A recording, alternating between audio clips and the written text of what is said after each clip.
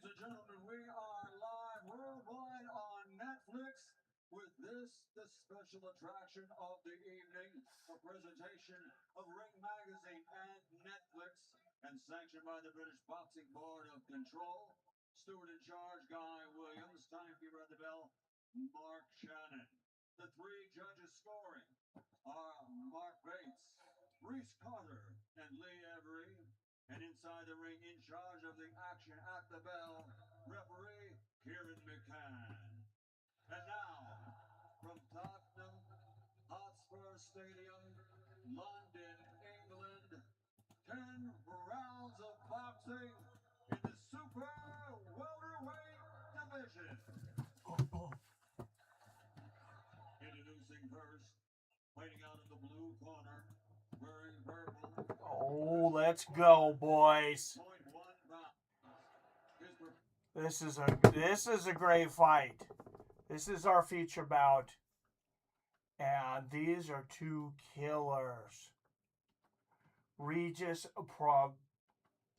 Gross and Connor Ben. A record of 30 wins against 3 losses with 24 knockouts. Fighting out of Houston, Texas, USA. Regis Progress.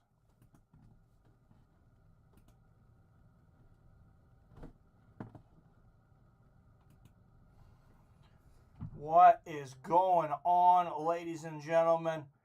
Wow, this is going to be a fun one. And this guy, you would think he's already a world champion. People love him. England loves him, at least. I don't know how the States feel about him. Out of Ilford, United Kingdom, with a record of 24 wins against just one single defeat, with a record of 14 knockouts, Connor Ben.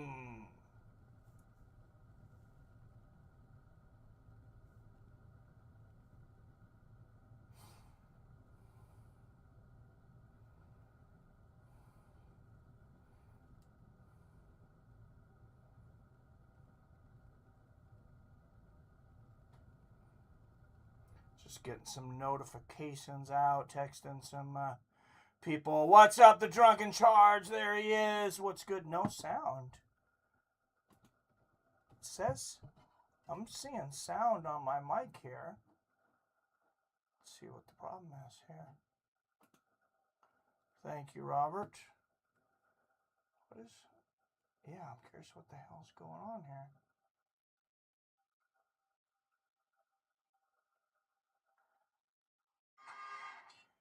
Because my mic says we have sound. So, give me a minute here. Just the beginning of the stream, guys.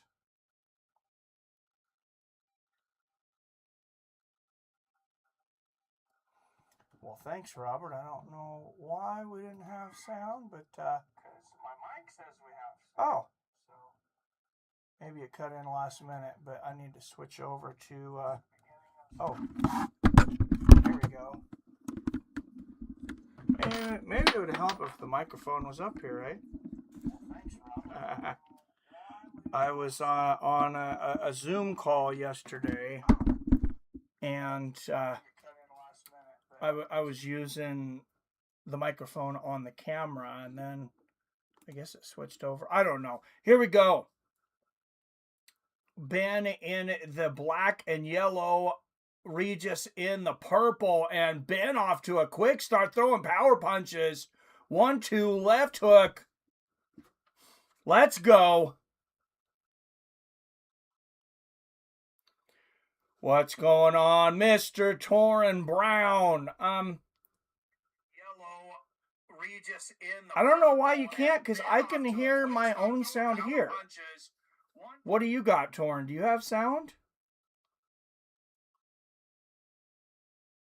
OBS is telling me I have sound. YouTube's telling me I have sound. Anybody else have sound or don't have sound?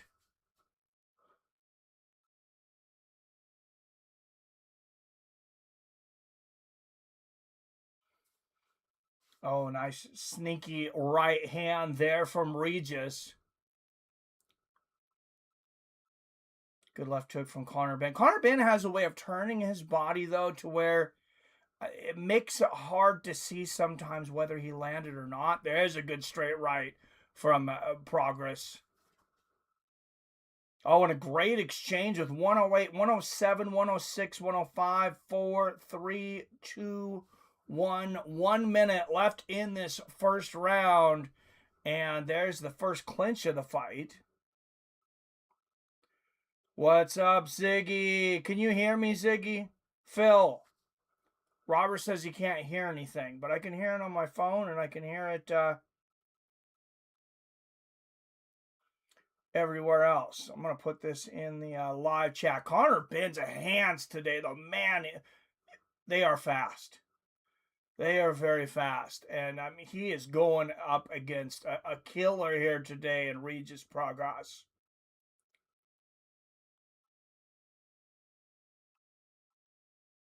Oh, what a good combination there from Ben. 15, 14, 13, 12 seconds left here in the first.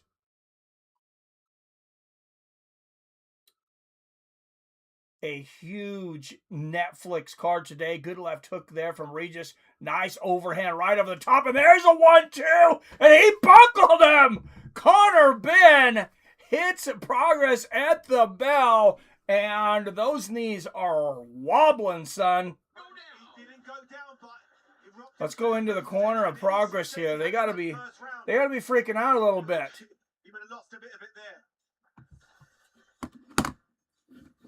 That was a wild shot. Let's watch the replay here. This is the left hook. Let's see where it is. What was it? It was he clipped him with a left hook on the ear. And let's see it. Oh, a beautiful right hook. Turned all his weight into it. Right on the ear of Regis Progress. What a shot. What a shot. Let's go over to Robinhood, check out some betting odds.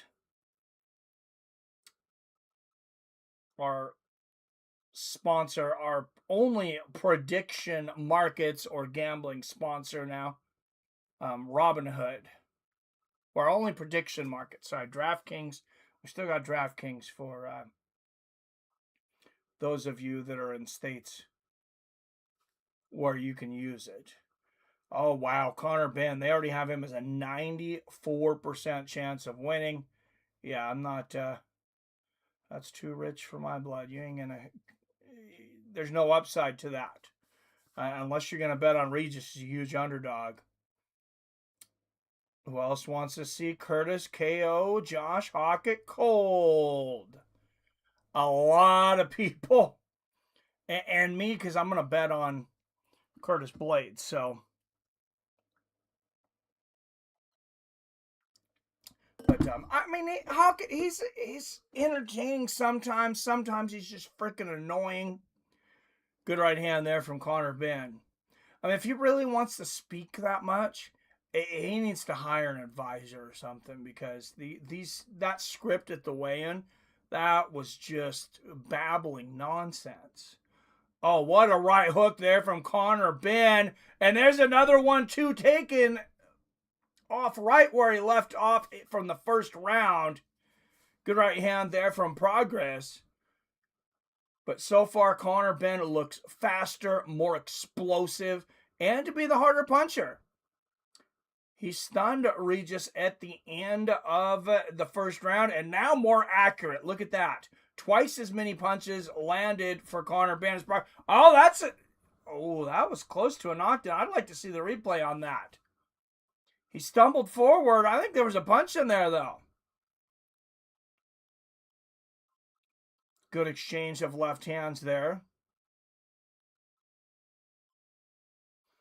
Oh, even the jab is just snapping Regis' head back tonight. Good left hook to the body from Progress. I was hoping Yuri punched Hockett, right? The incredible hook.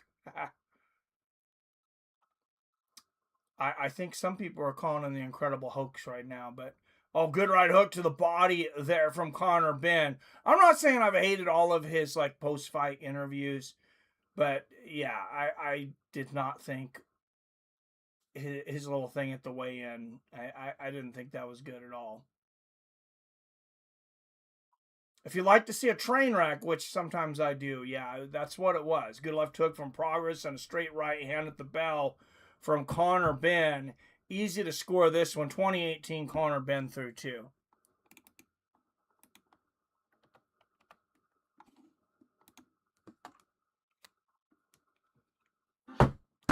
Oh, Lord.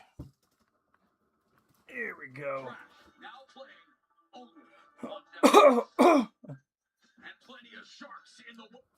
Trying to get this shared, get the rest of the fights with friends and fam in here. If you're going to hit that like button, don't forget to hit that like button. Hit that share button anywhere you might be. We need hours right now, honestly. We're below the threshold for YouTube right now. So they require to stay monetized 4,000 hours in the last 12 months. We only had 120 hours watch time last month. So that was obviously because I was not active. But so very important today, if you leave the room, if you can keep the stream running, I really appreciate that. Good jumping right hook there from Conor Benn. Only seeing 3 likes, though. If you guys could get the likes up, and like I said, especially the shares, even if you think, oh, nobody looks at my Facebook page or my Messenger or whatever it is. Couple people in here watching for a couple hours would really help our overall hours right now. Good jab there from Conor Benn. Oh, and a nice right hook from Conor Benn. Oh, double jab. He's just putting on a clinic right now. Take notes, kids. Take notes. This is what you want to do. Oh, snapping Progress's head back with 2 more big jabs. Catches him on the left hook after missing the straight right. That's something that Mike Tyson did very well when he was aggressive. He would miss a shot, and he would anticipate where the fighter was going to be when he blocked or dodged it. And that's what Conor Benn did right there. Misses the one shot, and he's waiting for Regis on the other side. That's just hundreds and hundreds of hours in the gym and sparring. Good right hook there from Conor Benn. There's a couple good jabs from Conor. There's getting to be mixed feelings about sparring and how much people should spar. And some people, if they should spar at all, that's where you learn that. Good couple jabs from Conor Benn there. That's where you learn that. The fighter ducks under your shot. You're waiting on the other side. You only learn that from sparring. You can watch it on a film and know what to do, but when you go out there and try to execute, it's not gonna come out right. You have to practice that.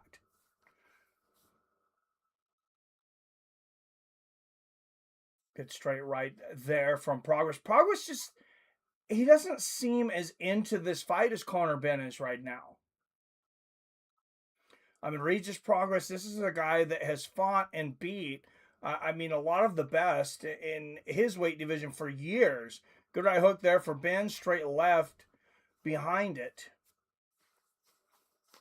And the longer this fight goes, the more dominant Conor Benn has been. There's a good straight right and a left hand from Conor. Just mostly one-way traffic here in the third, and a brutal right hook to the body from Benn. Snaps him with a jab on the top of the forehead to end the round. What's up, IROC? Howdy to you, sir. Torrin Brown says, I got a feeling Aaron Pico Pitbull is going to be a boring fight. Unfortunately, both those guys have been kind of boring since they got into the UFC. Yeah, I hope not. I hope you're not right, Torrin, but yeah, I see where you're coming from, and that's a good possibility. I'm glad it's not a 5-rounder, dude. What's up? Alex Tincano says Regis Progress is well past his best days 6 to 7 years ago. Yeah, he's definitely not in his prime. That's for damn sure. Torrance says, I heard the NBA was supposed to add 2 expansion teams in the NBA. One being based in Las Vegas. Now they're being based in Seattle. I'm hearing it's going to be the Seattle Supersonics. Yes, I've been watching that for about 2 years. They've been talking about it. Good left hook and a straight left from Ben. Well, we've been talking about it for almost 20 years, but we've been for 2 years. They're talking like it's basically a for sure thing. We'll see. Good left hook upstairs from Progress and a left hook downstairs. I don't want to get my hopes up too much. Glad to see you, Mike. Hope everything is going great with you, brother. Thank you. Yeah, some ups and downs here, man, but yeah, we survive. Oh, beautiful left hook there from Connor Ben. Cheers. I mean, we can't really say Pico has been with only one fight in the UFC. Well, I mean, he lost, but it certainly was not boring, man. I mean, the dude's aggressive. Good right hand there from Progress. I think that's great matchmaking, actually, by the UFC, too. You got 2 guys from Bellator. You got the young lion coming up. You got the former champion on his way out. Good straight right there from Progress. It gives us an idea how much does Pitbull have left, and is Pico the real deal? Could he really challenge for a world championship one day? Good right hook to the body from Ben. Straight left from Ben. There's a left hook that hits the temple. I think Aaron Pico has the talent to be world champion. Does he have the mindset? Does he have the game plans? I'm not sure if he's listened to his trainers or if he's getting bad advice, but I believe the talent is there. Good straight right from Ben. Straight right and a left hook to the body from Progress. Pico was looking good against Murphy. Damn good. He didn't have a boring with Murphy. No. UFC signed Pitbull way too late in his career. Absolutely. Ziggy says fight of the night will be Nate versus Cub. Dude, what an exciting fight. What a great fight. And I'm glad the UFC put that out there. I mean, a lot of people would look at it and say, hey, Nate's 37, Cub's 42. I mean, why don't we have them fight younger guys? And a lot of times that's what the UFC does. But I like this matchup. There's a good 1-2 and a left hook from Ben and a good right hook downstairs from Connor.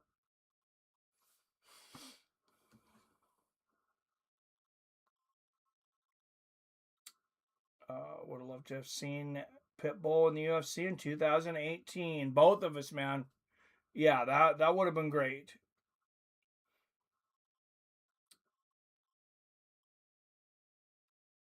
All right, I'm going to get this out to some people.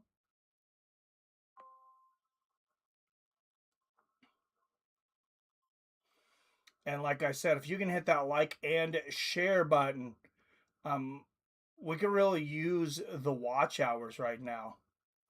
Watch hours are down. My fault. I've been inactive. Yeah, it's some YouTube doesn't like us so much, but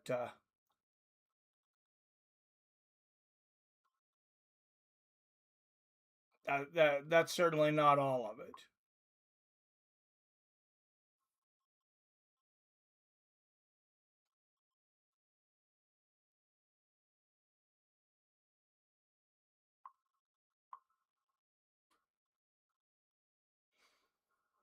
Just getting some invites out here, guys. Members of our group. Some friends, some fighters.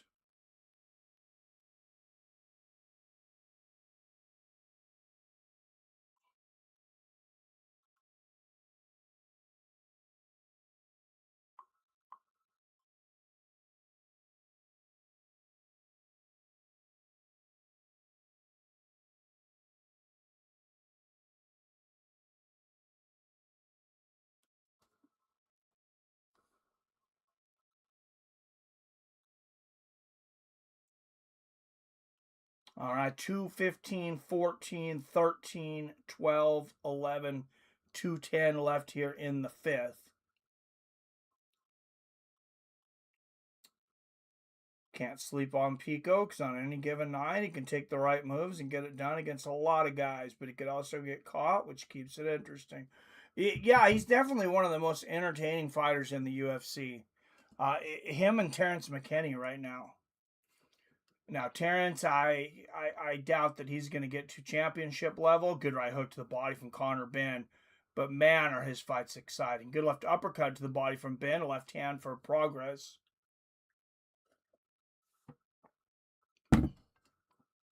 Good straight right from Conor. Oh, what a beautiful digging shot to the body. And then the right hand upstairs from Benn. He is just giving Regis all kinds of different looks with these combinations right now. And Regis, he's just not able to keep up with him.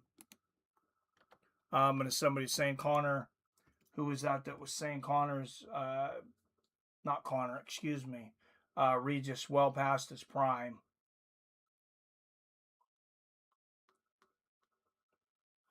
Thing with MVP, only finds knockouts and the opponent comes in aggressively.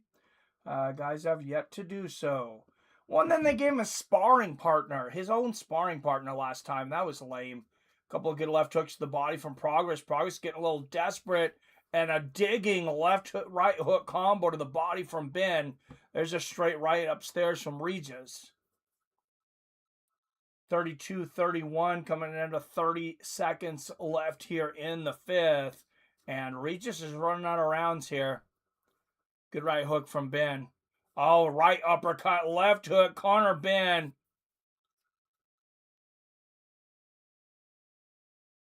Just painting a beautiful, violent picture on the face and body of Regis Progress.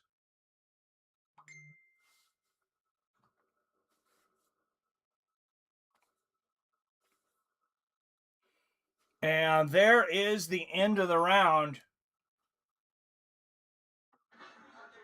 And there is the former heavyweight champion, Tyson Fury. Gloves already on. Co-main event coming up next.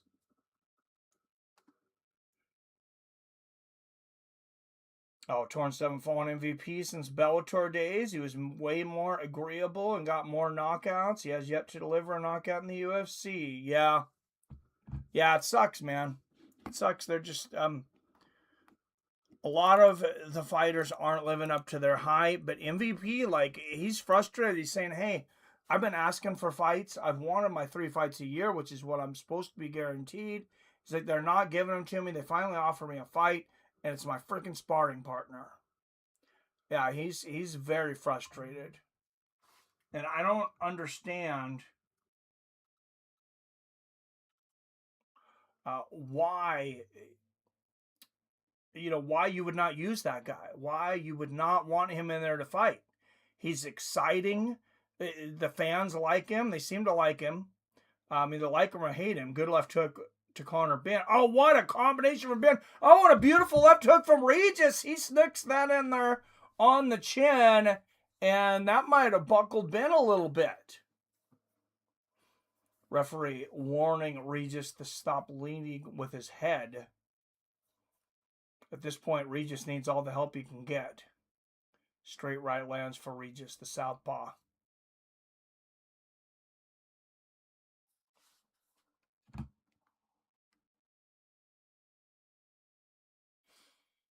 Time UFC 327 prelims get started.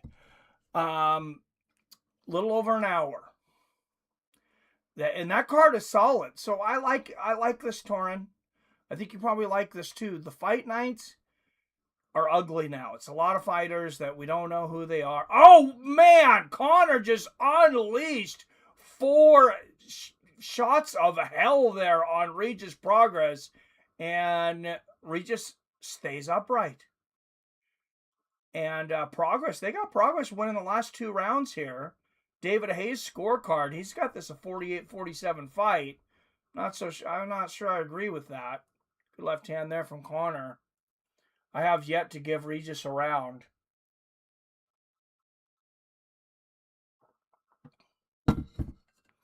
certainly being more competitive, but I've been in the chat.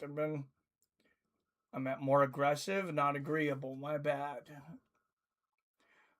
I took it as agreeable to exchange and take chances. So, oh, good right hook to the body there from Regis, and Regis missing badly right now. He looks like he's chasing a ghost at the moment. Not sure where David Hayes learned to score fights. Great combination there from Ben. Good left hand from Connor. 32, 31, 30 seconds left here in the 6. Oh, Connor getting a little wild with shots, but he lands that left hook after missing big with an overhand right. 20 seconds left in the 6. Right hand to the body from Progress. Connor with another good right hook. Oh, and a devastating shot to the body. Jab upstairs, right hook to the body from Connor Ben. Regis really having a hard time guessing where Connor's going to go next tonight. You can see Ronnie Wood, bass player on the Rolling Stones, sitting in the front row. Oh, that's cool. Anthony Joshua, too. Well, yeah, Anthony Joshua and Fury, if you guys haven't been paying attention, they are pushing finally for a big fight. You know, at least 5 years too late, but people would still be excited about it, I think. I would be excited about it.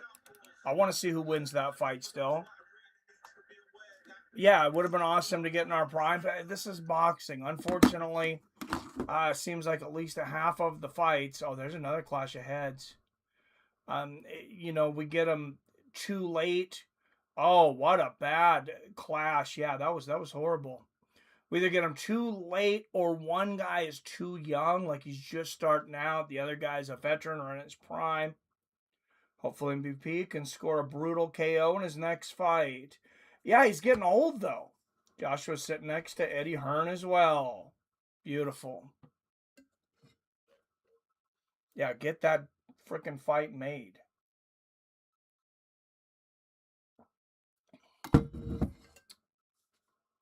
Before these guys are drinking their lunch out of a straw. Left hand there from Progress. Right uppercut, left hook combo from Ben. Now he goes with the right hand downstairs. Ben just never stops working. If Fury still has it, we will see soon, right? Oh, beautiful right hook there from Connor Ben. He's a 6-1 favorite coming into the main event tonight. Oh, 3 good right hooks to the body in a row from Ben. Ben mixing it up, and Progress just not sure what's coming next. Good left hook, right hand upstairs there from Ben. Progress, I think he kept waiting for Ben to throw another shot because that was the first time Ben had thrown the same shot twice in a row, I believe, outside of jabs. And he threw it 3 times in a row.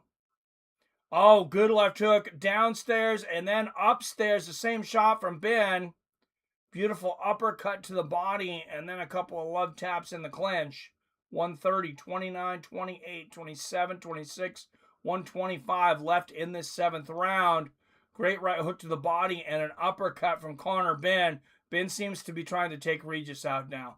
It's like, I've had enough warm up. I've had enough of this. Get this boy out of here. Oh, he's throwing almost nothing but power shots right now. Devastating shots to the head and body.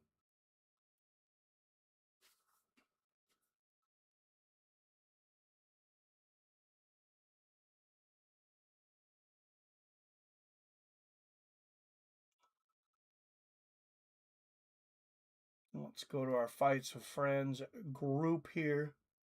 Oh, what a great right hook from Connor Ben and the shoe shine downstairs from Regis.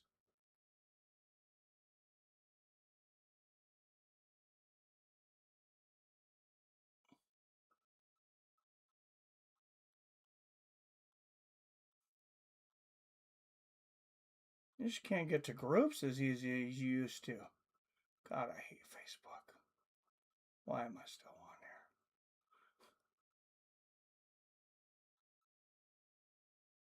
Basically just to communicate with the Fights of Friends community.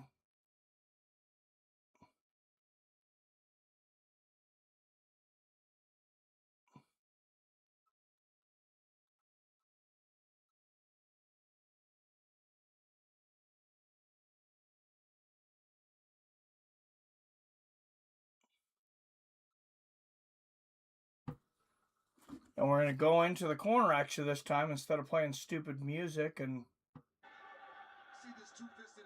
oh no, they're playing music. They're not going to go into the corner. That's okay. We know what's going on in this fight.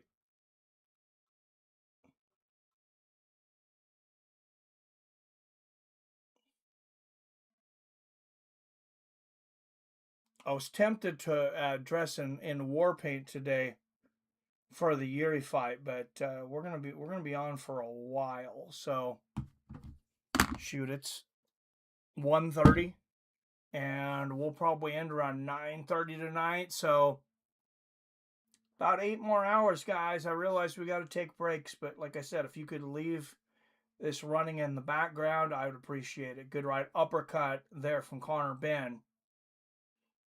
Love to get a ton of watch time for this stream. Good right hook downstairs, left hook upstairs for Connor. I think a lot of people don't even know this is happening today.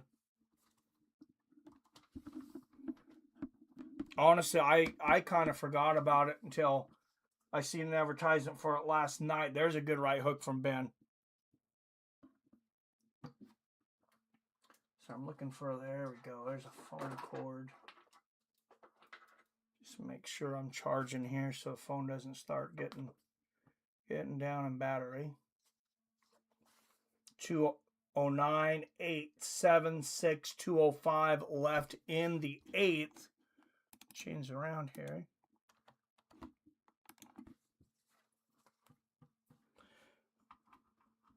Sorry, I've been having issues trying to get the time clock back on. I might need help from somebody. I might need to bring in an expert. I don't know. I had it on the old channel. It's just not, I'm not getting it to sync right. Good right hook there from Ben. Upstairs, right hook downstairs, and a right uppercut. Venom fight kits give the fighters no real personality, just basic ass shorts. Oh, I agree, man. Yeah, that's not really a good look. Good right hook to the body from Connor Ben, and then one upstairs.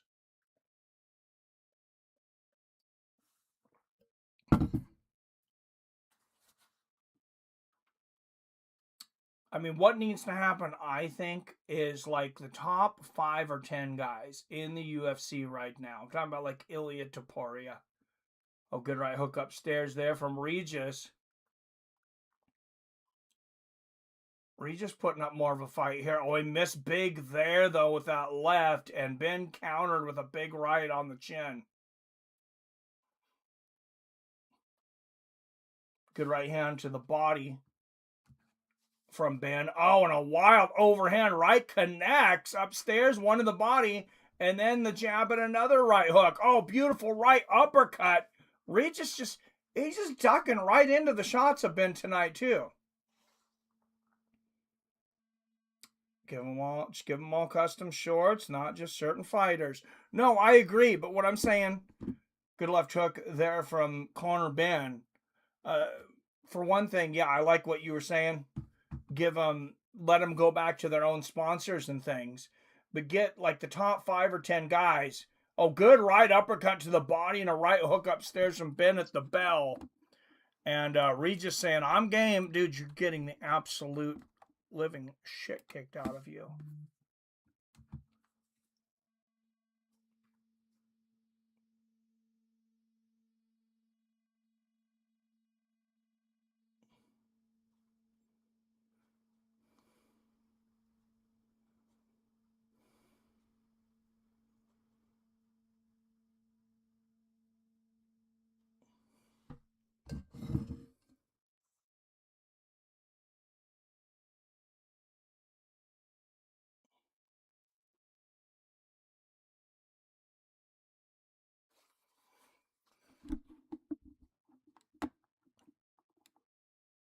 Coming up, Tyson Fury, Arslanbek Makhmudov. A heavyweight bout. Tyson Fury looking to set up a bout with Anthony Joshua. Anthony Joshua sitting front row. I'm assuming if Tyson Fury wins the fight, especially impressively, AJ's going to step into the ring. Oh, what a great combination upstairs from Ben. The right hook to the body. And Regis talking smack now. Dude, you're getting obliterated. Good left hook upstairs there from Regis. Right hand answered from Ben.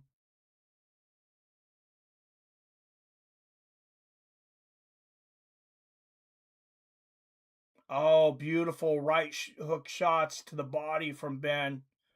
Yeah, I don't know why Regis would be talking smack. I think the last thing he wants to do right now is to make Conor Ben more aggressive. Regis is showing that he's having a hard time defending these shots. So why would you want more of them?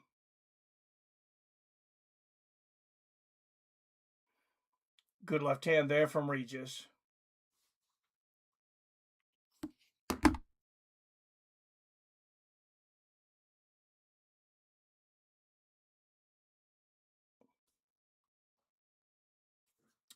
Do you kind of agree, Mike, that Phenom fight kits are boring and lame and sponsorship banners?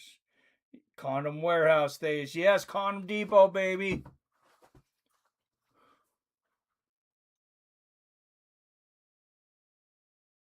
But yeah, I kind of agree. I would rather see them go back to the old school sponsors and things. And Venom could have been one of those. It's like one of those smaller companies, makes good quality stuff. Good jab and right hook from Conor Ben. But your company changes when you sign a big contract like that. I mean, I don't blame them. If I'm Venom and the UFC wants to give me whatever it is, hundreds of millions of dollars for the sports sponsorship, hell yeah, I'm going to take it. Couple of good lefts there from Conor Ben. Right hook to the body from Ben, or however that works. I'm sure it's advantageous to Venom. If anything, it's great advertising. Good right hook to the body there from Ben, and there's a left hook downstairs. Oh, Rick Chaos in the crowd. 13 months straight as a top contender, and I know that got cut off for some reason. He's been sponsoring the show for much longer than that. Robert's Condom Depot. Like we watched in Anderson Silva, Rich Franklin yesterday, and that fight truly made me miss sponsor shorts. Silva had on his yellow and black Burger King shorts. Franklin had on his brown and pink. Oh yeah, this is beautiful. I mean, at the end of the day, yeah, they're sponsors, they're corporations. Burger King's also a big corporation, whatever. Yeah, to get the shorts that they want, though. I mean, they're the ones throwing the punches and getting kicked in the head. And Rick Chaos with the first donation of the night, dropping a deuce.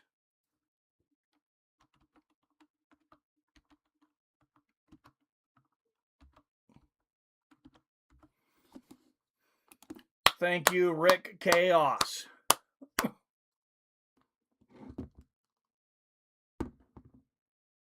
And there's Tyson Fury warming up in the back.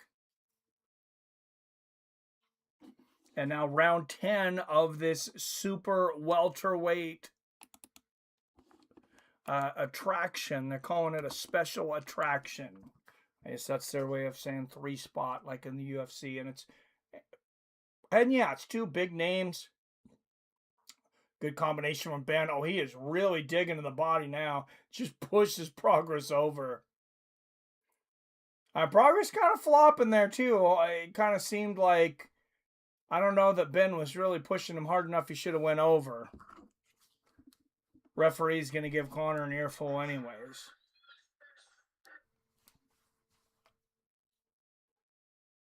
Oh, good right hook there from Conor. 230, 29, 28, 27, 26, 225 left in the 10th and final round. There's a good left hand from Ben. I said, Conor Ben, he's already looking like a champion. Oh, beautiful right hand upstairs from Ben. Regis obviously needs the knockout. I don't think he's got the power to do it. His timing's off tonight. His defense is shot. Probably got to start thinking about retirement.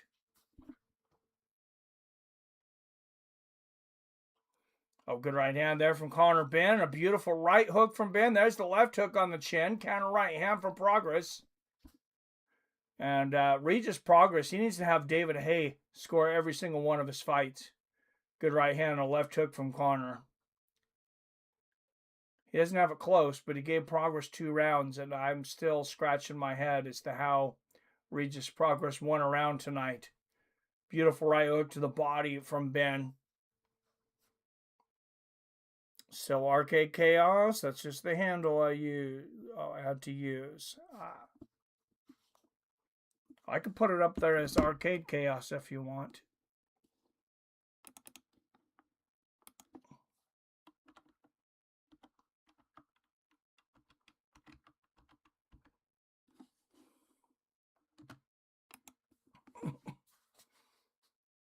Good right hand there from Conor.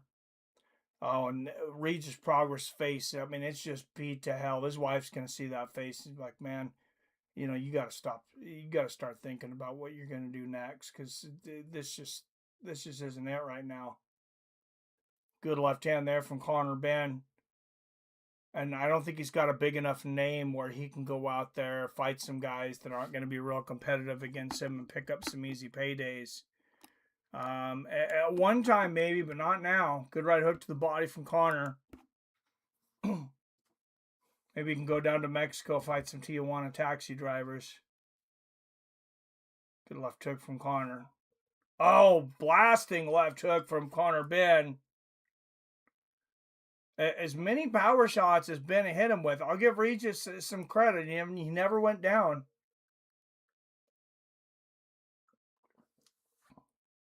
He was shook. His knees were wobbly at the end of the first round and kept upright for the whole rest of the fight. Give him an A for toughness. A for toughness, F for fighting. Been really considering a move to Colorado. Oh, did I miss a troll? Thank you, Robert. Yeah, you got to talk to Billy about that.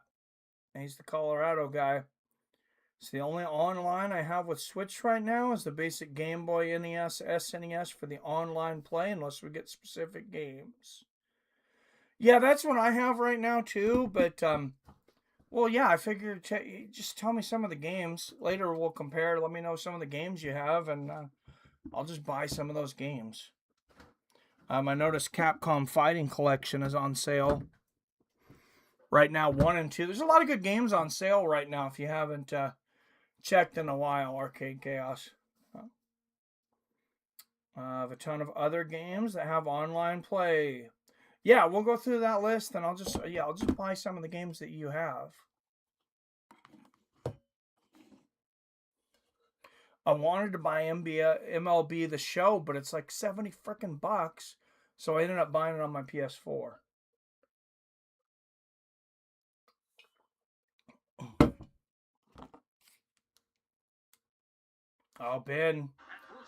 Ben's got some bad cuts on the inside of his eyes from those head clashes. I think both of those big cuts are from head clashes, and Regis's face is pretty torn up from head clashes and punches.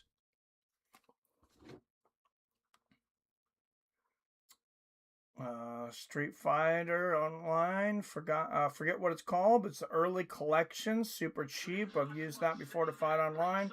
I don't have the Capcom collection, too expensive. The first one's on sale for 15 bucks right now. But yeah, if that other Street Fighter one online is cheap, I'll buy that one too.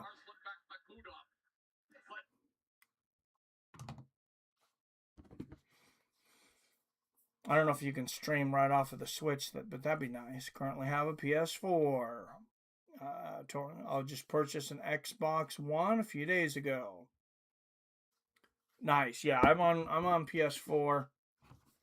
I haven't bit the bullet for 5, but all three judges scored the same, 98-92, for the winner by unanimous decision. The judges had it a lot closer than I did too. Maybe I wasn't paying enough attention in a couple of those rounds, I guess, but I thought Connor won pretty much every round, but I just brought Saints the Third remastered for the PS4. Nice. Rick's always wanted a PS4. I have a PS3 now for about a year that my cousin gave me. Still haven't fired it up. Shame on me. It's because I need a new controller and I didn't get it yet. Yeah, if you check Facebook Marketplace too, PS4s will go real cheap now. Over here, I mean, you can probably find one. Might not come with games. They come with a controller too, but I think you can pick one up for like $75.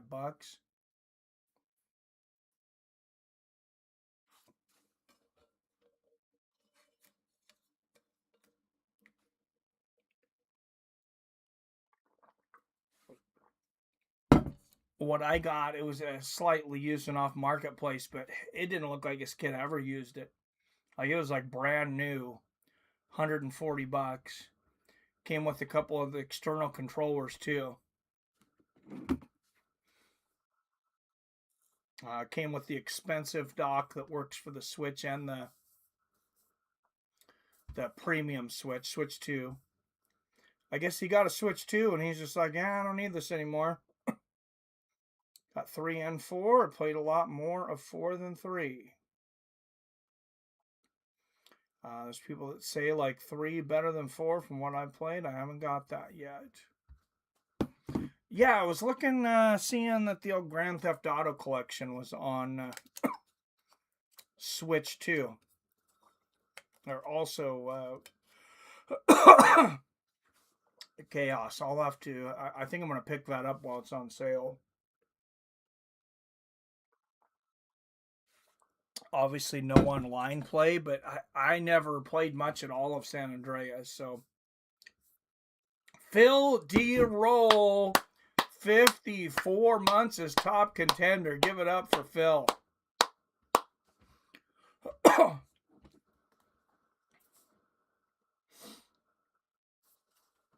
Sorry, I don't know if I'm having allergies, guys. I think I'm post-nasal drip kind of thing. I'm trying to drink some tea here, but still getting a little stuffy.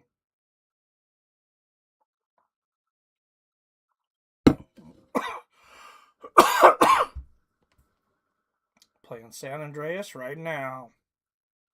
Nice. I'll be right back, guys.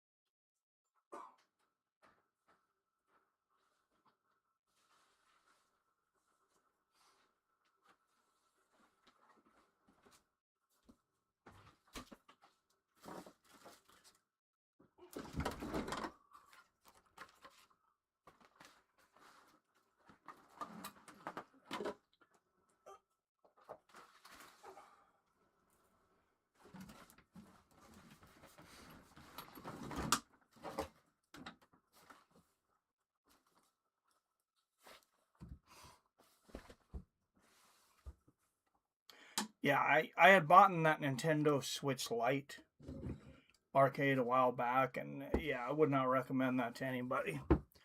Can't hook it up to the TV. It's way smaller. I don't think it goes online at all. I mean, listen, we're broadcasting in 190 countries. This is the first time that Netflix is doing a live event on British soil. Lennox, for the other 189 countries that don't know, what does boxing mean to the Brits?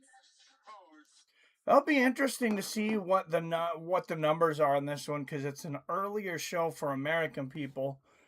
But I mean, boxing, as they were saying, is huge still in England.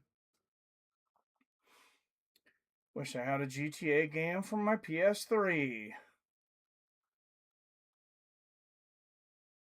Yeah, GTA is fun. Alright, so I can beat that. I bought a PS3 just last July with 6 games. Haven't played it yet. Didn't have a TV until November. Then went on vacation. Now just haven't got around to it. That's funny. That's a funny coincidence that you're playing San Andreas right now, Torn. Me talking about it. Right, if you're a fan of early Street Fighter games, at Street Fighter Anniversary, it's dirt cheap. I think it's under $10. Yeah, remember, we were wanting to play that before, because I have it on PS4, but they don't have cross-platform. So yeah, I'll pay. I think I seen it on there for $9. Yeah, Rick. Yes, I'll just buy it, man. You got time? I got money. Our powers combined, we'll figure something out.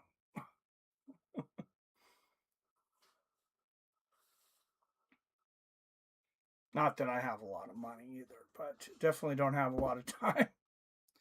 Because I just got that GTA box set, pretty much for my Xbox. GTA 3, Vice City, and San Andreas. Yes, that's the one I'm gonna get. That's on sale for Switch, Phil. I think I played San Andreas more than any other made so far. I was effing 18 years old. Yeah, I was real young when Vice City came out. That was the first GTA I played, so I really played the hell out of that game.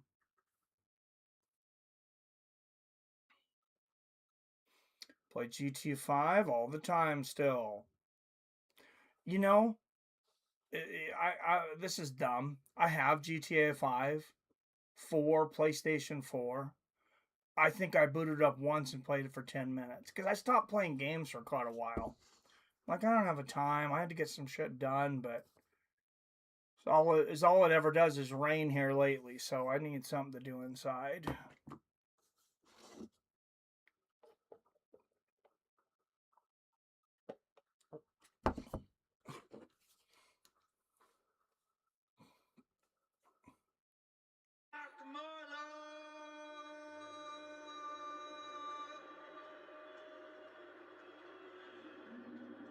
This is not the main, is it? Is this the main event? I thought there was one. Oh, no, dude. And the heavyweight one was earlier. That was the co-main, wasn't it? Yeah, this is the main event, guys. Snuck up on me. Boxing main event, and then on to UFC 327. Tyson Fury tonight trying to set up a super fight with Anthony Joshua. Of course, this man walking down to the ring trying to spoil all of those plans. I'm assuming he's going to get a few boos tonight. Short hooks and the kind of jab used to impose, not just... Can anybody use copy-free music and noises for us streamers? Yes, here we go, Phil. Or even like a pool or a golf or something competitive. Maybe football. Yeah, that'd be good. Same game, just new updated graphics. Nice. Yeah, I like it when they remake them. And sometimes they touch up different areas that looked, didn't look very well. All right, Arslan Makhmudov. I gotta pause this to remember how to spell the damn name. Arslan Beck. I want Opponent pause. Oh, there we go. Okay.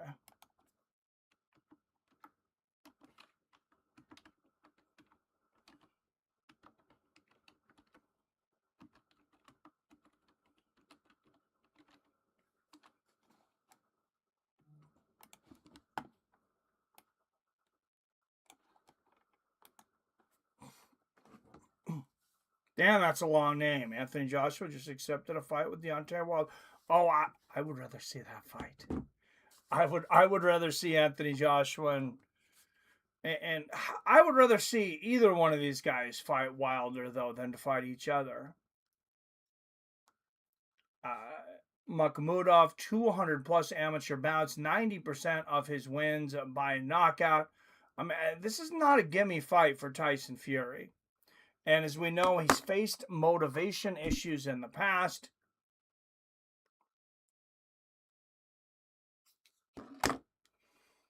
And a moment of silence for the great Ricky Hatton that we lost this year.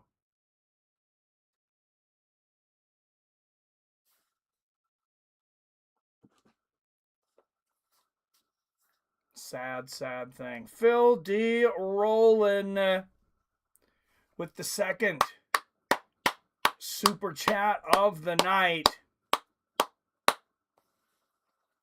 Thank you, Phil D. Roll. Billy says, what's up, beautiful bastards? About to fly this plane here in the Mile High State. Ha.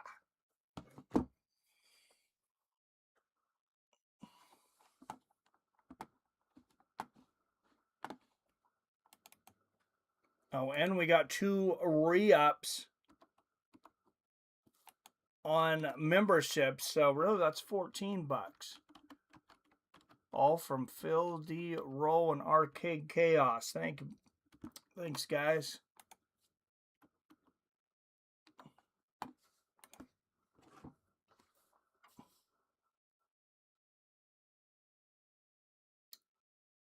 Phil and Chaos, hello. I'm kind of scared for Yuri, but if he goes in there and does this crazy unorthodox thing that he does, he gets the job done, that will be awesomeness. I think this is going to be an incredible fight.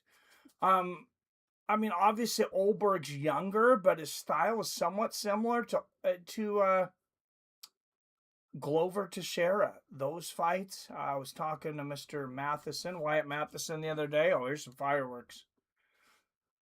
And he was saying that might be his favorite fight, Glover Teixeira and Yuri Prochazka. I think Yuri's, I mean, he might be the most entertaining guy in the sport to watch right now. He's probably my favorite active fighter. I'm having a hard time considering Israel Adesanya an active fighter anymore.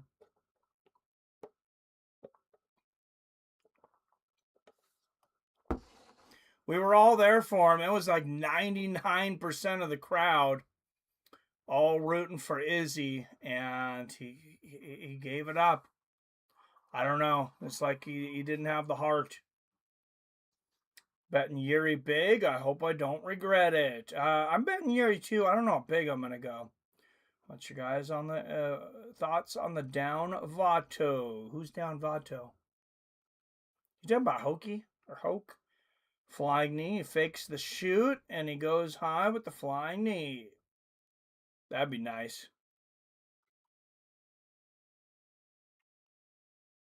That would be beautiful. Here comes Tyson Fury. Former undisputed heavyweight champion of the world.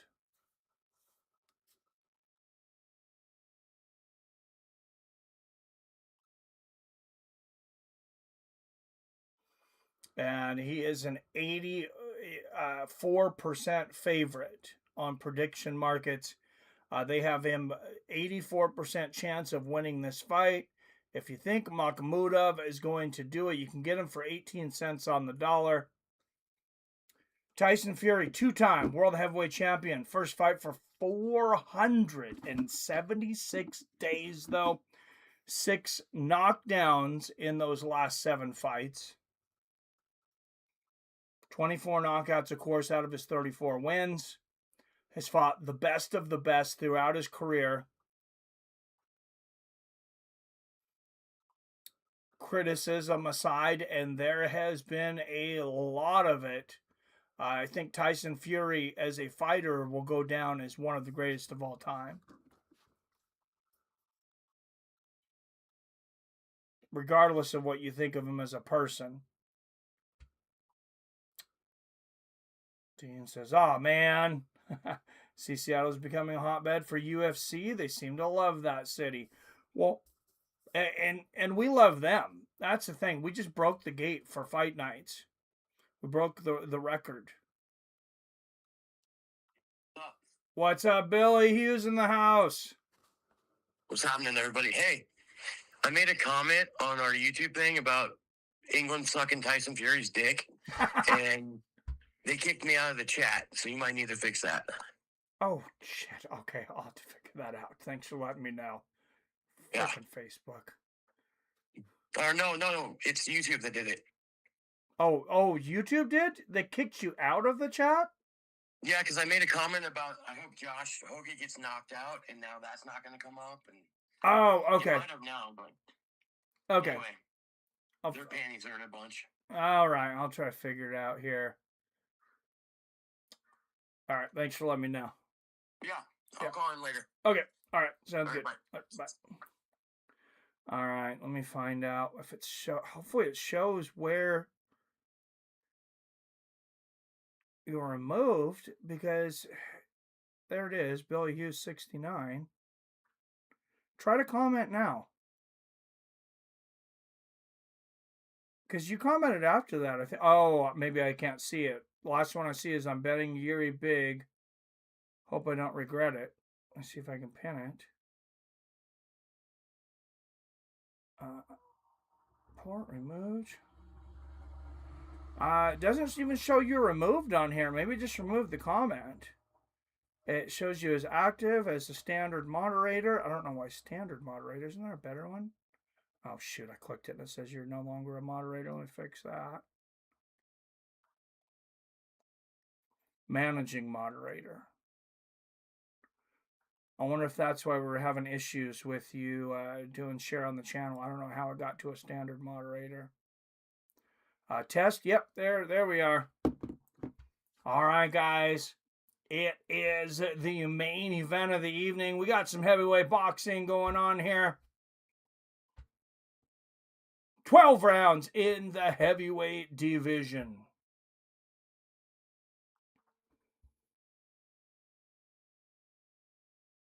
From London, England, your judges Reese Carter, Lee Every, and Kyron McCann. Third man in the ring will be Mark Bates.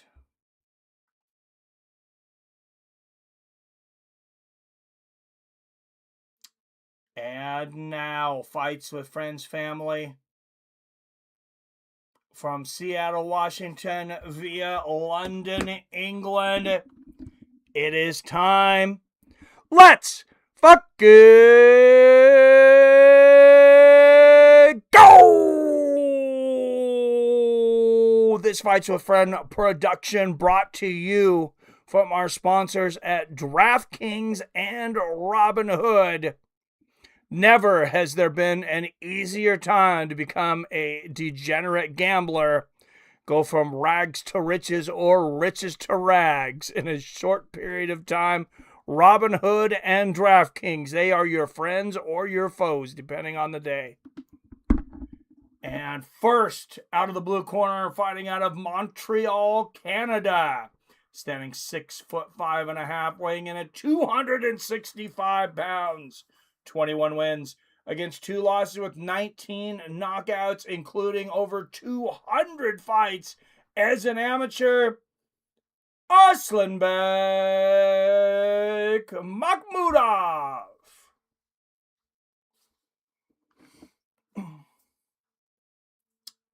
YouTube wouldn't let me badmouth Fury's walkout. Those sons of... All bills removed. I didn't realize. I don't know, homeboy's fighting well, but from what I've seen, seems like he's got dynamite in his hands.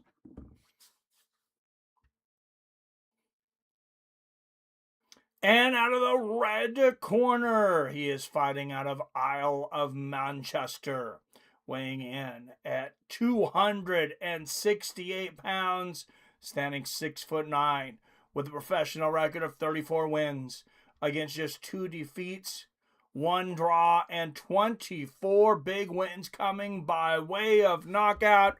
Presenting the former 2-time undisputed heavyweight champion of the world, I give you the Gypsy King, Tyson Fury!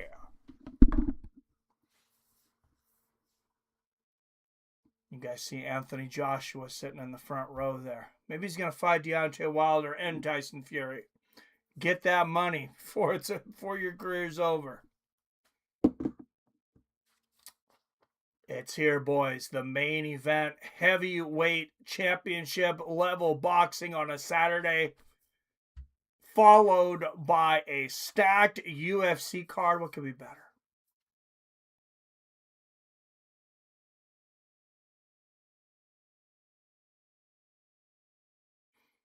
Ding, ding, and here we go. Arslan back in the black and white trunks. Fury also basically black and white, but he's got the British flag. Oh, there's a right hook from Makhmudov, and Fury's legs bent down there. I don't think he was hurt. I think he's just maybe taking a little dip there. Buy on the dip, boys. Buy on the dip. Mauro Ranallo, a familiar voice in the MMA community, one of the commentators tonight. Good left hook in the clinch from Makhmudov. What kind of Tyson Fury are we going to see tonight? We've seen him lack motivation in the past. He's been off for 467 days. None of us will ever forget the long layoff he came off of when he fought Francis Ngannou. Francis Ngannou, in just his first professional boxing match, floored Tyson Fury. That fight was, I believe that one was scored a draw, right? Isn't that Tyson Fury's draw? And Makhmudov swinging wildly. Fury easily blocking all of those shots. 145, 44, 43, 42, 41, 140 left in the first. And Saiba, whatever your name is, get the out of here. Goodbye.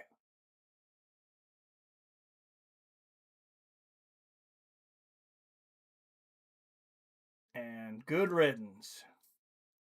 Get the fook out of here.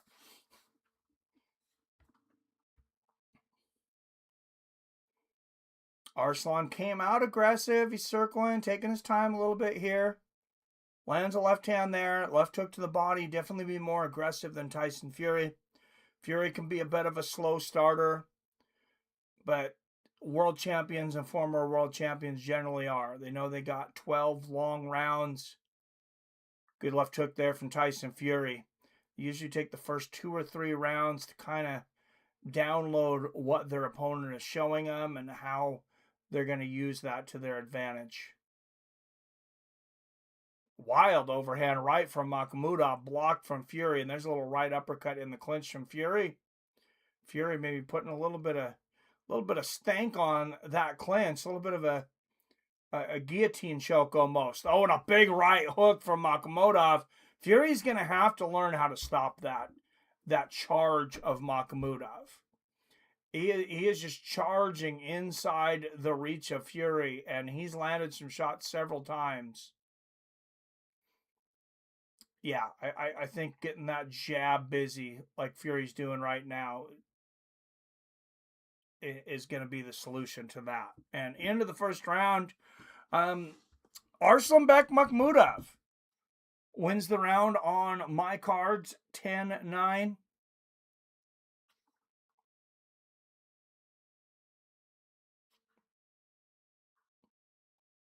Might be the only round he wins. But you never know. I mean, Arslanbek coming in here with a great record, but he doesn't have the names on it. Tyson Fury, the great record, of course, stellar resume of opponents. There's that overhand right. A little headbutt on the chin there from Arslanbek. Hit a corner. You got to turn the corner when you're facing a hard charging guy like that. All right, here we go. Round 2 scheduled for 12.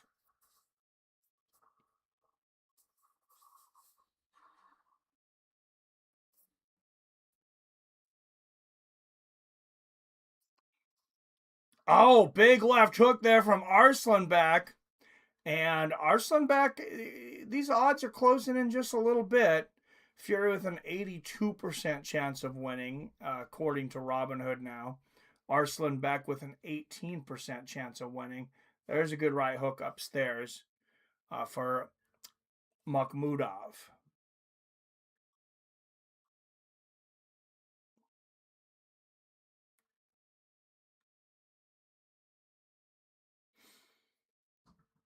And we're always advertising the stocks on Robinhood because in the past, you couldn't get bonuses for betting for prediction market, but now you can.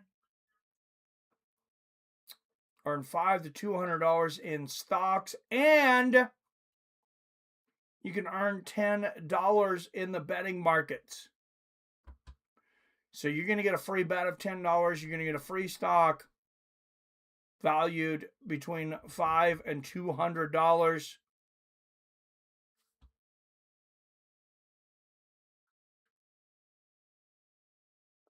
Thank you, Robinhood.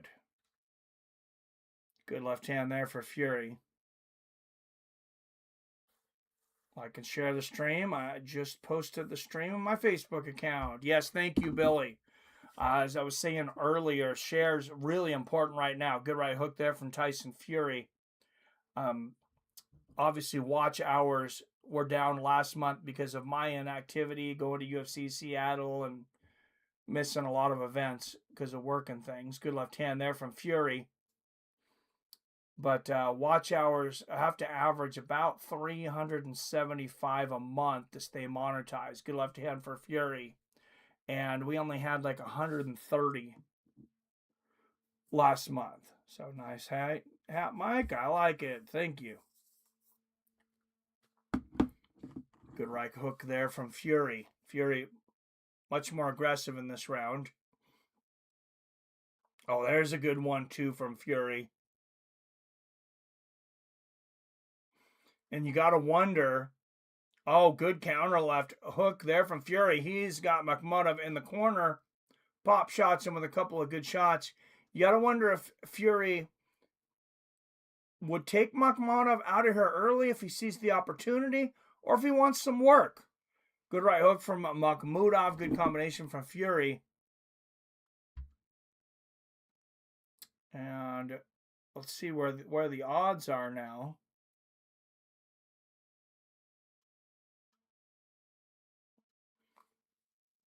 And we'll go into the corner of Mr. Tyson Fury,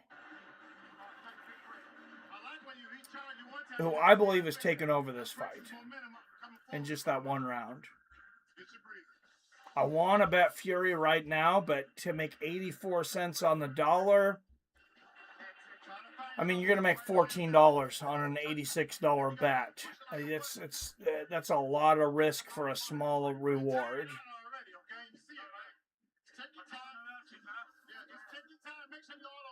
What's up, Ozra? Says, holy shit bombs. Ozra, known as comedic genius. What is up? What's going on, my man? Longtime veteran of the show.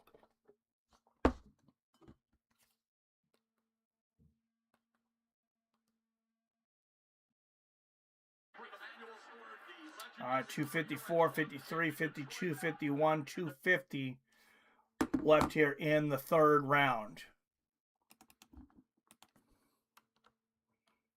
Couple of good jabs there from Fury. He seems to be warming up. Seems to be playing with Makhmudov a little bit, even early. Good left hand to the body. Makhmudov, of course, landing a couple good shots on those flurries in the first. Fury seems to be taking over now, though. Couple more good jams. Mike, do you share the link on Twitter? No, I didn't. That's a good idea. Not real active on there anymore, but I mean, even if it hits one person. Oh, good right hook there from Makhmadov.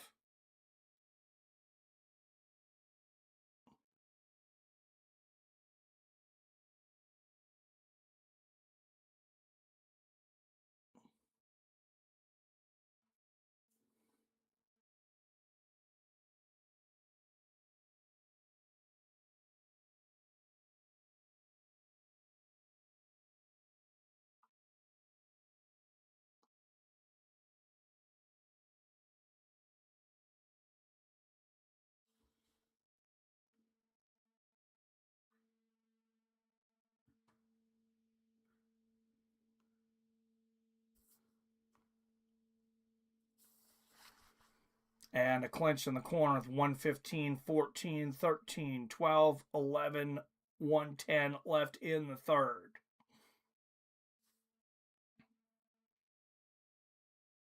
Oh, I didn't let PBR Street Gang know that we are live. He doesn't do Facebook.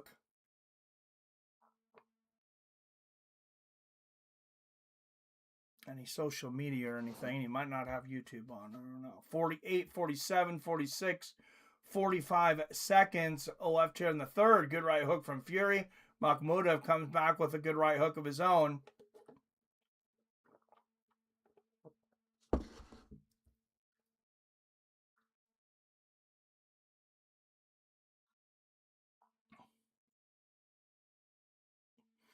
Oh, great right hook there from Makhmadov.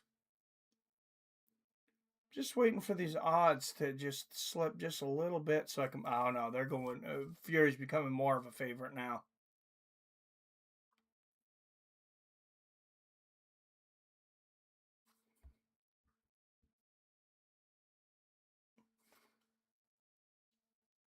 Counter left there from Makhmadov. Just a little teeny shot there to end the round. And here is Anthony Joshua. We got to listen to what he has to say. UK fans have come out to see Tyson Fury, Conor Ben, Regis Prograis, TKB React 4. It's been a really good undercard. I'm enjoying it. It's actually full in here as well, so boxing's thriving in the UK. But we all know you're probably here on a spying mission. His Excellency, Turkey Al-Aljain. We know. I'm not that much of a good spy. I'm front row. But 100%. You know what I'm here for. It's been a long time coming. He's been out of the ring for a long time, and this is welcome back, and we'll be in the deep end really soon. What's the plan? Is it planned to fight Fury next, or are you going to have a fight in between? The plan is right hand, left hook until something connects, and boom. I'm a very, very powerful guy, strong guy, and I'm hungry. Anthony Joshua says he's a very powerful guy and he's hungry. That's what you like to hear.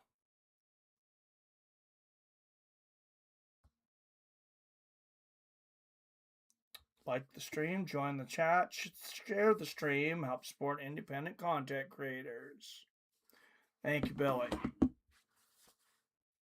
232, 31, 230 left in the fourth round. And we got 2 shares so far. We got the thumbs up are going.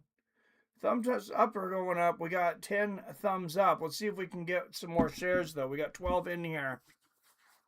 13 in here.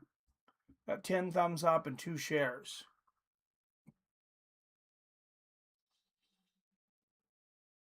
.203, 2-1, 2 minutes left here in the fourth.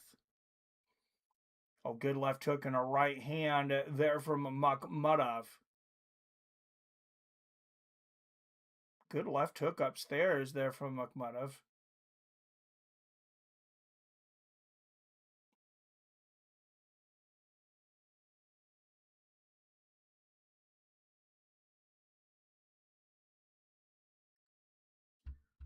Fury landing the jab there. Oh, what a beautiful counter right for Fury. He hurt him with that and the right hook. And now he sinks in the guillotine again. You got to stop that one, Fury. Referee smiled a little bit, but I didn't really hear him say much.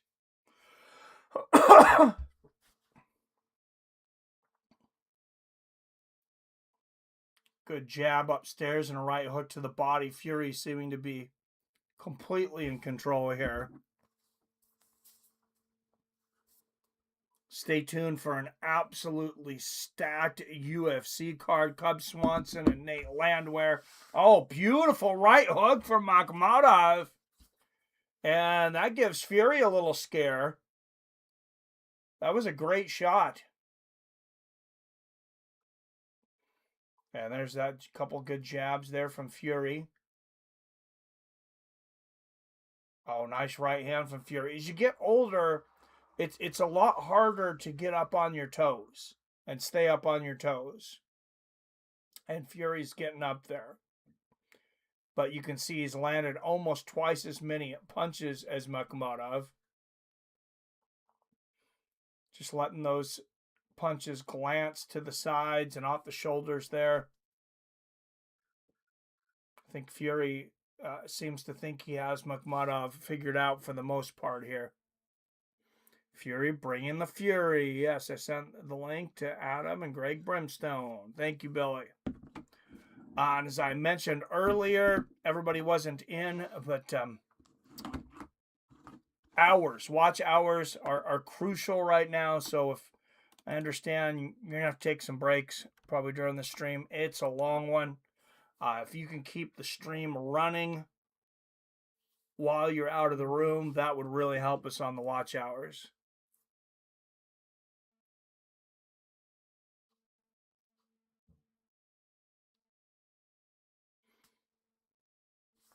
And you see on the replay, a big left hook. Oh, wow. Overhand left there for Makhmudov. His best shot of the fight for sure.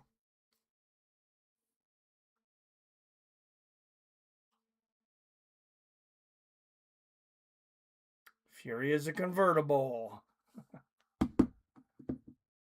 Yeah, this is like a Ferrari versus a Volkswagen Bug right now. Good right hook there from Makhmudov, or Makhmudov. We could go with that. My name is Mud.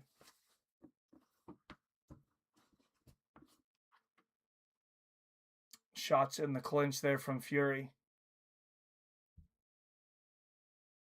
I hit him upside the head with that aluminum baseball bat. My name is Mud. 2:13, 12, 11, 2:10 left here in the fifth. Good jab there from Fury. And there's another one. I mean, it's more than just a jab. He just really puts his weight behind that, gets on his toes, and he really just pops that. It's really one of the best jabs in boxing today. It's got to be right up there with Muhammad Ali and Larry Holmes. Guy with another great jab at the commentators table today, Lennox Lewis. I'm 37. I want to fight Fury now. He's my age. Who does Wilder fight next? I don't know, but Wilder just fought last weekend. All right, so everybody say hi to PBR Street Gang. He is out there. He just does not, he's not able to be in the chat right now. But he'll see it if you say hi to him. What's the odds on this Fury fight? What's up, Bruins?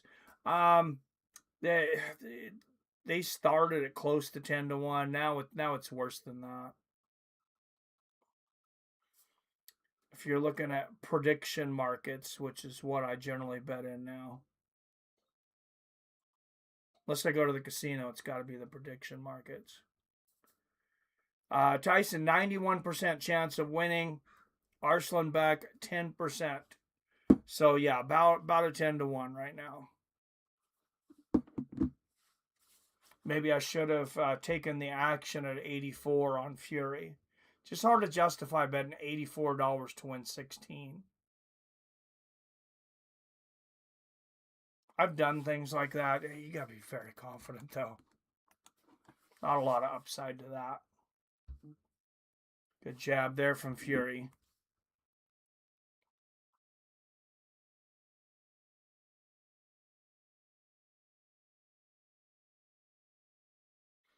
And that is the end of the fifth.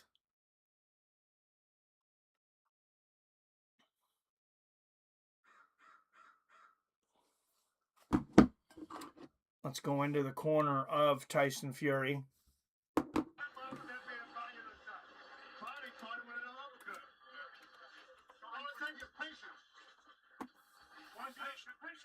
want you to say just be patient. The shot gonna open up when you want it to. Because you control these shots in the rhythm. Sugar Hill Stewart encouraging Fury to open up a little more. That was a beautiful left hook in the clinch there. But I think Fury maybe wants a little bit of work here tonight. I think he'll keep Makhmudov around to at least probably the 8th or 9th round before he really tries to take him out. But we'll see.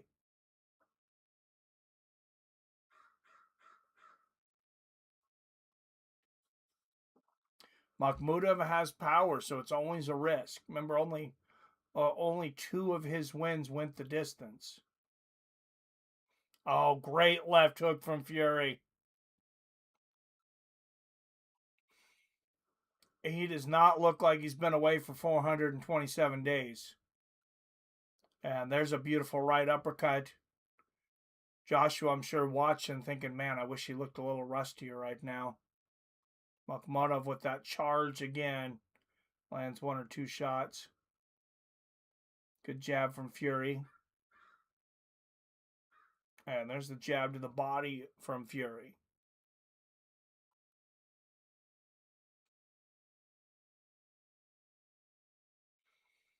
Oh, beautiful left hook to the body there from Fury after he blocked an overhand right from Makhmudov with his elbow and then spun on him. That was slick.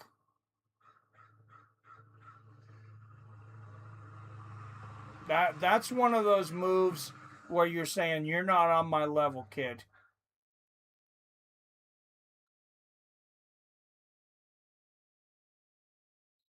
Oh, and there's another great left hand for Fury. Immediately slips out of distance. Good right there from Fury. Switching to southpaw a few times here is the Gypsy King. And there's the right hand from Makhmudov. Charge!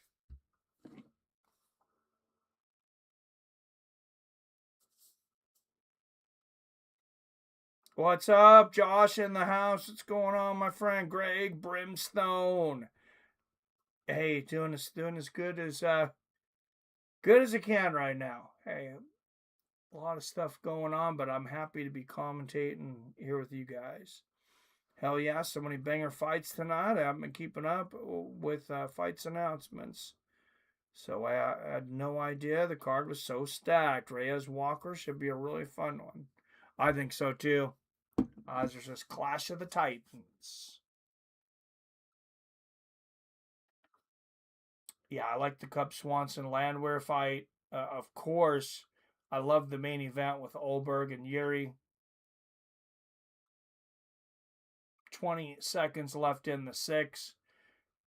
Da-da-da-da-da-da, charge! And again, Makhmudov misses every shot on his little flurry charge. Another good left hand for Tyson. And Tyson just dusting off some ring rust tonight. Really hasn't been in any danger. There's only one Tyson Fury. There's only one.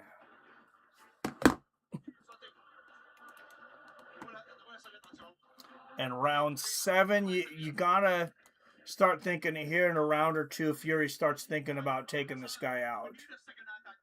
Another liver shot by Fury. Curtis Blades in the house too. A lot of fun fights. Yes. Yeah, Curtis Blades and Hoke. That's a great fight. Kelvin Gastelum early. we may or may not get to that fight. It's actually the second fight of the prelims. I was surprised by that.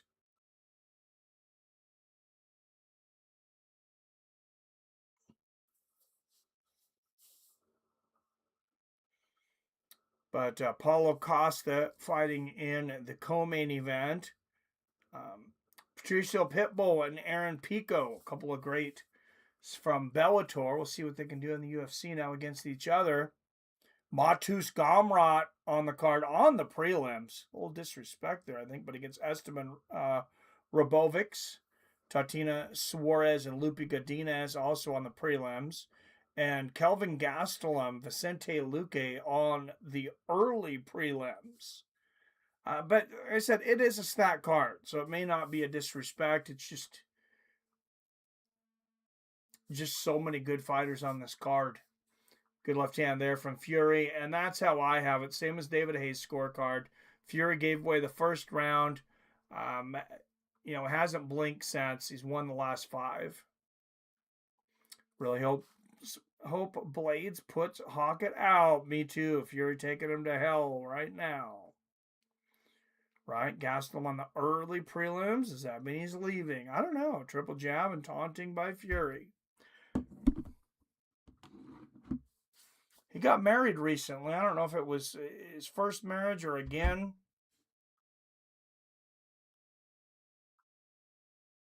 But if she can cook, we all know what Gastelum's weakness is. 132, 31, 130 left here in the 7th.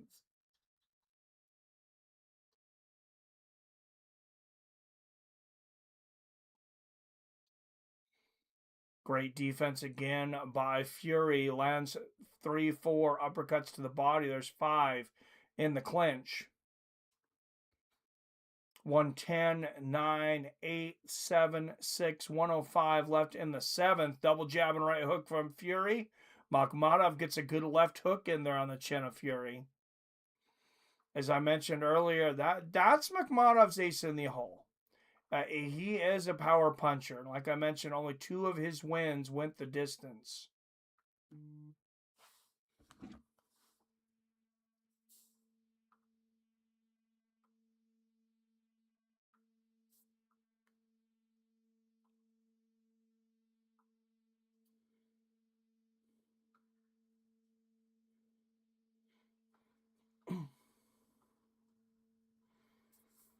Fury's opponent legit. I mean, his record's legit, but I was looking at it, Billy.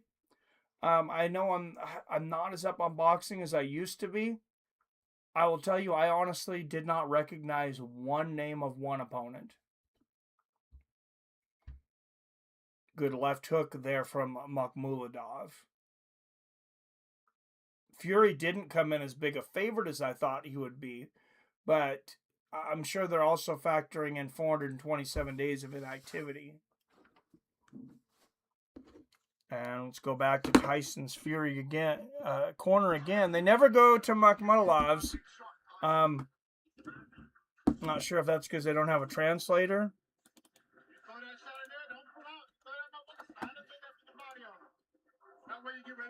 It's Netflix. I can't imagine why you wouldn't have a translator, but you never know.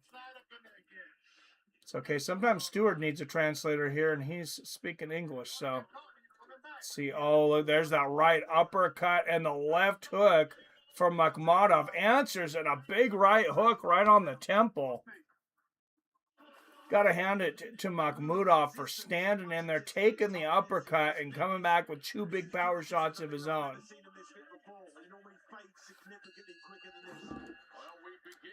Wilder versus Ngannou. Will that finally happen? That'd be nice. That would be fun. Fury looked good in his fight. Was it last weekend? Weekend before? I'm losing weeks lately. A couple of good jabs there from Fury.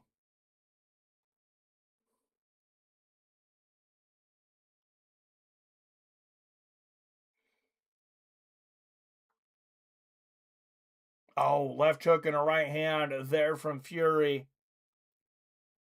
And I know it comes off as bitching. Maybe I am bitching a little bit, but, working 40, 45 hours a physical job as I'm getting older. It is really takes it out of me. It's hard to get a lot else done. Good right hand there from Makhmudov.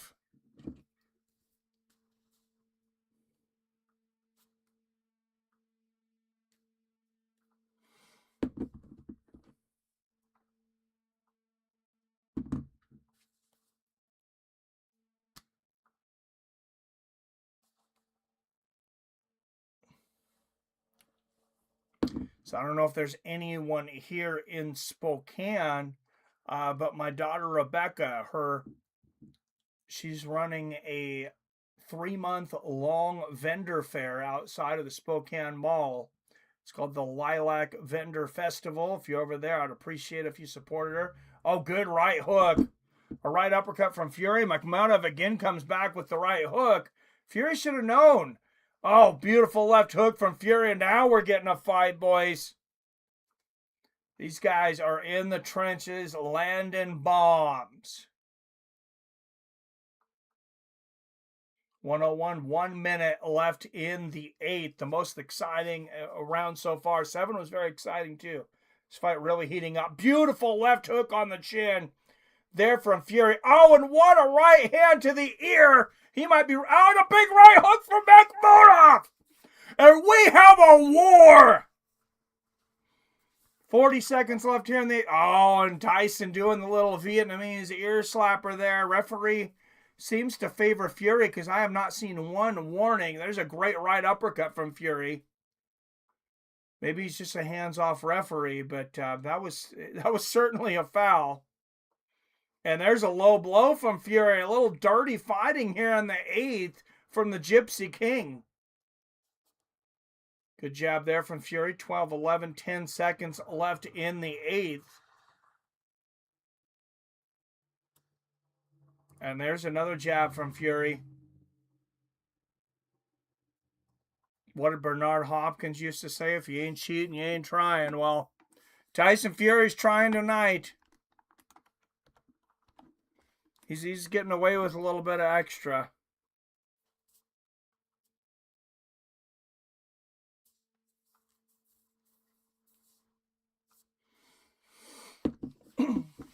Oh, finally, we're going to go into the corner. Oh, I thought we were going to the corner, Makhmudov. Let's watch the replay. Big left hook from Fury.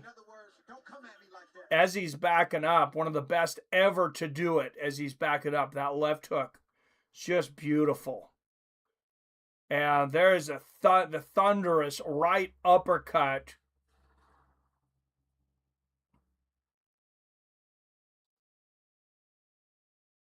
Right hand off for a very exciting round.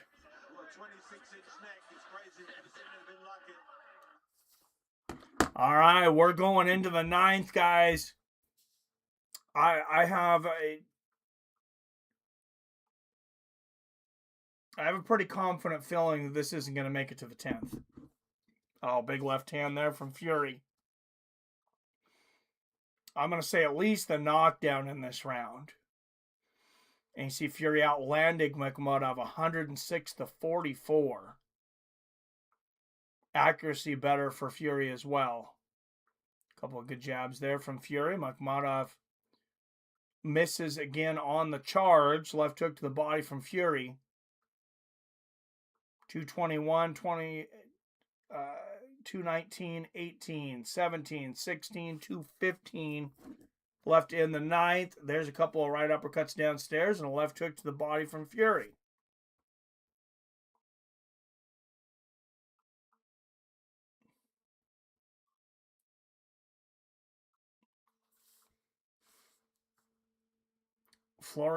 Fury, I mean, he loves to be in the clinch or he loves to be on the outside. Like, he's better. I feel like he's better than Makhmudov everywhere here. Good left hand there from Fury. Oh, good right hook for Makhmudov. I was about to say, Fury much more better prepared for this fight than he was the Francis Ngannou fight. Prelims are about to start. Am I right? Miami. Yes, sir. Prelims are starting. We're going to head over to UFC at the conclusion of this heavyweight bout. Oh, and Fury just was playing with him. Popping that jab out there. Landing the body shots in the clinch. Just taking this fight wherever he wants to take it. Makhmudov's just along for the ride right now. There's a decent right hand for Makhmudov. And I'll tell you, Fury, when he finds those little pockets to avoid fighters and try to counter, as he gets older and those reflexes diminish just a little bit, he could start getting caught. Oh, big right hand on the chin there from Fury. And this time he drags him down with the guillotine attempt. Referee finally looking at Fury and saying something, pointing his finger at him. Oh, what a devastating right hook for Fury. Ducks under the combination from Makhmudov and lands his own power shot. There's a big right hook from Makhmudov. But there are a few heavyweights out there that can turn defense into offense like Tyson Fury. Oh, beautiful left uppercut. I said I didn't see this going to the 10th. Fury trying to take him out here in the 9th, but unsuccessful. Makhmudov, he's a tough one. He's a tough mofo. You can tell Fury is ready to be done with this guy. He's ready to put him on a stretcher. Sugar Hill, you got about 2 more rounds. Play it smart. You got 3 rounds, dude. How many boxing matches have you watched? You still can't count to 12? I guess 3 is about 2, but... Tyson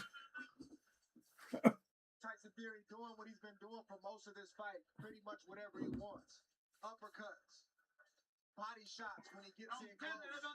And it's all... If Hockett wins, does he get the shot just because he's insane and there are no other heavyweight draws? Oh, not yet. I mean, he barely got here. Fury versus Joshua and Hearn versus White on the same card.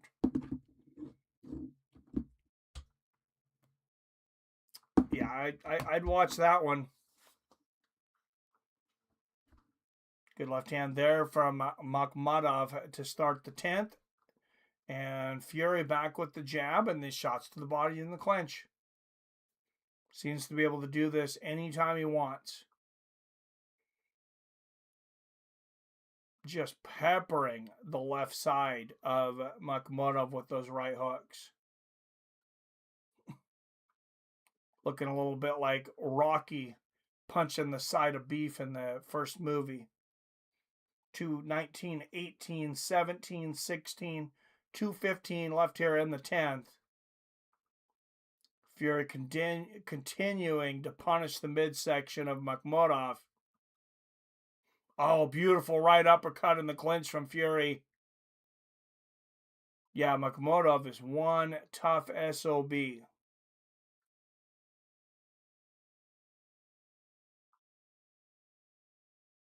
Good exchange there in a clinch.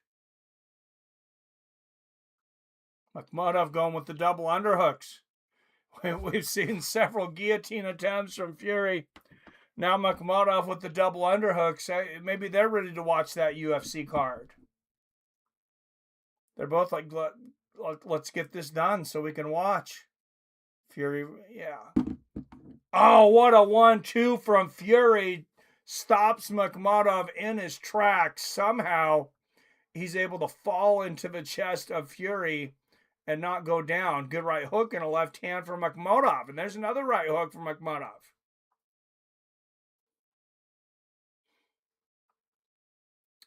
Right hand from Fury. Makhmudov might be winning this round. There's a good right hook. Fury has not done a lot here. 3 body shots there in the clinch. And Fury misses big with that uppercut. It wouldn't surprise me for Fury to take a round off here. Oh, beautiful left hook for Makhmudov. Take a round off and come back strong in the 11th, but I'm not sure that's what's going on right here.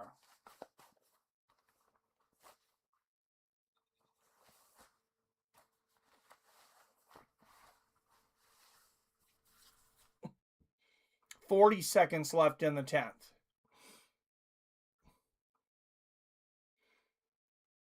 Great left. There's the right uppercut from Fury.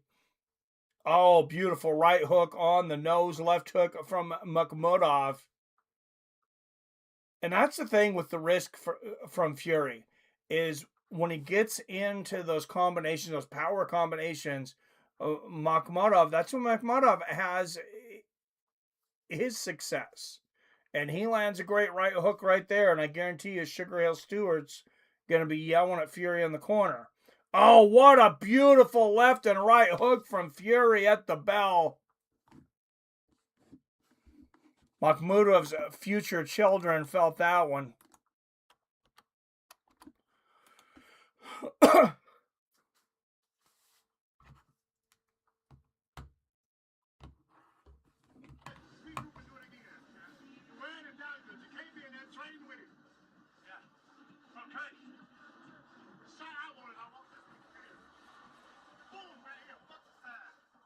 Yeah, let's watch the replay. There's the right uppercut from Fury.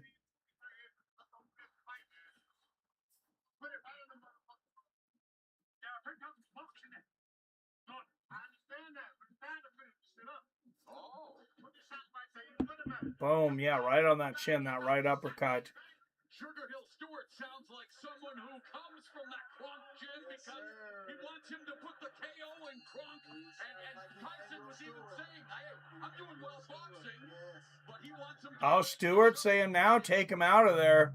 And I think you're probably going to see Fury do that. Fury's getting a little bit of ring rust off. He maybe needed a little bit of time, a little bit of work here. But I think he's ready to take him out now. There's a good left from Fury. Fury might actually be getting tired here, though.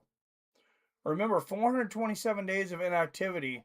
There's a good right hook to the body from Fury. Left hand upstairs. He's got Makhmudov lined up on the ropes here. Left hook to the body, Fury. Left hook upstairs from Makhmudov. Fury, you can see Fury's kind of winding up. He's like, okay, landing, kind of softer punches, then a little bit harder, working his way in. He's about to start throwing the big guns here. Oh, there's a nice 1-2 from Fury. Time to bring out the heavy artillery, boys.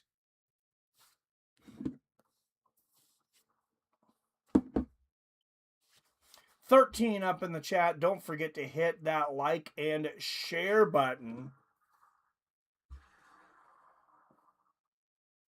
Up to 13 likes and 4 shares. So thank you. Thank you very much for the shares there too. Good left hand there from Fury. And there's the left hook. Oh, big overhand right from Makhmudov though. Makhmudov might be landing one at a time, but they're hard shots. Great right hook to the body from Makhmudov. Seemed to cause Fury to take a spit take. There's a good right from Fury.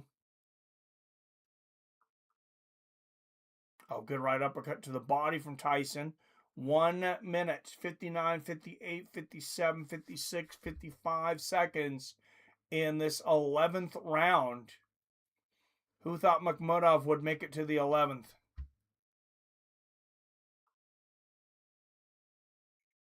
Couple of good left hooks upstairs in the clinch for Tyson. Oh, there's that wild right uppercut from Fury.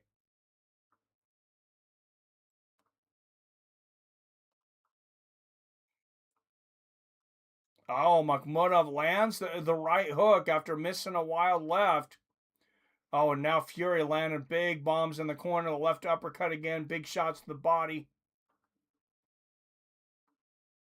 Oh, he's playing Makhmudov. There's the left uppercut in the right hand. He spun Makhmudov into the corner. Unfortunately, here we are again at the end of the round. You see Makhmudov push Fury away. Oh, big overhand right from Fury. Yeah, Makhmudov, his reading comprehension is going to go down a couple grades tonight.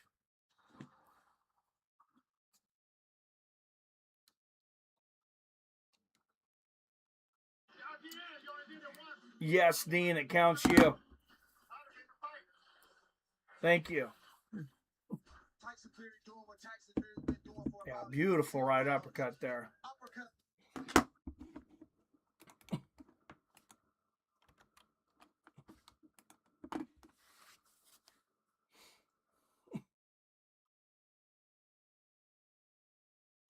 The left uppercut, double right hooks for Tyson Fury.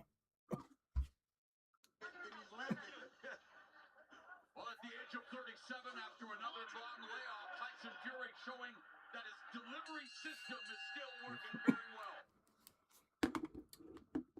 Yeah, add the 427-day layoff to being 37 years old. Very impressive. Oh, beautiful right uppercut from Fury. Left hook gets through for Makhmudov in the final round. What an overhand right for Makhmudov. As I've mentioned several times, Makhmudov has real power. This is not a guy used to going to the scorecards. Good right hand upstairs and the uppercut to the body for Fury. Here we are back in the clinch where Fury has really dominated. There's a right hook to the ear there from Fury. David Hayes' scorecard still has Makhmudov winning just one round, that first round. Good right uppercut and a right hook for Fury. Makhmudov proving he's dangerous to the last drop. Fury matadoring that combination. Lands a couple little pop shots of his own.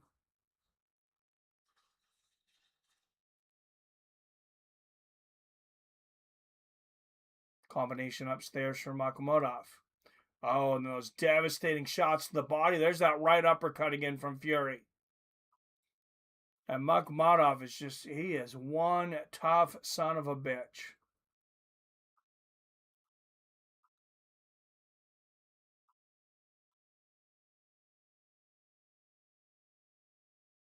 This guy don't drink out of straws, and he doesn't use a filter for his cigarettes. Good right hook there for Fury. Oh, a jab and a thunderous right uppercut again for Tyson. He really wants that knockout. 1 minute left to get it. Oh, what a left uppercut. How did Makhmudov stay up for that? Oh, Makhmudov, another left hook. Makhmudov's hurt badly. He almost went down a couple times there. There's a left hook to the body. Makhmudov holds on. Fury trying to get out of the clinch here. He says, fight me. Oh, another beautiful left hook from Fury. And Makhmudov trying to land those bombs, but it's obvious his equilibrium is off right now. As Fury lands another left hook to the body. 25 seconds left in this fight. Can Fury take him out? Setting him up with a couple good jabs here. 15 seconds left. He's going to need a bomb. Oh, and instead it's the right hand of Makhmudov there. And Fury putting his hands out, trying to bait him. And it's Makhmudov that lands a big right hook. And Fury raising his hand at the bell. Easy win here for Tyson Fury. Going to be either 11 rounds won by Fury on their card or 12, depending on how you've seen it. But I don't see how even the ghost of Ray Charles could give Makhmudov more than one round. And as the fight went on, he started to find his rhythm and timing. The angles started coming in. He started.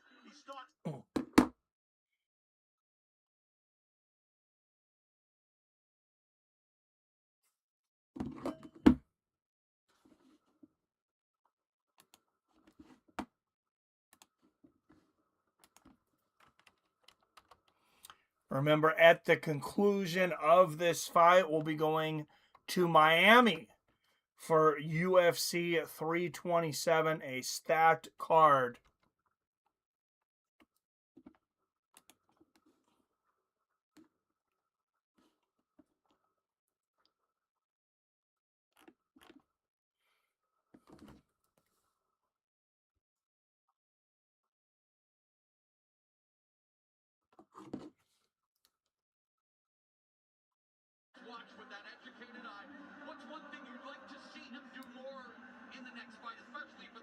Always with the music, these people. Oh, that left uppercut again.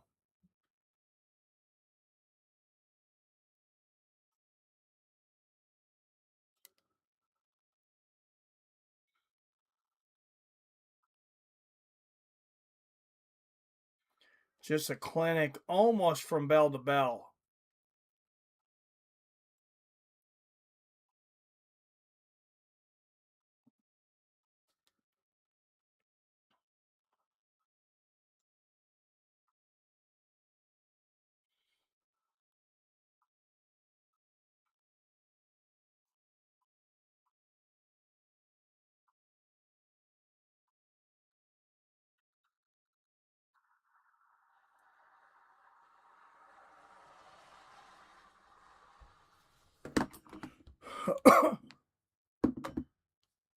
And there's Anthony Joshua. That's going to be an interesting conversation. Tyson Fury saying, "Get in here!"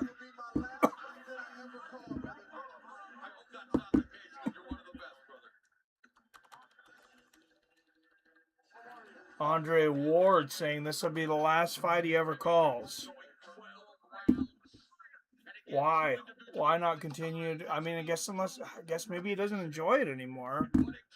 But he's very good at it. Their first photo, I'm sure Makhmudov and Fury now posing for another photo. This time after facing each other in the ring. Let's go and find out the official decision from Mike.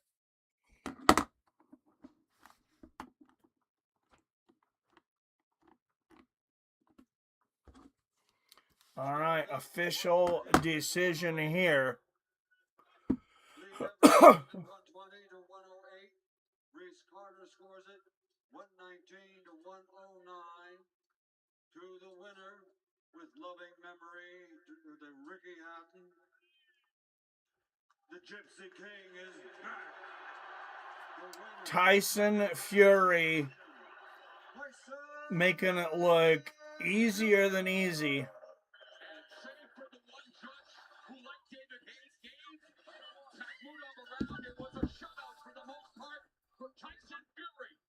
And we will switch over to UFC, baby. Miami 327, a stacked card.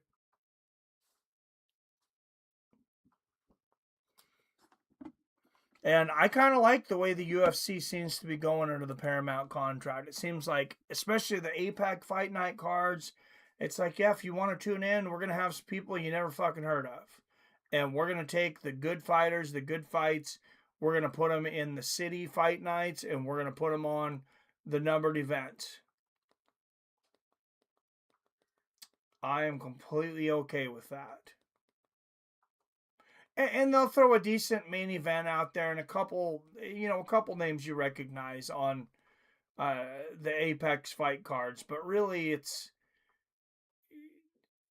not the droid you're looking for. It's not the events that the city fight nights and the pay-per-views are. For those that didn't hear, here in Seattle, we broke an all-time record gate for a fight night. So that's back-to-back years they've been there. I wouldn't be surprised if they come back again next year. If they come back again next year, I'll be there.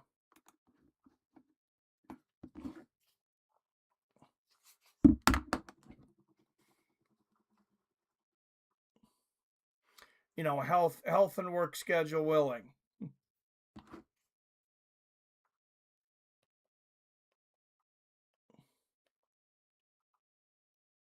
That's weird. UFC doesn't even come up at the top of the page. There it is. There it is in the on now.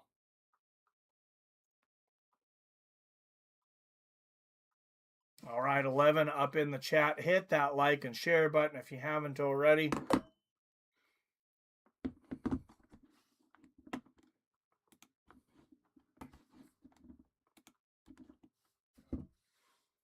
Oh, and we're going to start with an eye poke, Radke and Prado. This is the first fight here, though, guys, so we're going to get to see most of this card.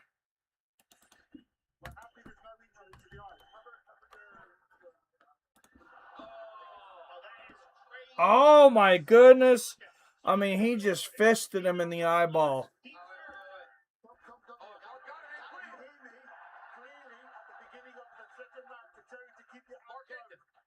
1 point. There we go. For all of you saying that they need to take away more points. 4-12, 11, 4-10 left in this fight. Prado versus Radke.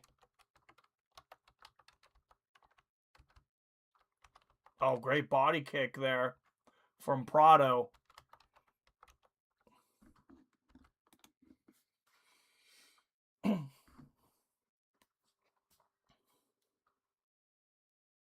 You know, I feel like the Apex fight cards, like they should kind of take over for the Ultimate Fighter. I know they're already in. Good left hand there from Prado. Good right hook from Radke. But, you know, do some more behind the scenes. Like, these are the guys you don't know about. Do some more of the storytelling in these Apex cards. Good left hook from Radke.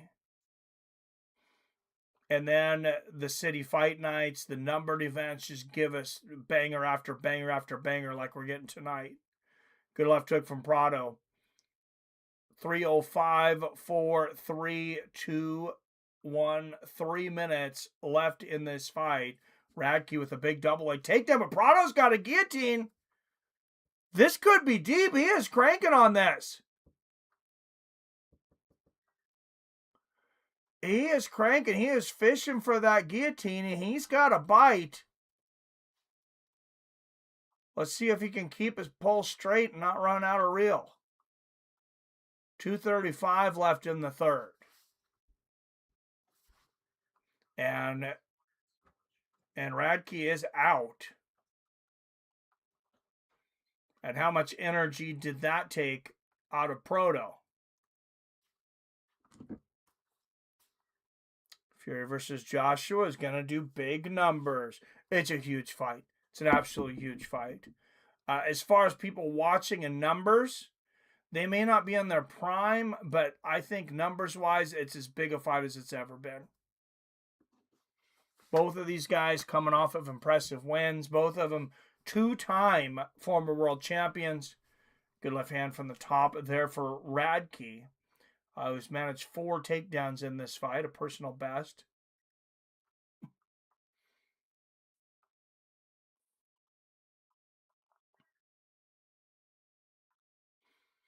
And Radke just grinding ground and pound here. Not really moving his position. Not improving. Let's see if we see a stand-up here from Mark Goddard. He's starting to look at him. This is not much action at all. And Prado doing a good job pushing on Radke's head, hooking him in, trying to get a stand-up. Either a stand-up or an opportunity to go for a submission. Turns to the left there. He almost gave his back up looking to escape, but he decided to turn back. Radke on top and half mount against the fence now.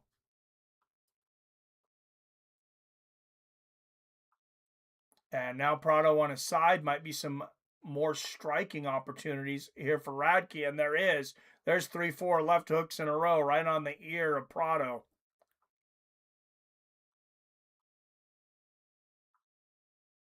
Oh, and Radke, he's on top, and he's got hooks in. This is very bad for Prado. 20 seconds left in the third. Looks like he's going to be able to defend it, though. I felt like Radke maybe should have stayed on top with the hooks in and continued with the strikes. And Prado landed some big strikes to get out of this and end the round. Great finish to this fight. That choke was in deep. Yes, it was. All right, guys. As I mentioned earlier, this broadcast brought to you by DraftKings and Robinhood, but we got a new sponsor. And they're in the family. Not only them within the Fights of Friends family, they're in my family. My daughter Rebecca, she's running a big vendor fair in Spokane, Washington. If you're in Spokane or you get the chance to run up there this summer, she's got a lot of vendors, food, crafts, all kinds of things. You know, you guys' wives should be into this. And there's activities for the kids, 40 plus vendors. And this is her first season running this. This is her market, her business. So I'm very proud of her. Booths, food trucks, live performers, games, activity, and more. Bring the whole family down if you're in the Spokane area to the Lilac City Vendor Fair. You will not be disappointed.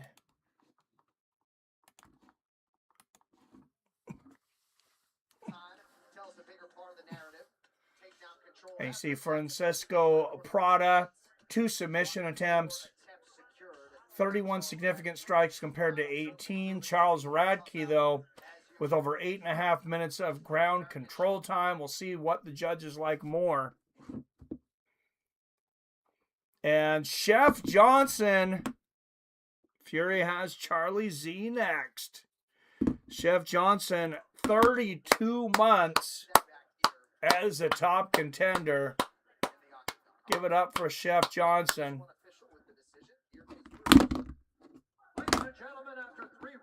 And that's the $5 level, bringing us up to $19 on the night. 30-26 with the point taken.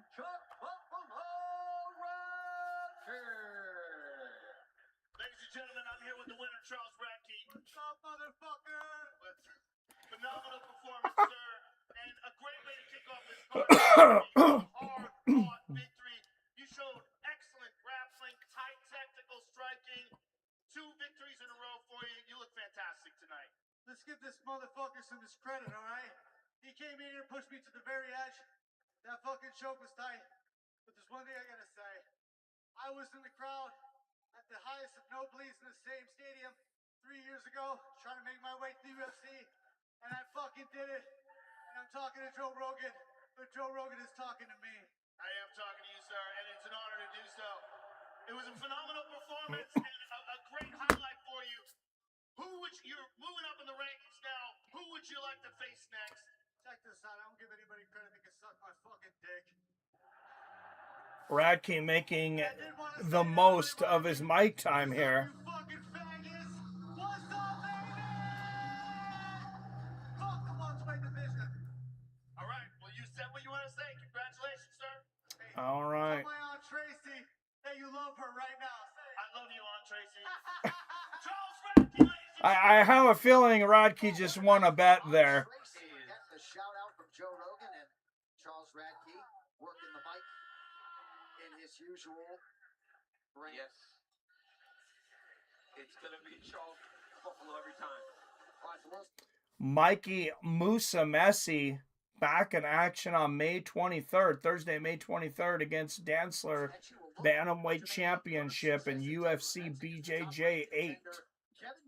Mikey Musumeci, one of the most dangerous BJJ practitioners pound for pound in the world right now, if not the most dangerous. And there he is, Kelvin Gastelum in the back, former Ultimate Fighter winner, former World Championship challenger, took Israel Adesanya in his prime to the brink. And his opponent tonight will be Vicente Luque, tied for second most performance awards in the welterweight division.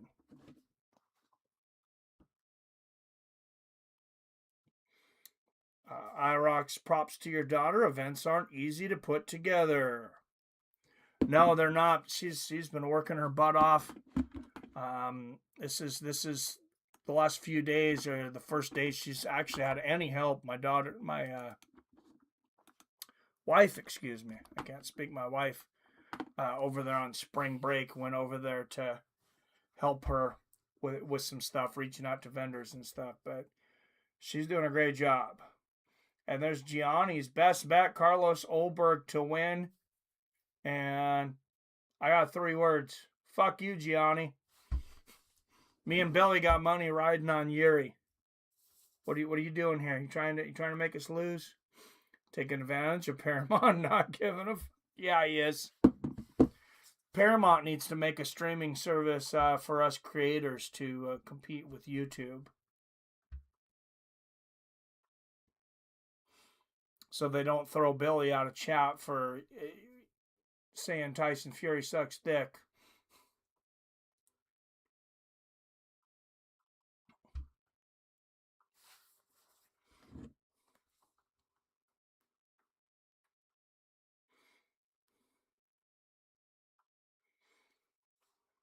All right, Kelvin Gastelum, Vicente Luque.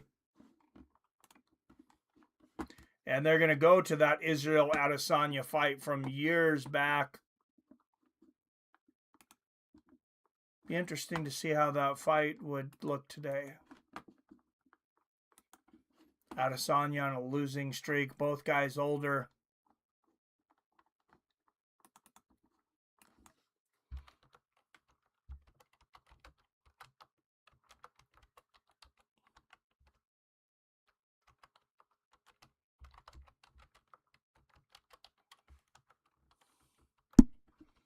And let's put up the first poll of the night.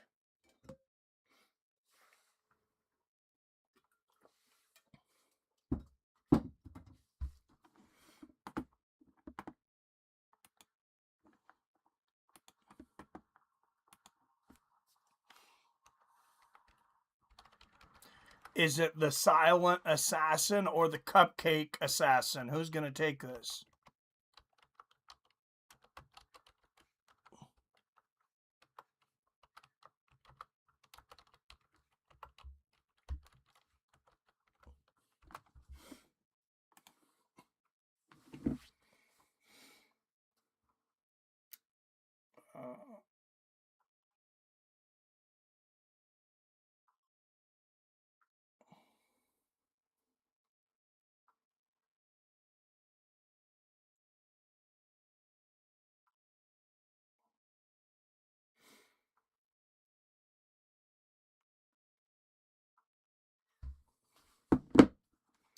All right, so far 100% for Gastelum. Yeah, Luque's falling off a bit, and then with the scary things going on with that concussion and maybe with his brain, I'm not sure how comfortable I am with him continuing to fight. Gastelum, not known for explosive power, so maybe not a bad opponent. I'm going with Kelvin. I think Luque is done. Yeah, pretty much, man.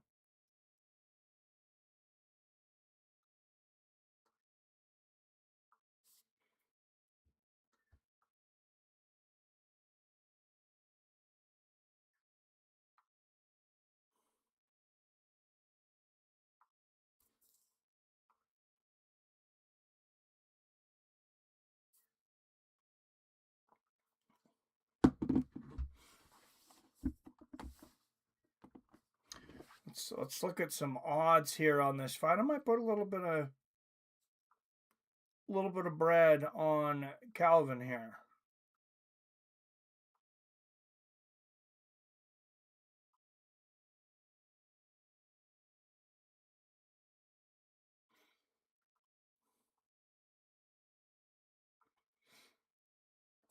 Yuri and Ulberg odds absolutely even.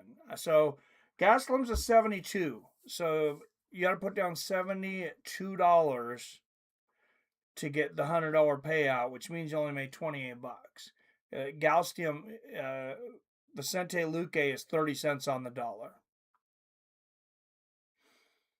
I think Luque is going to get the upset. I do not. I'm not going to put a lot down, but I'm going to take Gastelum here.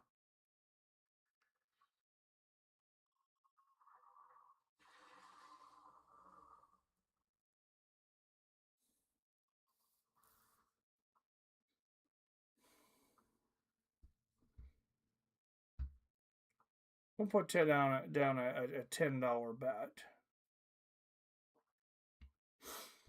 1036 payout 14. So it only win $3.70. But it's not a big bet.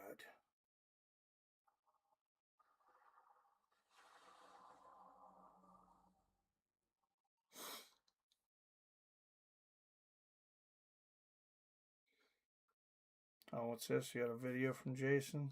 Oh, you're looking at this fucking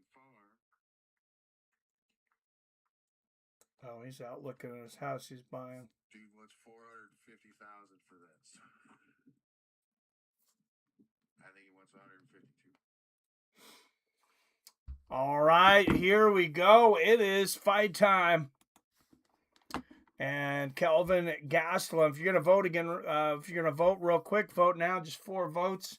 Out of the blue corner, a plus 220 underdog out of Brasilia, Brazil. 23 wins against 12 losses and 1 draw. The silent assassin, Vicente Luque.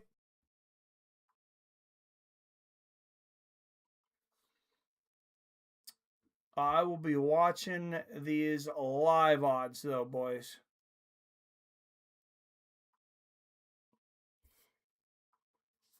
And out of the red corner, he is a minus 279 favorite out of Yuma, Arizona.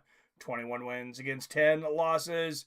The former Ultimate Fighter winner and a former world champion contender, Kelvin Gastelum. See those kids up in the front row? They're having the time of their lives. Somebody's got some rich parents. All right, and this poll is going to end at 80-20, 80% in favor of Kelvin Gastelum. All right, here we go. Gastelum in the blue, Luque in the yellow and green.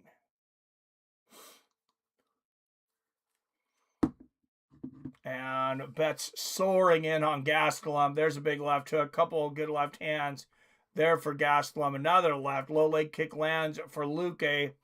But there's a shot to the body, big left hook upstairs.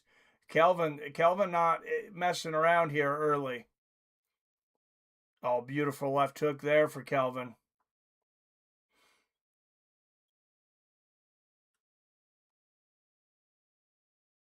Oh, nice right hook upstairs. Luque looking outmatched in the first 45 seconds of this fight.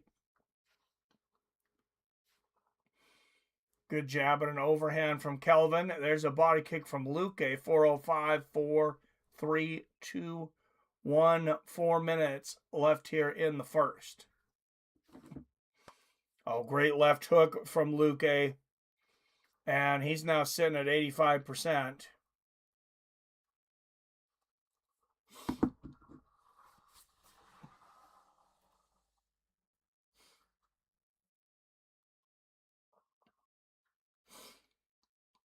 And look at all those empty seats here in Miami. All of them. Pretty much all of them that aren't employees or commentators.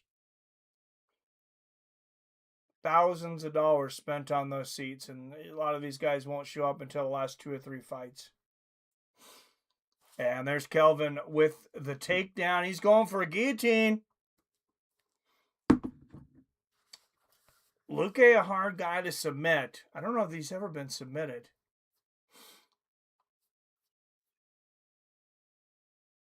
One of the better jiu-jitsu guys in the game at welterweight over his career.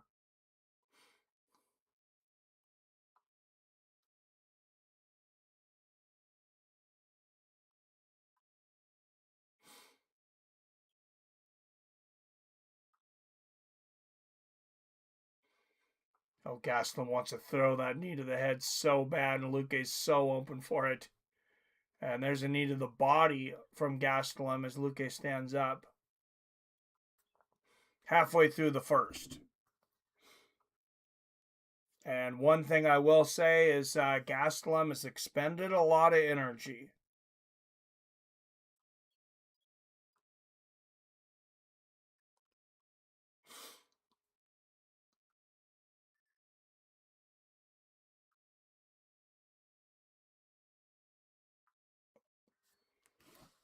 Oh, big left uppercut from Gastelum. There's a right hand from Luque. 2 minutes left here in the first. Oh, and there's a left hook from Luque. Gastelum is hurt. And Gastelum just went down to a 40% shot. I'm throwing it in. I don't think he's going to get knocked out here. 39.5. So I got Kelvin on 39.5 cents on the dollar. $40 a bet to win 60 for a $100 payoff. You got to come back here, Kelvin. Nice elbow from Luque. Luque proven.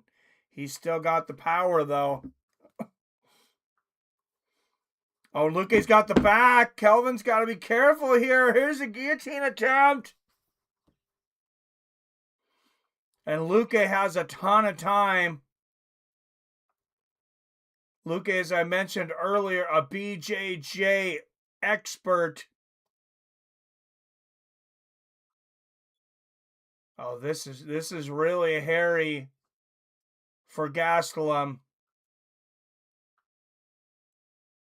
And there's the tap, and Vicente Luque, with 52 seconds left in the first, submits Kelvin Gastelum. What a change of fortunes for Kelvin.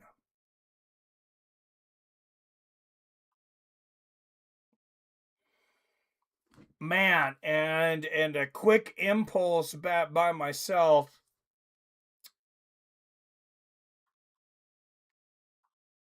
Loses me $41.50 with the commission. Son of a bitch.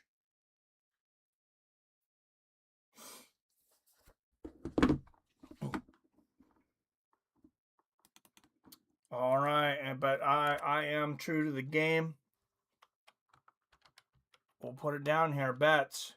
We'll see if I come back here. I've been trying not to bet so much. Bet like $10 here and there, but I really thought Luque shot. We were all kind of saying Luque shot, and that's the betting game that quick. There goes your money.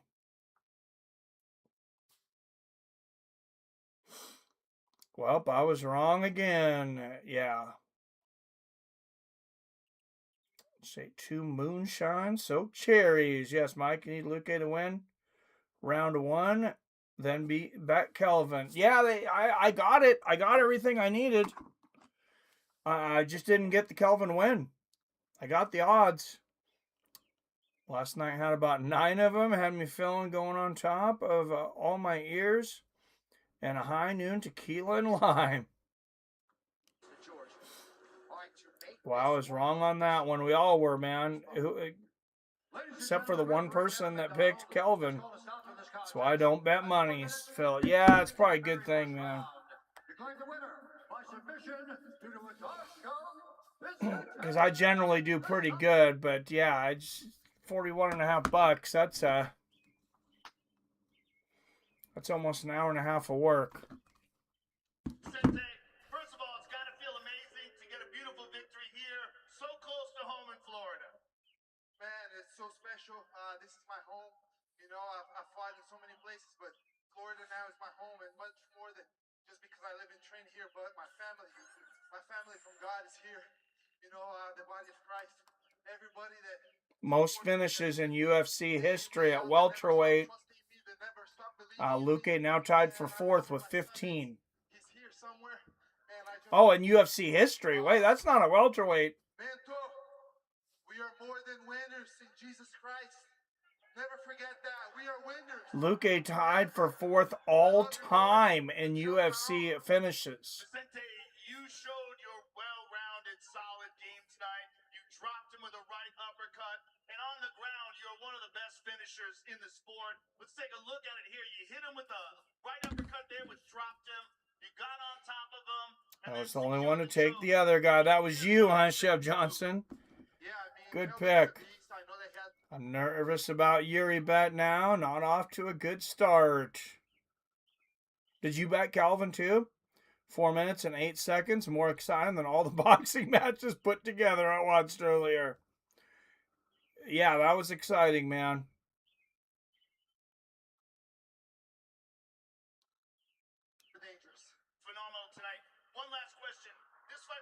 weight. You fought so many fights at welterweight. What was the difference feeling that not having to cut so much weight? Do you think you're going to be staying in this division?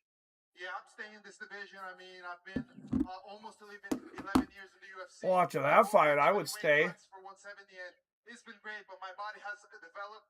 It's a tough cut. I mean, I'm probably stepping here about 200, 202. So damn, going all the way down to 170 was tough.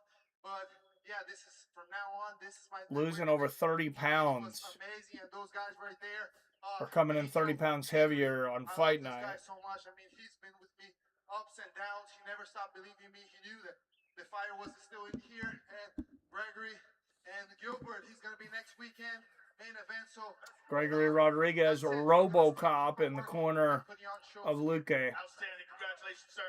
Ladies and gentlemen, Vicente Luque. And Vicente Luque looked like a real life RoboCop today, absorbing the shots of Kelvin Gastelum like they were nothing and coming back for the finish. Let's take a moment and shout out the great K1 fighters like Pete Ernst, Badr Hari, etc.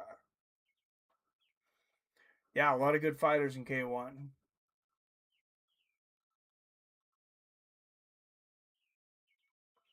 New in-depth look, a show called Becoming a Fighter. I don't know, wasn't that the Ultimate Fighter? Markel Madero's warming up right now. That last fight should have not only been on the early prelims, it should have been on the main card, in my opinion. I think the UFC also thought that Luque was probably done. He made us all look dumb.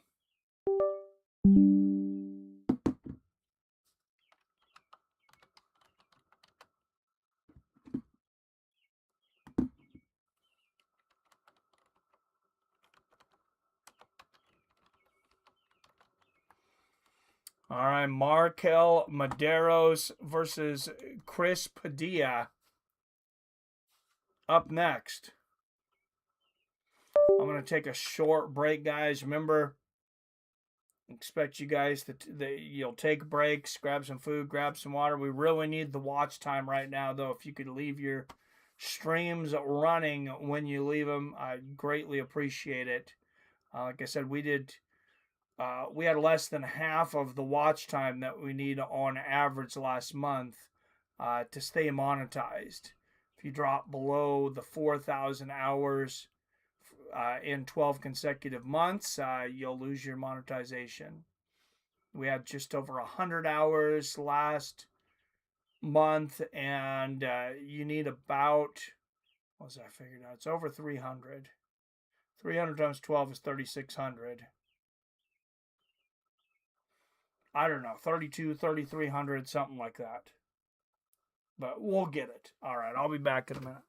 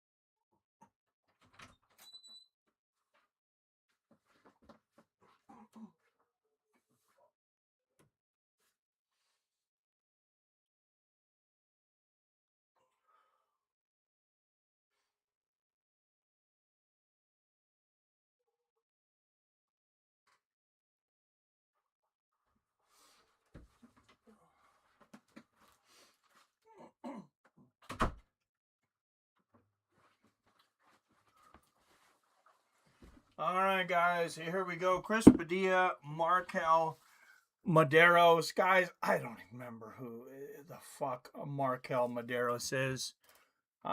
We'll hit the poll on the next one because I don't even know who to go for. I remember Chris Padilla. I don't even remember Markel Medeiros. Probably Robert and Billy do. Oh, light is. Oh, I must have bumped the light there. There we go. All right, Chris Padilla tied for 4th longest active win streak in a lightweight division. What's our odds on this one? Maybe we can do a poll. I don't vote in it. I'm not allowed. I only vote when I'm the tiebreaker. So let's do this. Padilla versus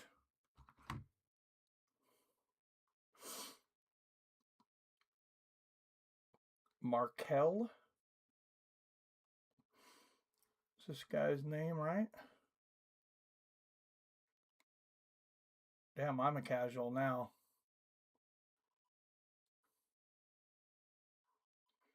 All right, Markel Medeiros, a year younger, an inch taller. Chris Padilla missed weight, 158.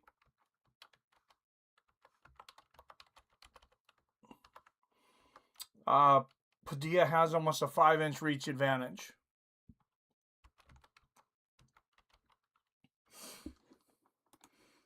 All right, this will be a quick poll, but we'll get it in there. All right, out of the blue corner, he is a plus 130 underdog from Glendale, Arizona. 11 wins against just 1 defeat. First time closing as a UFC underdog, Markel Medeiros. Hey, at least odds-wise, this could be a really competitive fight. Thought Kelvin was going to knock him out in the first minute. Yeah, me too, man. All right, out of the red corner, he is a minus 155 favorite out of Gardena, California. 17 wins against 6 losses. Chris Padilla.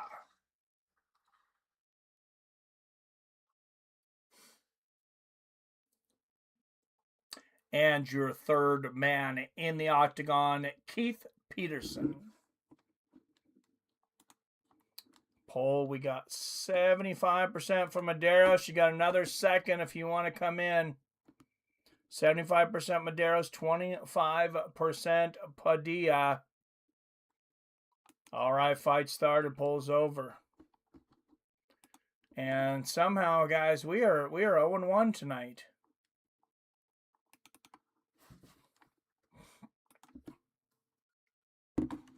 That definitely was an upset.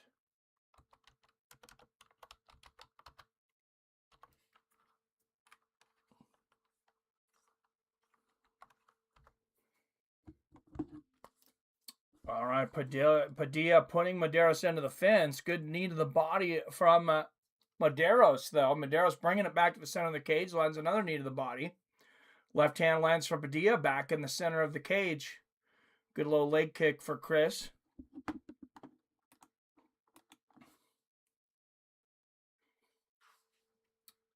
Off to a solid start between these two in the first minute.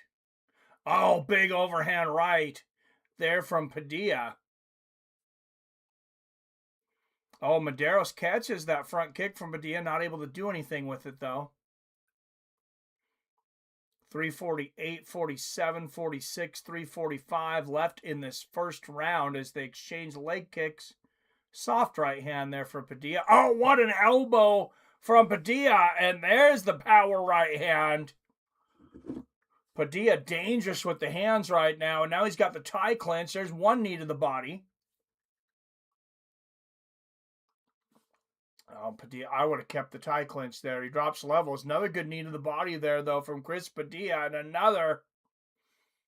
Medeiros muscles him back to position for a moment, though, and Padilla gets the better of that clinch, though. Back to the center of the cage. Good defense there from Padilla. Medeiros shooting for the takedown, and Padilla shuts it down easily.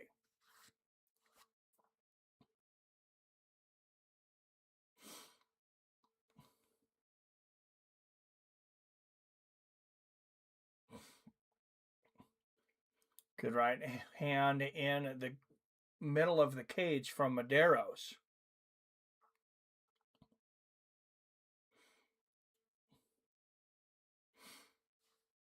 What's your budget look like? Good right hook over the top from Padilla. What a great first round so far for Chris Padilla. Where are we looking on odds now? Because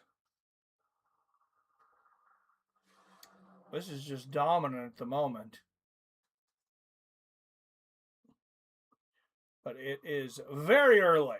And I learned a little lesson the last round.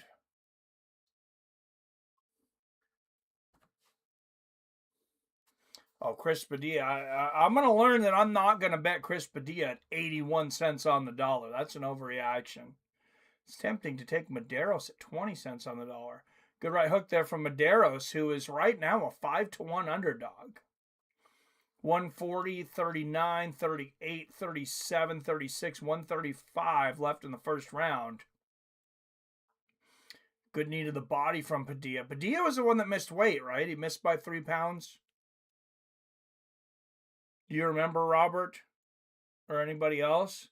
Oh, Hockett Blades. That is a 50-50 fight odds-wise right now. I did not see that coming. Good left hand there from Medeiros. A lot of people excited about that fight, though. Good right uppercut from Padilla. And there's the low leg kick. Backing Medeiros up. Medeiros goes for the takedown. Once again, Padilla shuts him down faster than my wife does, trying to get laid after a bowl of bean and ham soup. Good left hook to the body from Padilla. Oh, nasty elbow in the clinch from Medeiros. And there's a combination.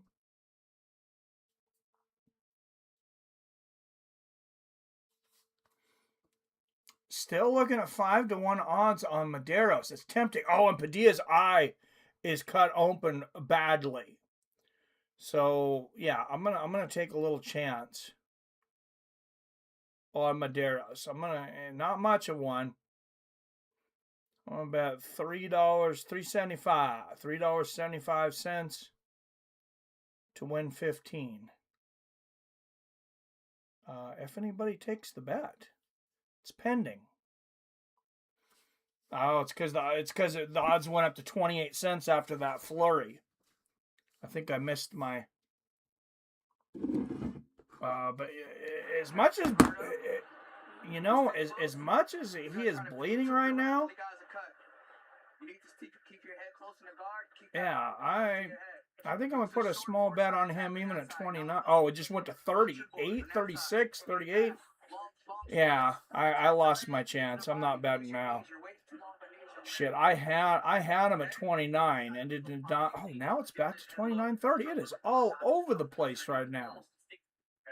All right, $4.65 to win 15 at 29 cents. Wow, I've never seen odds moving that quickly. Official can cocktail of UFC. 2 shots in every can. Scott Ream, the cut man, former pro fighter himself, as good as it gets, did a really good job on Taco Padilla. That is a nasty gash above that right eye. Well, I didn't get 23 cents, I guess, but I got 29. Would have been nice to get 21 or 23. And here comes Chris Padilla. There's a right hand. And he really has been dominating. I don't know if that was the best idea, but 4-1 odds. Wow, what a gash. Yeah, and the chance that the fight could be stopped because of that gash, which that's a win. Padilla going off with the leg kicks to start the second, and Medeiros has no answer for him, and there's a good right hook upstairs from Padilla. Right uppercut Padilla. There's a jab and a right hook from Medeiros. And Medeiros finally checking a couple leg kicks there, lands a right hook of his own. If I'm his corner, though, I'm telling him attack the eye because Padilla's been piecing him up.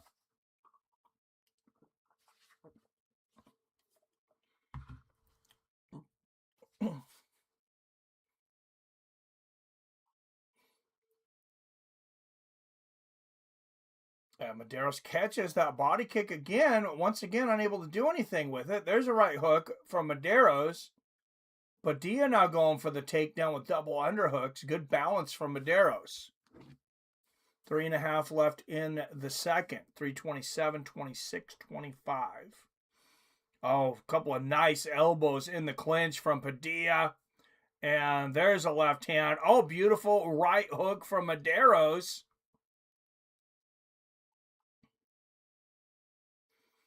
But Padilla just peppering him with uppercuts and hooks in close.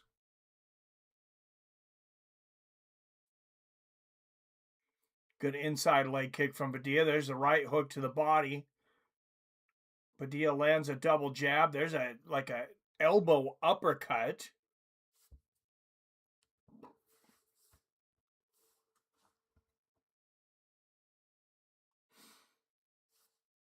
And Medeiros' odds have actually went up to 35. I think it's because of that gash.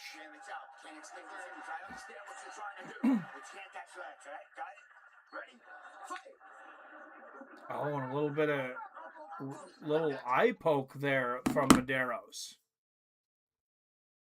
There's a good right hook from Medeiros. I don't think that one was intentional, but you got to close your hands, guys. Good right hand followed by the left there from Medeiros. There's a left hook on the chin. Or, excuse me, from Padilla. Right hook to the body from Padilla.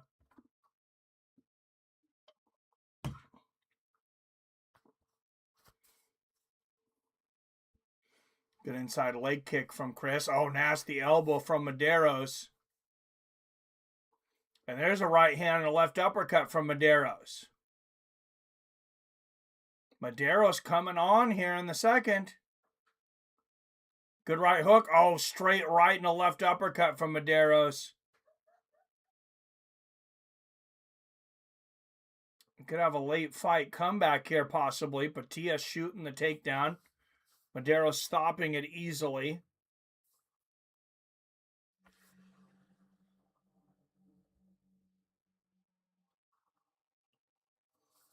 Oh, right hook, left uppercut from Medeiros. Starting to turn this fight around here in the second. Good elbow from Medeiros, but there's a right hook from Padilla. Medeiros shoots for the takedown. Can't get it. Lands a knee to the body.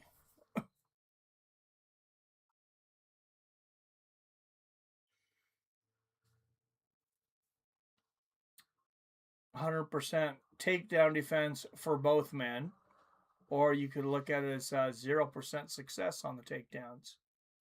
1 minute left in the second.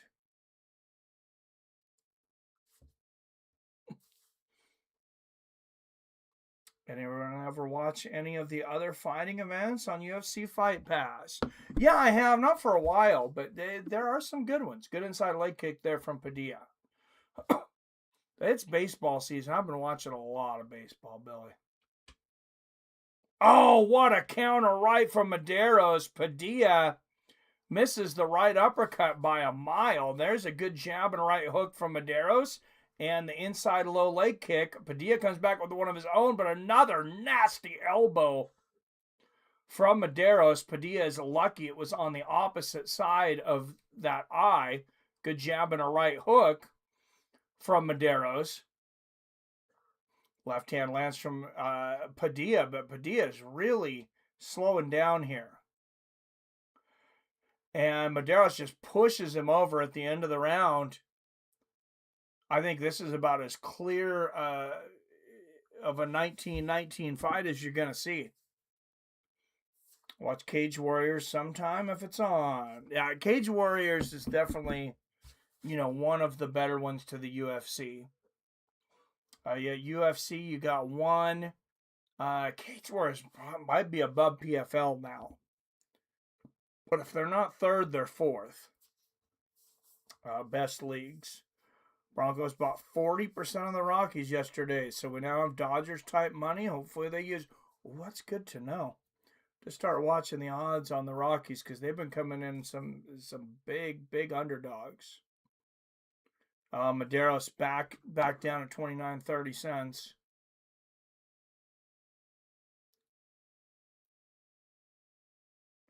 And there's the man, PBR Street Gang. What is up, my friend?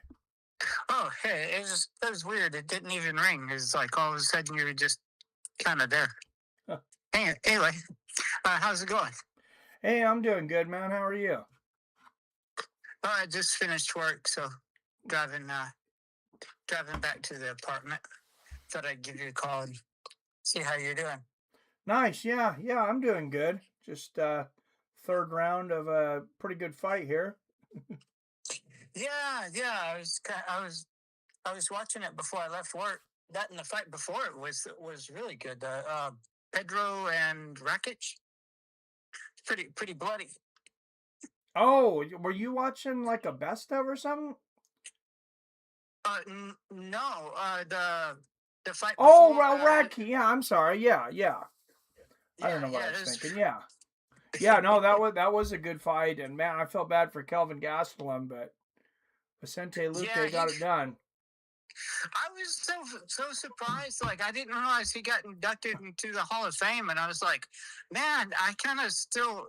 Yeah, I guess I'm kind of showing my UFC age a little bit. I guess to me, Kelvin Gastelum is still a relatively new fighter to me. Oh yeah. Well, for the fight with Izzy, I believe, right? Not overall. I'm not for certain. I think he went in for the fight with Izzy. Yeah. Oh, is that it? Okay. Yeah. I wasn't for certain, but still, it's like,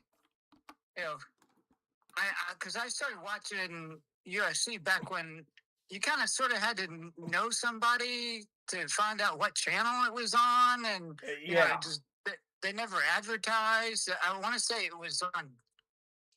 What was it on before it was on Spike? Spike is it was just pay-per-views before Spike. Was that it? Yeah. Because I started watching it watching UFC right first when it got on Spike, and I thought there was something before Spike. Not for UFC, I don't think. Maybe I'm getting it confused with something else. But, was it on FS? I know FS1, the best damn sports show, period. They did UFC 29.5 on FS1, so technically it was on there. Oh, okay. I think it was just that one show. I started watching it back then, so it's like, it's so difficult to, like, I really like watching a whole bunch of the other leagues, but, man, it's just so difficult to keep up with all, like, I'm finding it difficult to keep up with the fighters in the UFC, much less fighters in other leagues. Oh, yeah, me too, especially since it's baseball season right now, and I love baseball, so I'm watching a lot of baseball. Oh, yeah, you watching you some baseball? Yeah. But I was just going to ask, I heard that I just caught like the tail end of a clip on one of the podcasts that I was watching. Like, what's the deal going on between Nate Diaz and Charles Oliveira? I'd heard that they'd gotten into some like dust up or I don't know. Yeah, I heard that they gotten into like some dust up or something like that, like a physical altercation. I hadn't heard that. Oh. Yeah, I'm kind of well, you knew that they had it, isn't it? Like that's the next BMF. No, it's my Nate Diaz isn't in the UFC anymore. He's fighting Mike Perry on Netflix. Was that okay? I don't know how I got him. He was in next for the BMF. So I must have been a little bit out of it, maybe listening to a podcast half asleep or something. Hey, I wouldn't be surprised that fight happens one day, though. I know Nate was calling, he was calling everybody names the other day. Yeah, I think Definitely that calling would be everybody really, out. I think, I don't know. What's your opinion of the BMF belt? Did you ever watch WWE when you were a kid? Yeah, Remember yeah. the Intercontinental belt? That was the one that Macho Man Randy Savage always had. Yeah, I think he had it for. That's kind of what I think of it. Like it's like a secondary belt. I mean, I don't have an issue with it. Boxing has so many belts, but yeah, I don't think of it like a world championship or anything. Yeah, kind of.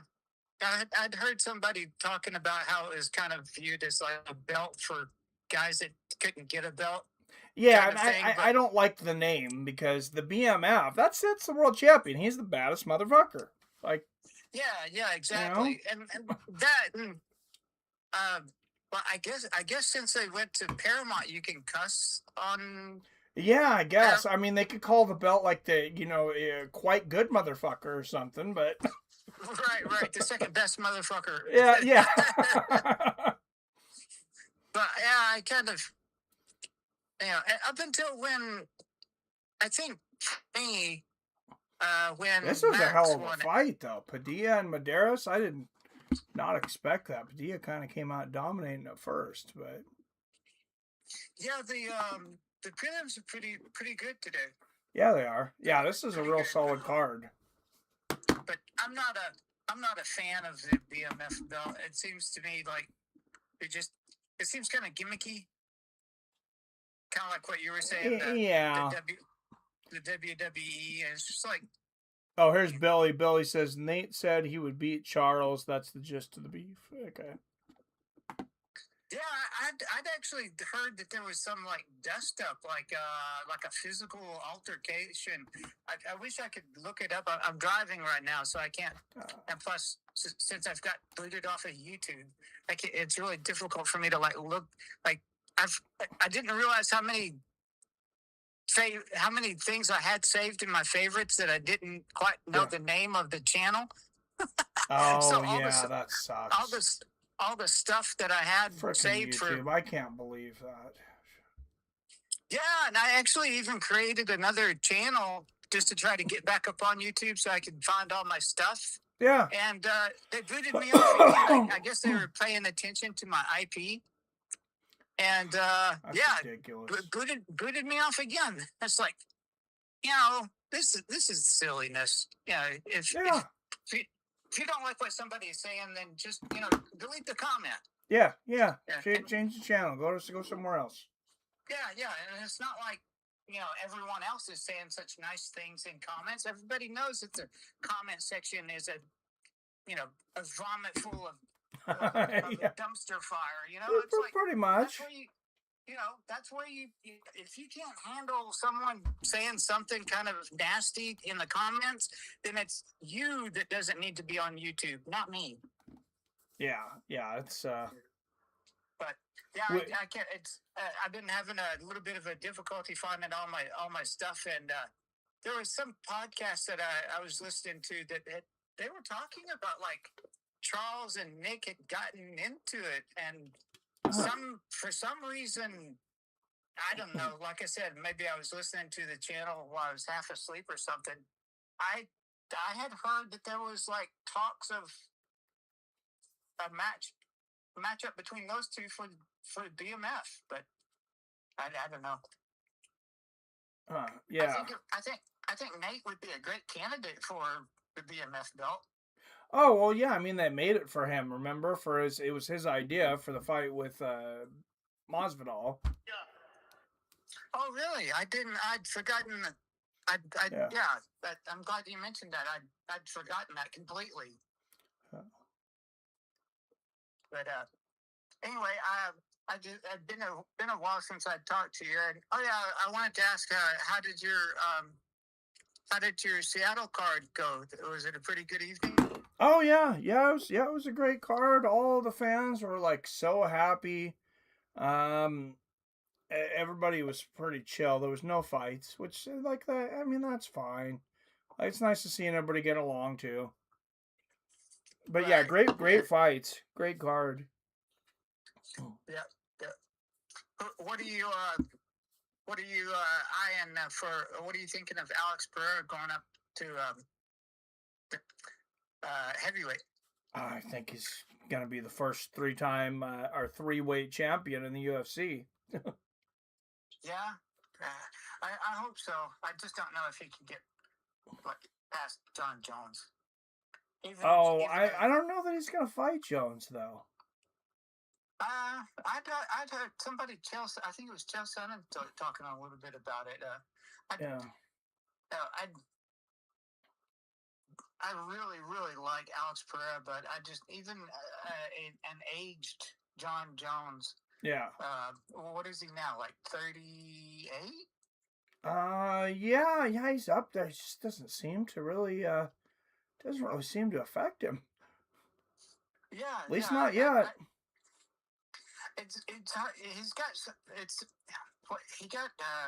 When did he beat Shogun Rua at 22? Was it 22 or 21? I think it's 22. Yeah, he's been fighting forever.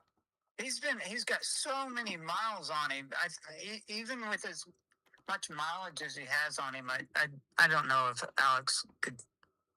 John is just such a difficult guy to like. I really dislike him, but I really like him as a fighter. Yeah. Oh yeah. I think that's how a lot of us feel. Yeah. But I've actually caught myself kind of, and I've done this before, of fighters that I've liked. And I don't know if you do this, like, do you go through phases with your fighters? Like, you'll like them for a while, and then then you won't like them? Or not really. I really liked John Jones when he first, like, Jones, I went through that just because of all the crap, I guess, yeah. Yeah, it's part of the reason how come that I purposely don't listen to a lot of outside of the ring news. Yeah, me either. About fighters, because I'm just interested in that fight. Night. I'm not. That's right. Billy reminded me. Pereira is fighting Cyril Gahn at the White House for the heavyweight championship. That's right. I'm pretty sure he's going to be three-weight champion. I think he'll beat Gahn. Yeah. I don't think Gahn has anything that. I mean, I don't think he's got anything for Alex to worry about. Maybe no. I think it's a bad matchup for him. I do too. I think it's a very bad matchup for him, and I'd be interested in seeing what power Alex has at heavyweight that he loses in the weight cut. I mean, that left hand of death of his is going to be even more loaded up. Yeah, he's incredible. I have to say that here recently, Alex Pereira has been. He's become my hands down. You know, when people ask you, what's your favorite, whatever, and you go, well, the top three of mine are. Yeah. But for Alex Pereira, he's like hands down my favorite, like number one favoriteest fighter. I've liked him. The only way that he could get any better is if he started saying like some crazy half broken English, half Portuguese stuff. And he comes out with like the. Who was it that I kill all of you? Was that Hamza? I think it's a Hamza, yeah. Yeah. I got bullets for all of Yeah, that guy's wild. But Alex just is like stone cold death motherfucker. Like he just. I think that's a little scarier sometimes, honestly. Yeah, it's scarier, but I think just a. Totally out of left field if he started practicing his English, saying some quirky stuff that was kind of funny. Yeah. Who's that one guy that has the wonky eye? Kind of a carrot top. Yeah. They call him the Bullet. Oh man, it's on the tip of my tongue. Somebody's gonna remember this. I want to say his nickname is the Bullet. Yeah, and I cannot think of his name. Billy says BJ Penn will always be my favorite. I love BJ Penn. He's a good one. Up until the point where he got knocked out by like a dude in a bar. BJ Penn he was just too good at convincing Dana White to let him have one more fight. Yeah. Like, I've really, He was a great at one time, yeah. Oh, it was name somebody that could take BJ Penn in his prime. That'd be a hard one. Yeah. That'd be really hard, even with the advancements that MMA has made since BJ Penn bowed out. But I just, like, I'd love me some BJ Penn. Like, I really, really love BJ Penn, but I just felt so sorry for him. I mean, he's like gotten, what's his record? I think he's got more losses than wins now. Yeah, he lost like the last 8 fights of his career. I think he was like 13-11, something like that. I don't know, but I mean, to see somebody like BJ Penn, who just dominated everyone for so freaking long, get to a record of whatever it is, it's just that it just broke my heart. Like, BJ Penn, like, literally broke my heart a little bit. It's just like, man, I love you, BJ Penn, but you can't be. Just stop fucking fighting, man. Just stop. There we go. Shara Butin Magomedov, the Bullet, the guy we're thinking of. Yeah. He comes up with some funny, broken English little snippets they put on TV, and it just cracks me up.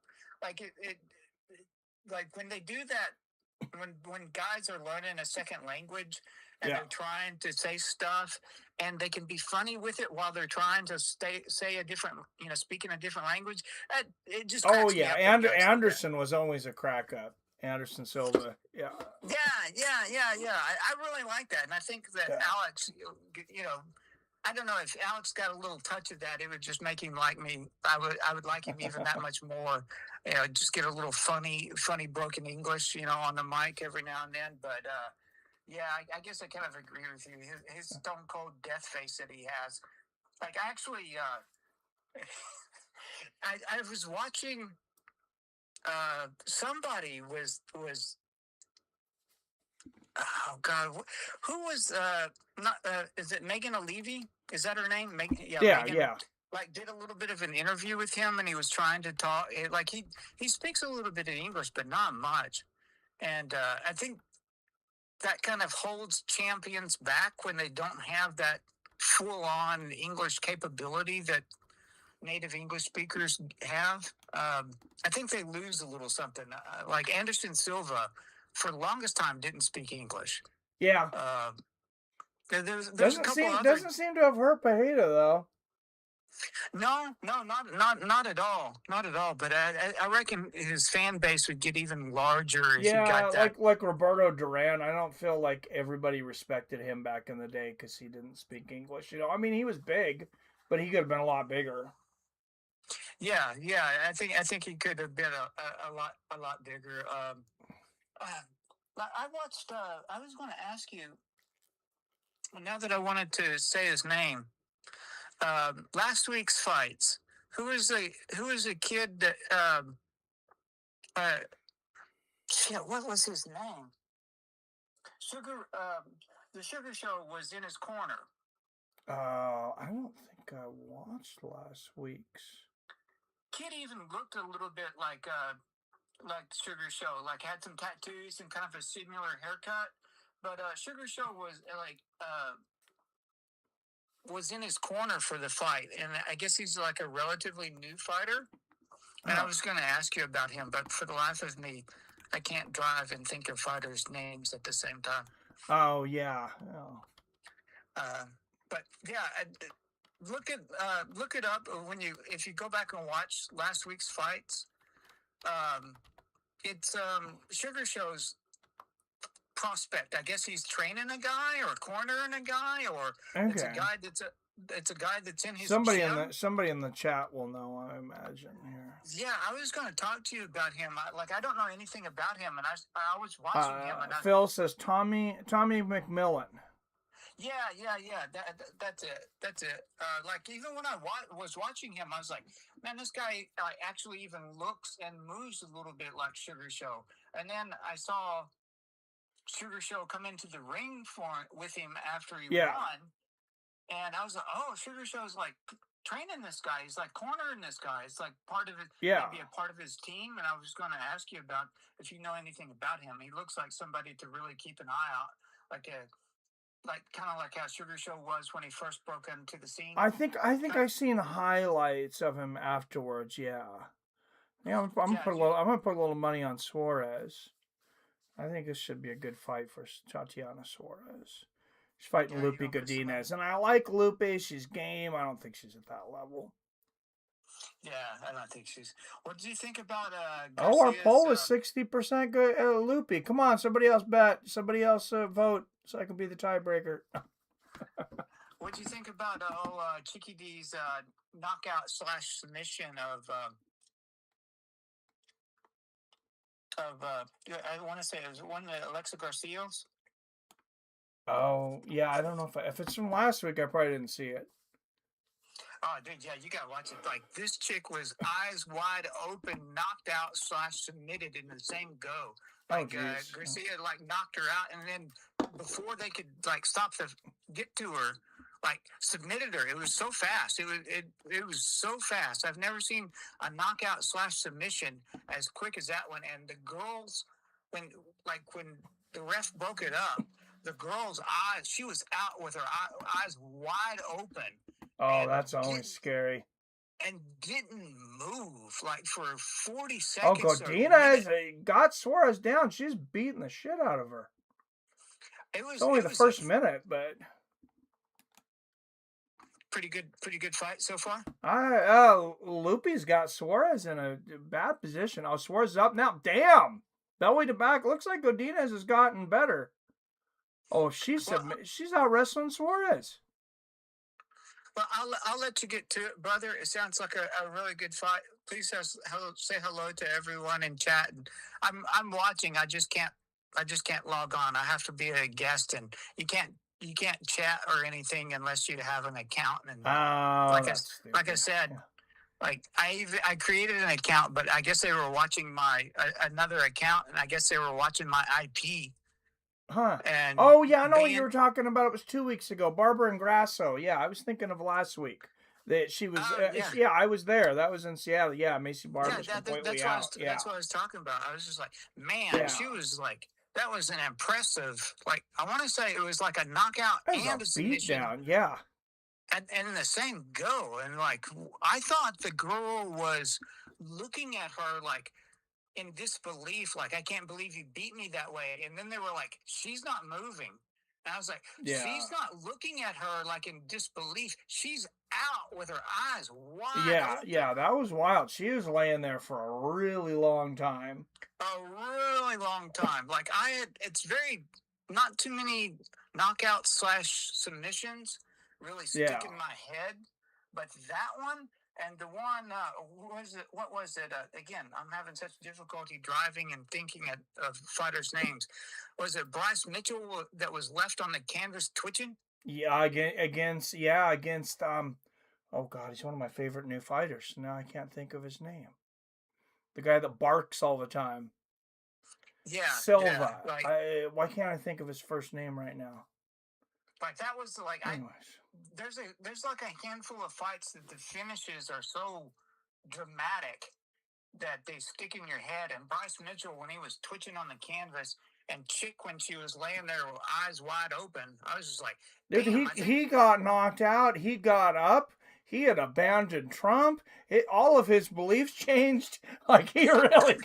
No, it was such a bad night. But anyway, I just wanted to say, hi to everybody in chat. Gene Silva, thank you, Billy. Yeah. Yeah, Gene Silva. Yeah. Even though I'm not there, I'm watching and I'm listening. I wish I could. All chat right. with you Well, guys. hey, thanks for calling in, brother. Yeah. Do take it easy, and hello to everyone in chat, and I'll talk to you later, buddy. All right, Bye-bye. later. Bye. PBR Street Gang, everyone. All right, good first round here. Shoot, I wish I could have jumped in on some. What's Lupe at right now? Because I just.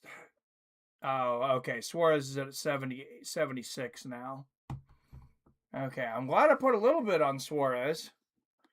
But I wish I would have been able to jump on that when Loopy came out and knocked her down and was kind of beating her up there. That would have been a good opportunity.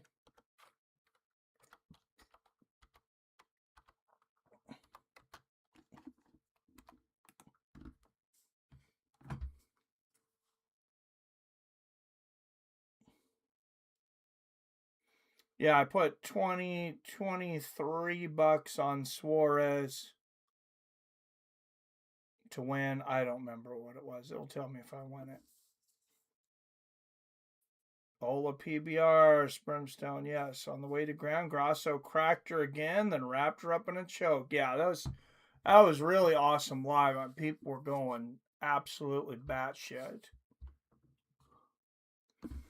So I can make PBR an account here and send you the login, Mike, if he wants. I don't know, man, because I don't want it like risking your IP though. Yeah, I mean, I'll ask him if you want his number. He'll probably give it to you. I know he said he'd like to talk to you in the past.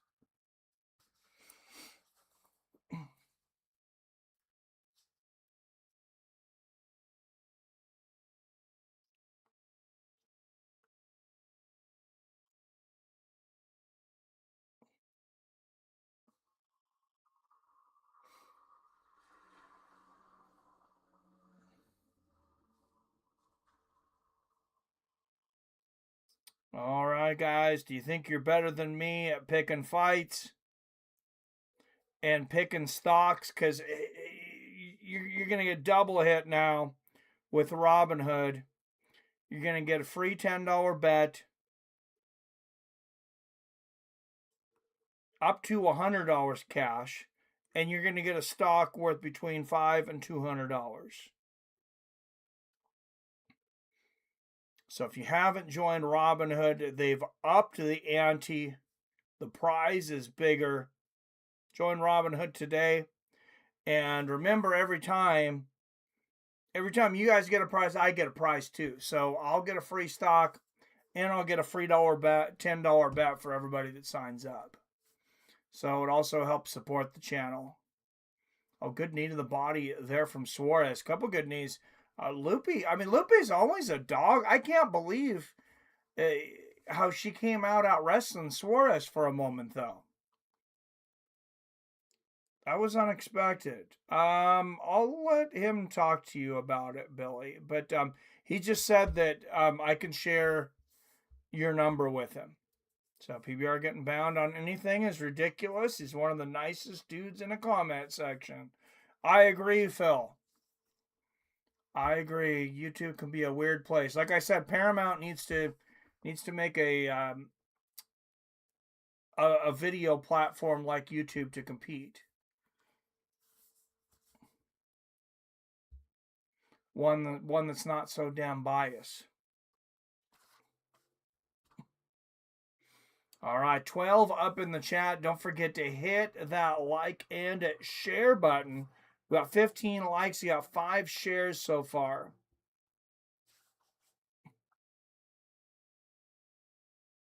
And here we go. Suarez getting, almost got hooks in. Oh, she might not need to for this choke, though. Oh, that's under. She's got this. I think she's got this. She's under the chin. Let's see if Godinez is able to pull this off. She's going to go to sleep in a minute. She almost looks like she's napping already. Like she's in and out here. She looks like when your spouse is next to you. She's like, oh, what'd you say? You know. She gonna, and then she finally taps at 2:31 left of the second round. And God, I finally won a bet. About time. 0 for 2. I knew it was going to come through eventually. Suarez is mangling. There is Rumble. Yeah, that was another good fight. Solid card so far. Not one bad fight.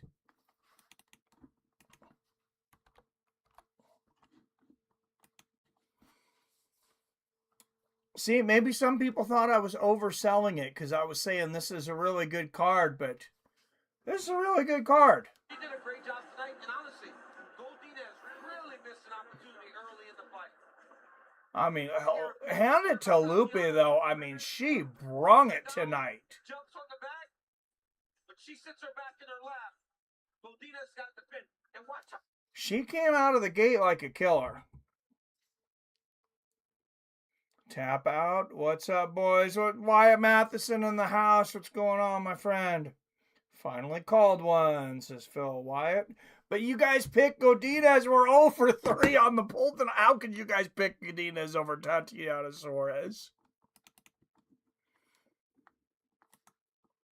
All right, 0 for 3 on the picks. And Wyatt comes in. Must be good luck, Wyatt. I was 0 for 2 on my bets. I won that one. I was down $46, but...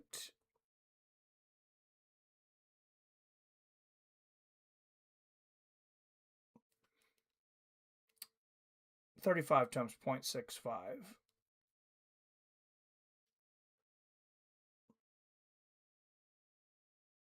Hasn't paid out yet, but so what is that? $14. $14 win. That gets me what? I'm only negative 32 now. That's what happens when you bet favorites. Slow.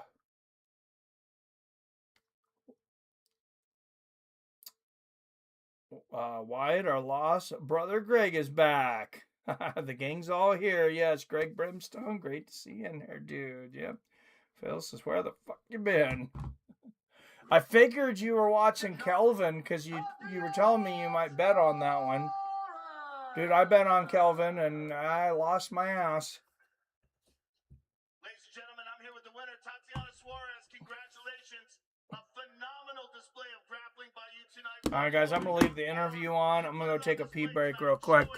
Your grappling is head and shoulders above many of the women in this division. Absolutely. I'm just happy to be able to do something that I love, and I'm really excited to be talking to you, Joe. Well, I'm excited to be talking to you too, especially after you became the first woman to ever finish Lupe Godinez inside the octagon. That is a huge feather in your cap. Yeah, absolutely. You know, I have so much respect for Lupe because she's such a hard worker, and she really made me better because I see how hard she works. And I really pushed myself so hard this camp because I knew that she was going to try to take my win away from me. So I went out there every single day, and I put everything I had into my camp. Well, I know you've had a crack at the crown before, but this division is wide open now, and with 2 in a row, especially such a dominant performance, this puts you in an excellent position. Give us your thoughts on who you would like to face next. I'm coming for that belt. Everybody knows. I did fight for the belt before, but I'm only getting better, and I'm ready to make another run. Here I come. Congratulations, fantastic job. I lost my brother, Benan. His girl's in my corner, and he was such a fighter. He had cancer, and you know, even when he was really, really sick and on a breathing machine, he reached out to us because he really wanted to help us, and that's how much he loved MMA. So I just want to pay a tribute to my brother, Lenon. We love you, and I hope this one made you proud. Ladies and gentlemen, Tatiana Suarez. Moment of silence for Luan Tatiana Suarez's brother. Back in the mix in the UFC strawweight division.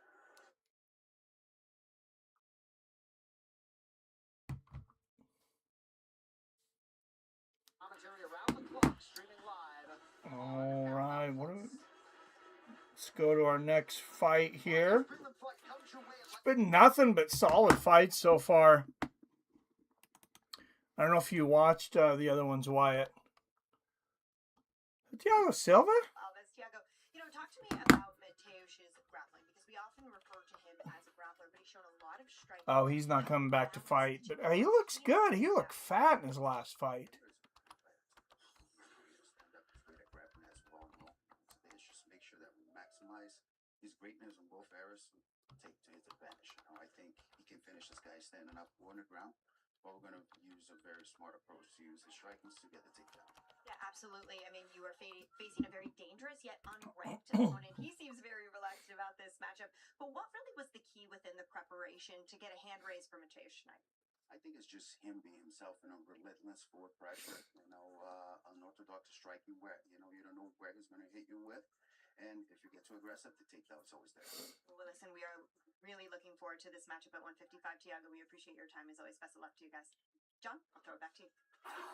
All right, MJ, thank you. On the other side, Argentina's Esteban Ribovics has a huge chance to make headway tonight. He's an all-action fighter and one who easily could be riding a 5-fight winning streak.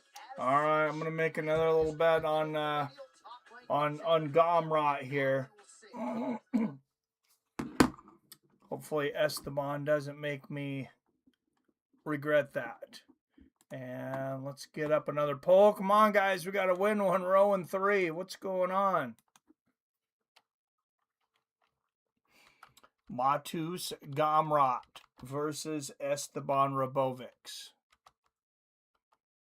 Like I said, Gomrot, decent favorite, 68% chance of winning. They got Ribovics at 32, well, 67 now, 33 on Ribovics.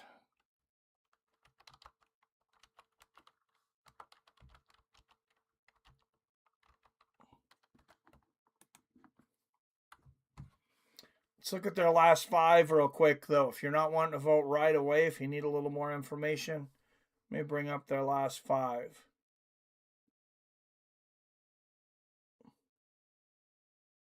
Does it let you guys change your vote or cancel, like once you voted, or if you like accidentally hit the wrong button?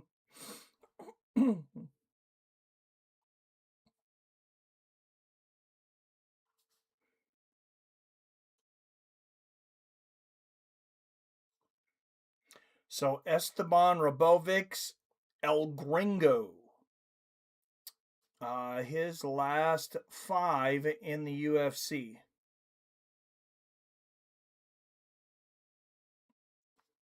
He is 4 for 5, including a 37-second knockout of Terrence McKinney. Well, no, Terrence McKinney comes out like an absolute wild man. He's going to finish or get finished, and Ribovics finished him. And then he had a split decision loss. He's 4-1 in his last 5. 2 fights ago, he had a split decision loss to Nasrat Haqparast.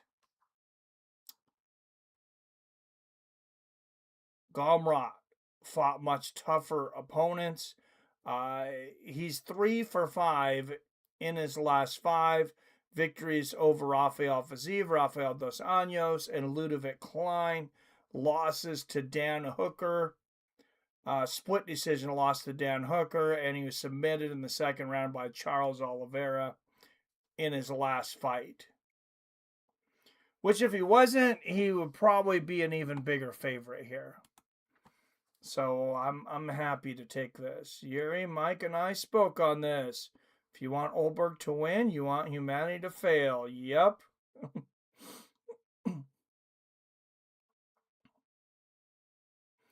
What's up, Billy? Phil? Just stopping by to say hi. Missed the early prelims, and I have money on KG, so I'm going to watch that. Also have money on Gomrot. Hope you guys are all making bread. I'll be back.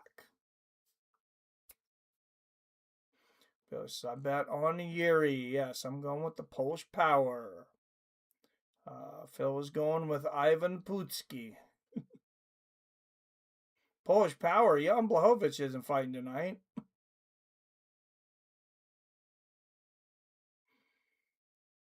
Yeah, I am really looking forward to that. Prohaska and Olberg, but we got a lot of good fights before that, too.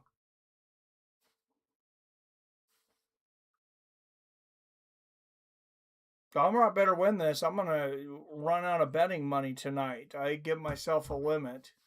Now, if I lose $100 in one day, I'm definitely done. So Olberg, 9-fight win streak, 6.58 significant strikes per minute. Second lowest time in bottom position in UFC light heavyweight history, 0.27. Well, Yuri's not going to try to take him down. Yuri's going to just throw crazy shit. crazy spinning shit, which is why we love Yuri. So it's why I love Yuri. He's probably my favorite. I'd say Yuri's probably my favorite active fighter now that Izzy's basically retired.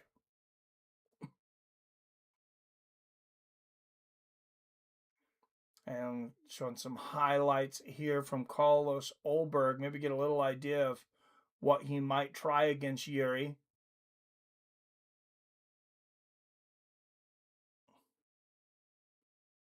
You know, me and Wyatt, we used to watch hours of tape to decide what we would bet on. Now I go to the casino and I do decent, you know, on MMA when I bet. Now I can bet anytime at my house, and I am betting, and I'm not doing near as much research. Phil says, "Where's Jason? The gang's not all here." Jason's out with his realtor looking at a house, so positive thoughts for that. Yeah, even odds. Look at that. Curtis Blades and Josh Hokett. I'm going to put a little money on Blades too. I had a little money on Reyes. I don't think I'm going to bet Cub Swanson and Nate Landwehr, though. That's a wild fight that could go anyway. Billy says, speaking of changing how you like fighters, I started hating Lyoto Machida, but ended up loving his fights.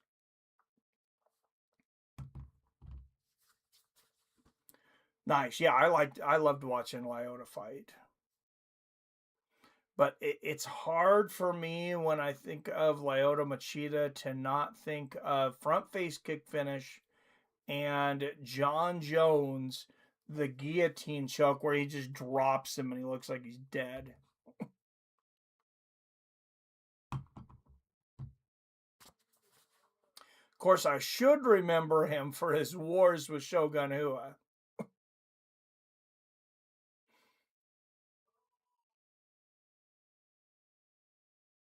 Yeah, that was quite the knockout of Terrence McKinney. But like I said, Terrence McKinney, he's a kill or be killed guy. Like, it's, you know, he's going to come at you 100 miles an hour. Last week in Seattle, he got a quick finish. But put him in against another good finisher, like, it's a coin flip.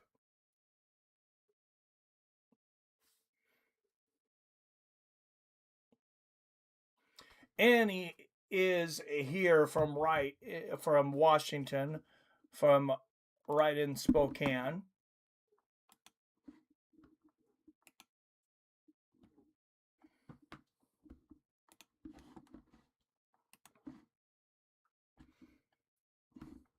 And as I mentioned earlier, longtime sponsors Robinhood, DraftKings. I want to give a shout out to another sponsor here, though, that I want you guys to support this. If you're in the Spokane area, if you decide to visit the Spokane area this summer, why can't I maximize this? What's going on here? Anyways, my F11. Oh, wrong keyboard. So this is my daughter's project. It's the first year. It's the Lilac City Vendor Fair. It's at the Spokane Mall. It's going to be outside. It's an outdoor vendor market running from May through August, 11 a.m., 4 p.m., every Friday, Saturday, and Sunday. And a little local artist. That is my daughter's brand there. So please, I don't know if any of you are going to end up in that area in Spokane, but that is her business. So if you end up there, I would appreciate if you supported it. Check it out. Lots of good food trucks, food, crafts. If you have kids there, she's got a whole play area and stuff. It's good time for the whole family.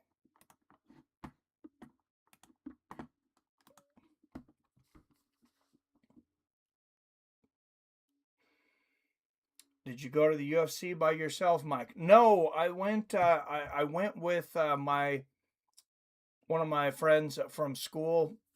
We've known each other since we were 4 years old,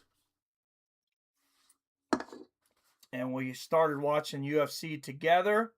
And I've been trying to get him on the podcast. He keeps saying he's going to come, but it's like, oh, the kids are there, the animals are there. Damn it, he needs to get on here.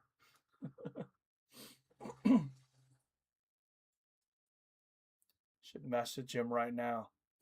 Great time to call into the podcast.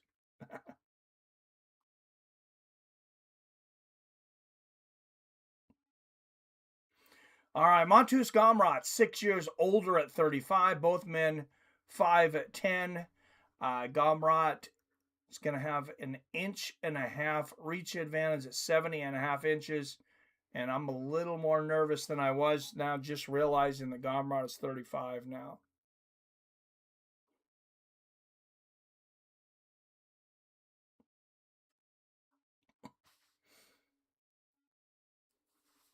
Yeah, it was a good time. Out of the blue corner, a plus 185 underdog out of Cordoba, Argentina. 15 wins against just 2 defeats. Esteban Robovics.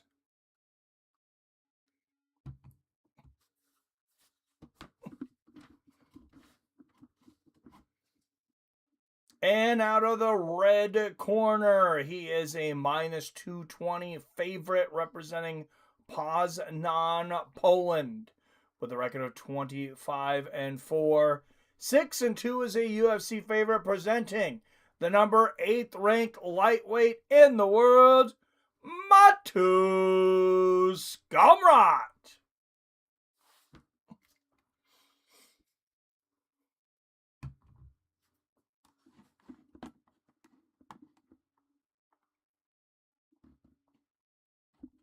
And our third man will be Kevin McDonald. All right, first 100% pull I think we've seen in quite some time. Makes me feel good about my bet, guys. All right, Montus Gamrot with 100% approval from the Fights of Friends crowd. Gamrot in the white trunks, Robovics in the blue. Robovics, remember, is a very fast starter. As I mentioned earlier, that 37-second knockout of Terrence McKinney. Gamrot's not going to be restless like McKinney was, though, or reckless. He might be restless. He won't be reckless.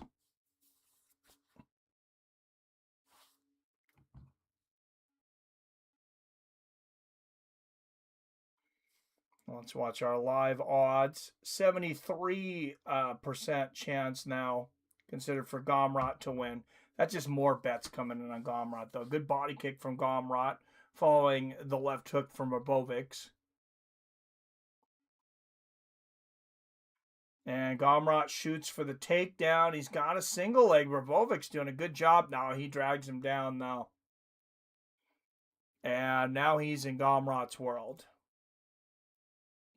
Gamrot has now taken down all 13 of his UFC opponents.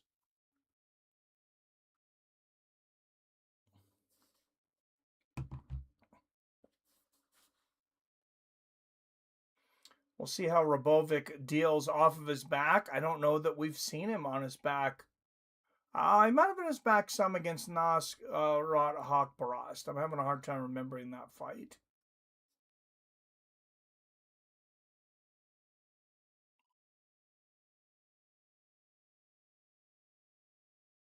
The older we get and the more fights I've watched, the harder it is to remember each fight right away. If I watched like 30 seconds of it or so, I'd probably remember it. Good left hook there from Gamrot, who's in side control with 255, 54, 53, 52, 51, 250 left here in the first. And Robovic's working on trying to get up, eats a right hook. I don't know what that was, whipping his left leg around there against Gamrot. Yeah, you're flexible and athletic. I don't think that was a good idea, though. And he eats a big right uppercut from underneath. Can't help but think about the right uppercut from underneath that Dan Henderson used to knock out Fedor Emelianenko back in the day. Every time I see that uppercut from underneath. And Robovics makes it to his feet. Gomrot still got the waist lock, though. Good left hook there from Gomrot. And Gomrot, basically same technique, pulls him down again. He needs to get that left leg around to get hooks in. But look at this. Gomrot's got Robovic's right leg tied up. I just got him tied up like a pretzel. This is going to make it hard for him to stand up.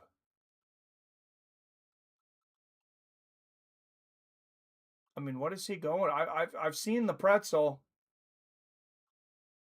I don't know what Gomrot's going for here.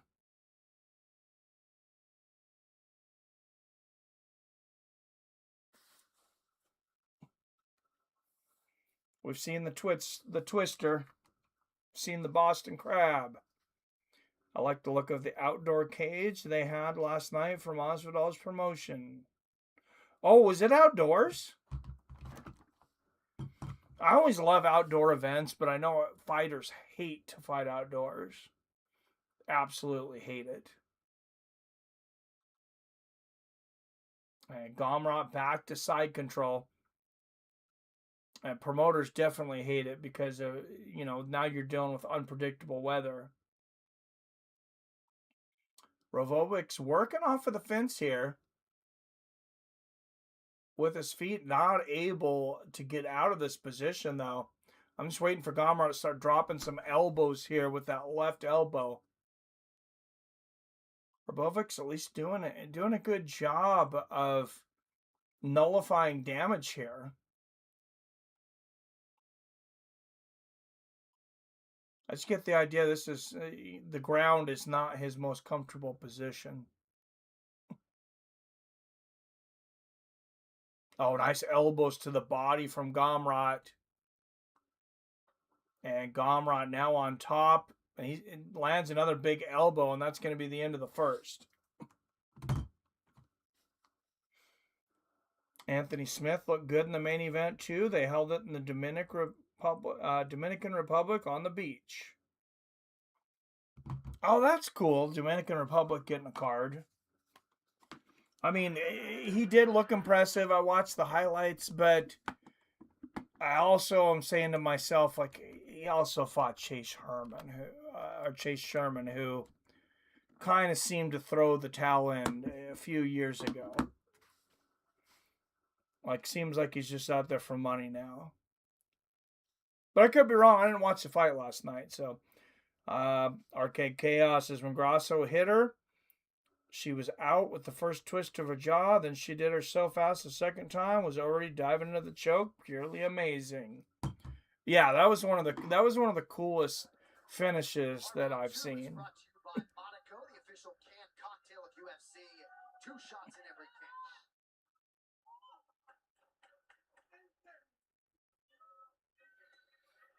And you notice all of the sudden, we're not seeing as many women fights, but we're seeing much more entertaining ones. That Suarez-Godinez fight earlier, that was fire. All right, round 2, 450, 251, 450 left in the second.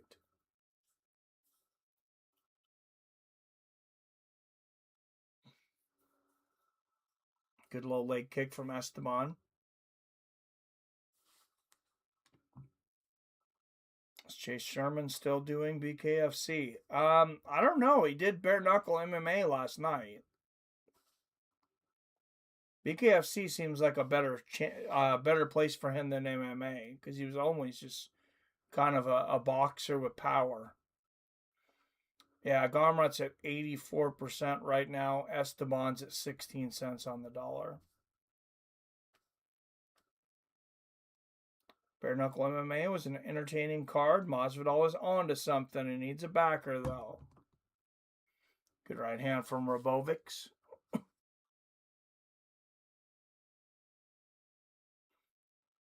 Oh, Gamrot shoots for the takedown. That was a great defense there from Robovics, though, and then lands a side kick to the knee.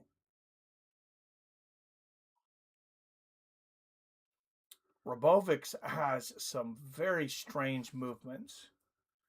Oh, Gamrot, that was a quick shoot, though, when he gets the takedown again. Robovics holding on to a guillotine. I don't think there's anything there, though. Yeah, and he lets go.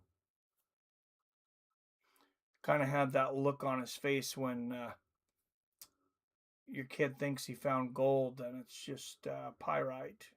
That fool's gold. You ever take your kids out for gold mining and they have all the pyrite, the fool's gold?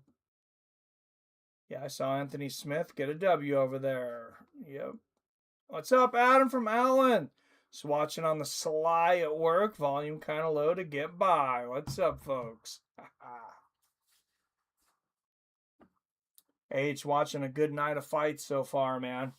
Hope you're having a good day at work.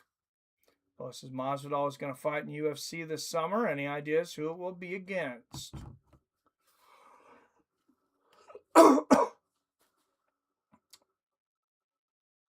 I hate to even mention his name, but if we're going to see him fight, if we're going to see the Irishman fight, Masvidal seems like a fun matchup. You know, he's been away for a while, too. Chandler might not be a bad fight. I know Chandler's coming off of a fairly bad loss to Paddy Pimblett, but Masvidal is older. I really don't see how that fight's boring. Had it on since Fury, but been busy. Yeah, Fury looked good for a year and a half off. 140, 39, 38, 37, 36, 135 left in the second. And Gamrot on top, just continuing to dominate. Wow, I might win 2 bets in a row here. Don't speak too soon.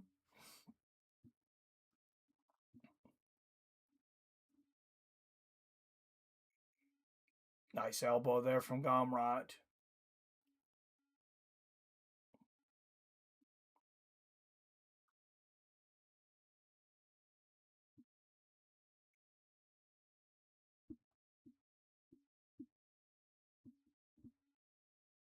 It's hard to tell. Is he working on a Darce choke there?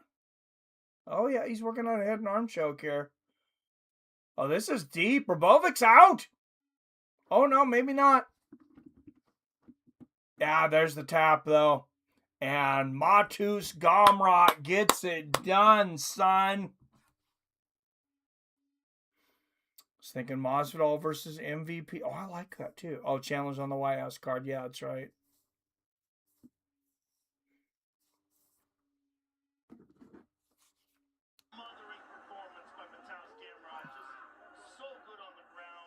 And Esteban Rovovics, I feel like he's going to be good. This was such a huge, quick step up for him.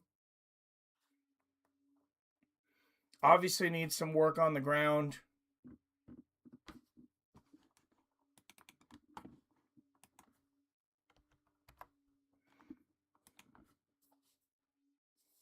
But the fact that they would put him up against Gamrot, speaks volumes.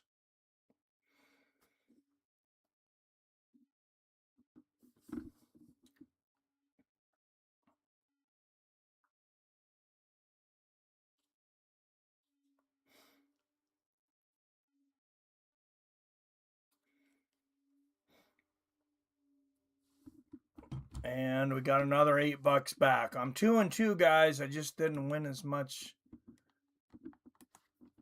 off my wins as I lost on my losses. So we're negative 24.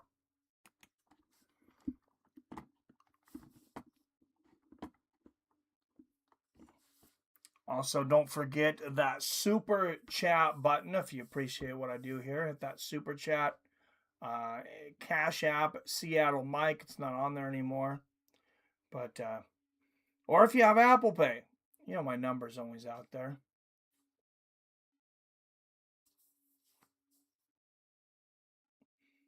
Feel like they threw Gamrot a bone on this one. This kid had nothing on him. Yeah, great stand-up guy, but yeah, not a guy who could really challenge him on the ground. From what I've heard, it kind of sounds like every once in a while they'll kind of throw a ranked fighter a bone if he asks for it. If he's like, hey, I would like a fight where, you know, the guy's not ranked above me. You know, I just want to get back on the winning track, get a little cash. Because he's going to get another 25 grand, remember, for the finish now, too. He gets his show, he gets his win, he gets another 25 grand for the finish. And he could get submission of the night, so there's another 50 grand. 4 minutes, 19 seconds of round number 2. Declaring the winner by submission due to an arm triangle, Pudzianowski. And the community gets on the board. 1 and 3 now. First win of the night. Good job, guys. I don't know who to pick on the Pitbull versus Pico fight. I like Pico just because he's younger, I think. But he can also be so reckless. Another fantastic performance from you, sir. Showing just a complete smothering style and showing why you are one of the absolute best 155-pounders in the world. Joe, hey everybody, Miami, what's up? I wanna say I took second time guys without ranking, and second time I show how's the difference with me and guys with the ranking. Hey, give me some motherfuckers in the top. If not, in my mind is Diego Lopez. I respect him. Do they tell everyone that they have to swear now? Like, bro, I am here, number 7. Is there an F-bomb bonus? Everybody, I wanna say thank you so much for American top. Diego Alves, Sabah, Komati, Pojemany, Boris Majkowski. We're 2 and 3. I thought we picked Swarton. No. 5-4 for Godinez. I was very surprised by that one. But yeah, no, more people pick Godinez.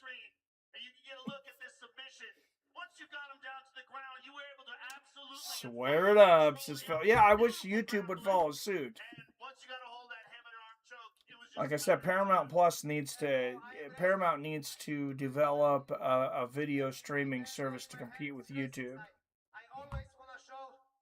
Easier said than done, though. I will come to the top, non-stop. Nobody can stop me.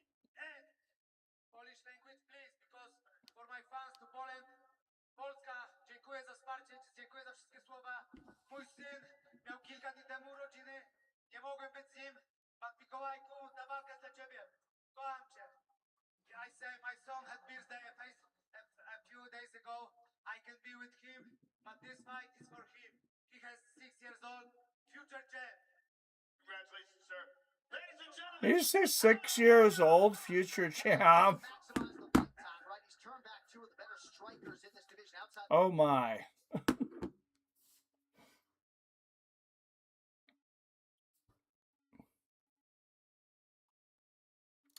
Not sure how I feel about it. How much are you trading your 6-year-old? I hope they're not getting hit in the head. And there is Dana White's most hated individual, Manel Kopp, Drew Dober, Rashad Evans in the crowd.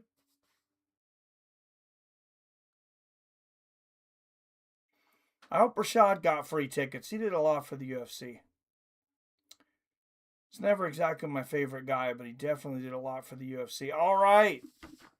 Next up, this one should be exciting. 2 guys that are always exciting. Kevin Holland and Randy Brown. See, I told you, this card is just back-to-back-to-back bangers. I know I'm repeating myself, but you know, when there was so many crap cards there for a while at the end of the ESPN era, it's nice to have some good cards.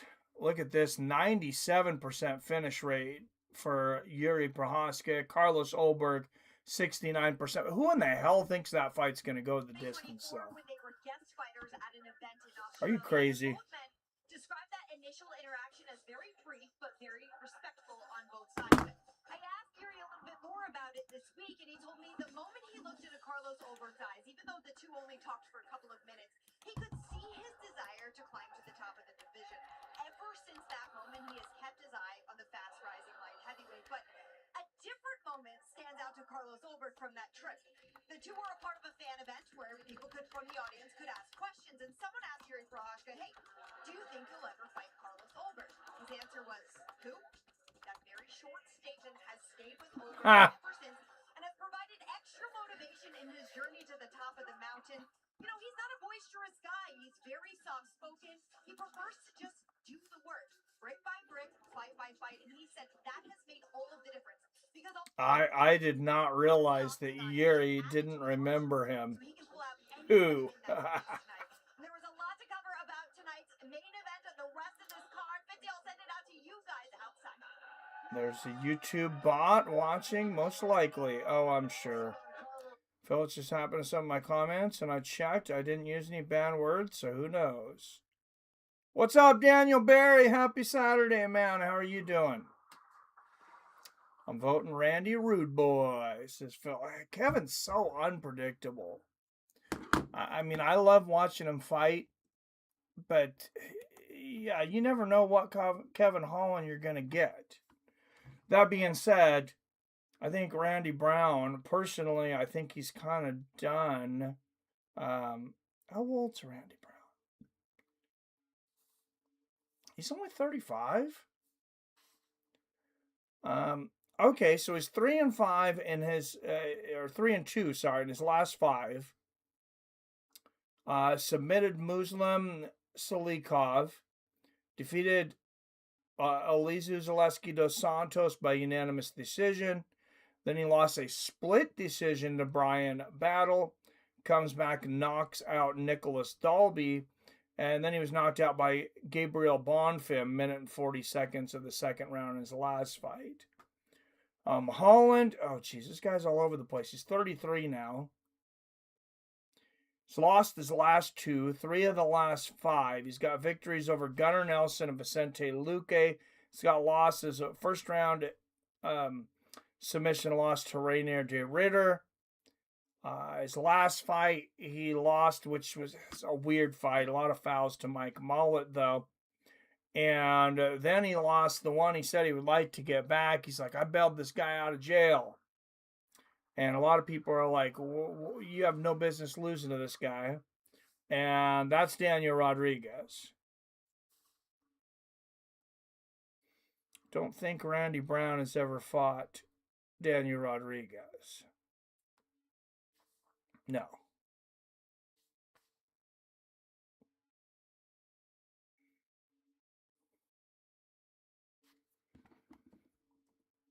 But yeah, who the hell knows how this fight's going to go? All right, everybody, please hit that like button if you haven't. Make sure you hit that share button. If you weren't in there earlier, or if you are, I'll mention it again. We are very low on watch hours lately. I took some time off, of course, went to the UFC event, skipped some events, had some stuff busy with work and so on.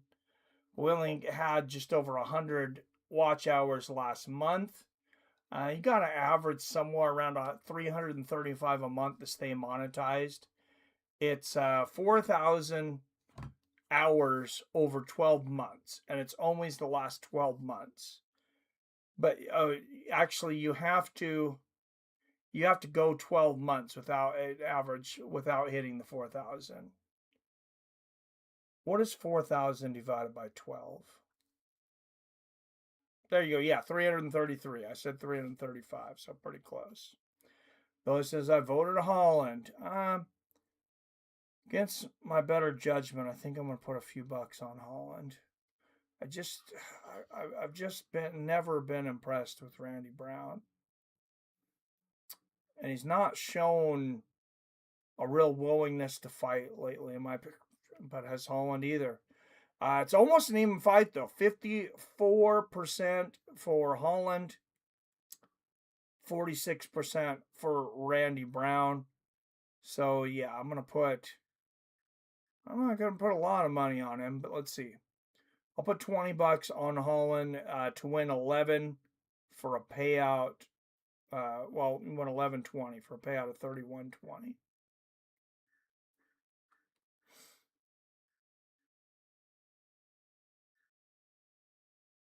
But I will be watching the live odds on this one.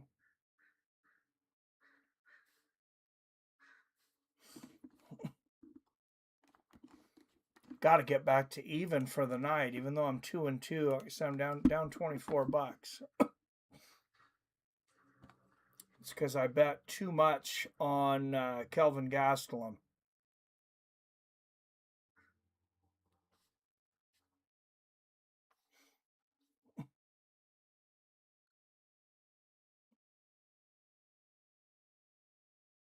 I don't remember how much I bet. I'll look that up.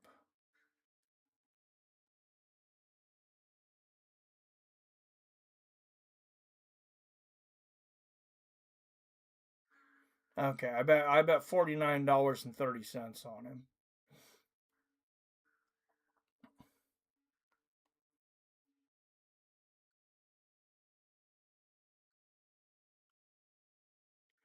I really thought he was going to win, though.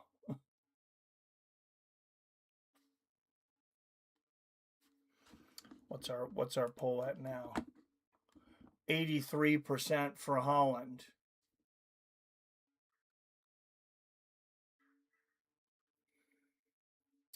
All right, guys. Any state in the United States you can trade and bet on Robinhood. Most major cryptos are available on here. Actually, probably all major cryptos and a lot of the more obscure coins.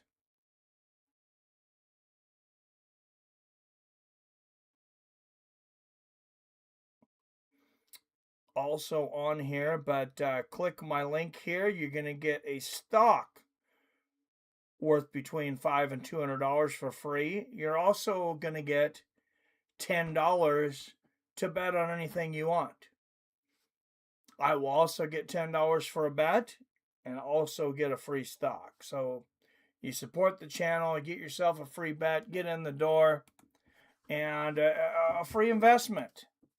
Something, a little something to start putting away towards a rainy day, your retirement, a vacation trip, whatever it is. The stock market has been very friendly to me this year. Actually, a lot more friendly than the prediction markets have been.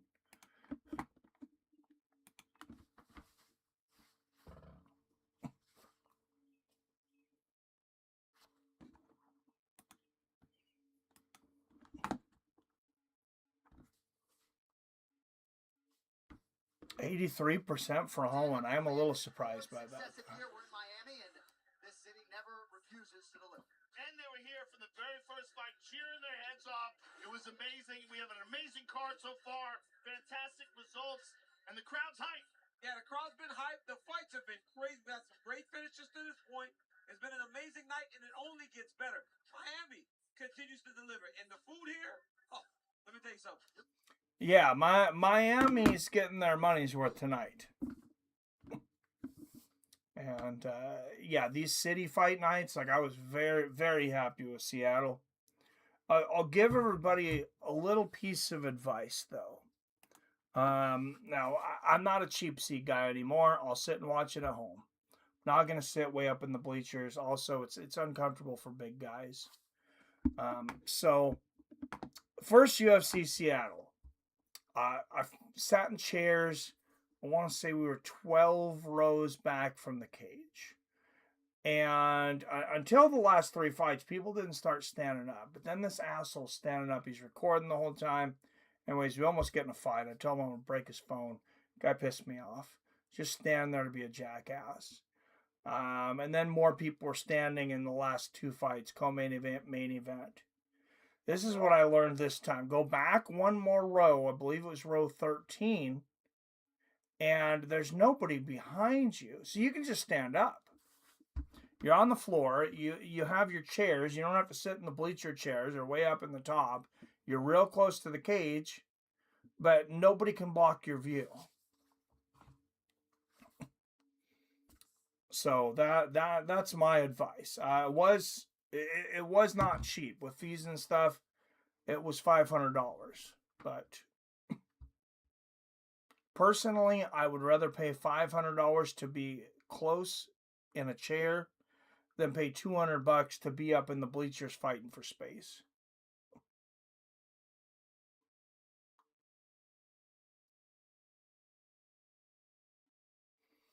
I wonder how many Paramount subscribers, how much the subscribers have increased since the UFC came in. It's got to be a lot.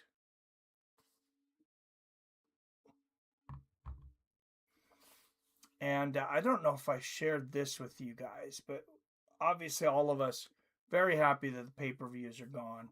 We're getting the free fights on Paramount. So numbers came out for some of these events.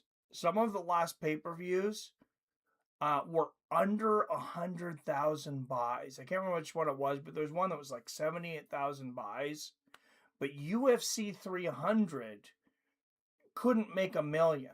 Couldn't get 1 million buys. All the hype they had, 650,000 buys. So I think that was the deal breaker.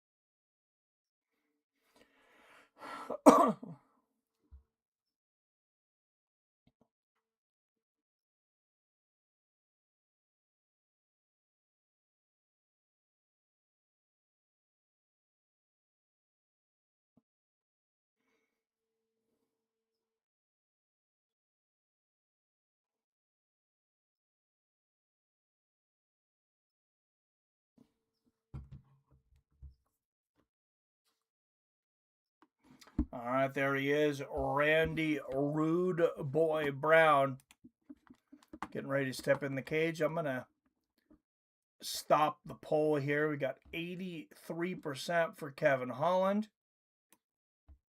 I don't think it's going to swing back Brown's way.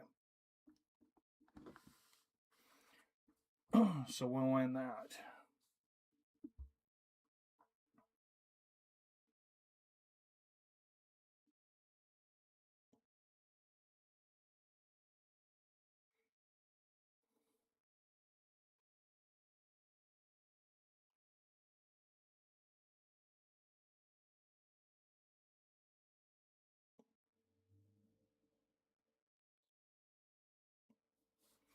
Randy Brown tied for 8th most finishes in welterweight history with 7. 4 first-round finishes, 8 wins by knockout, 5 by submission. Oh, God, Randy, please don't take my money.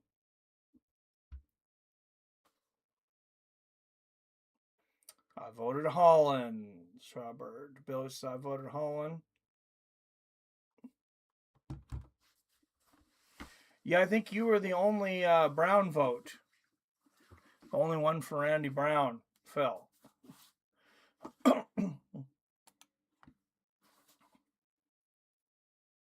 All right, here comes that fucking weirdo Kevin Holland. He said he wants a rematch with Daniel Rodriguez, so I'm hoping he comes in here motivated. I'm hoping he's at his best. But you want to talk about a guy who is an absolute head case, 90% mental for this guy, Kevin Holland.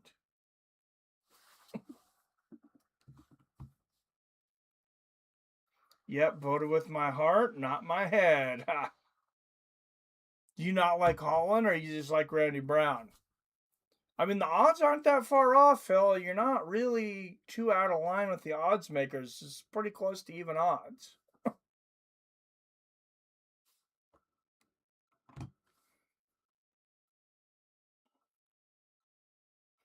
All right, Kevin Holland tied for most wins in a calendar year in UFC history with 5 in 2020.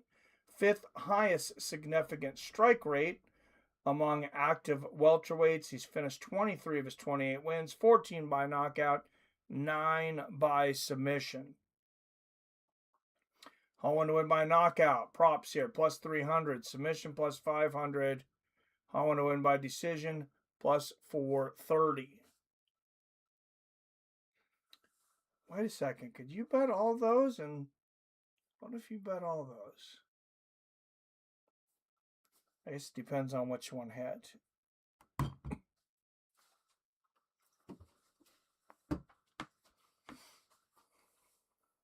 You're probably better off on the money line, I guess.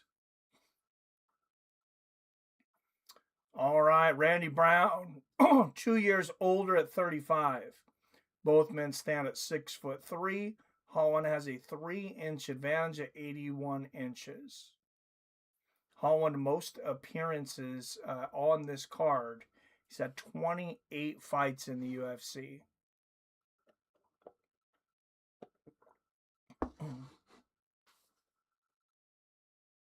And Buffer with a little bit, is that a little bit of Scarface flavor in that suit? When he was in Seattle, he had the green suit. Well, you guys probably seen, but yeah, I thought it was pretty cool to have the emerald suit for the Emerald City. KG lost, broke even by 75 cents on the night, thanks to Gumrod. Oh, well, good. Hey, to go 1 for 2 and break even, that's not bad at all. Out of the blue corner, plus 1 underdog. Out of Queens, New York, 20 wins against 7 losses. Randy Rude Boy Brown.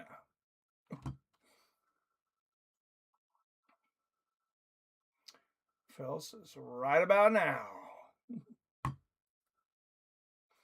And out of the red corner, a minus 120 favorite of Fort Worth, Texas. 28 wins against 15 losses. The man who won 5 fights in 1 calendar year, Kevin, the Trailblazer Holland.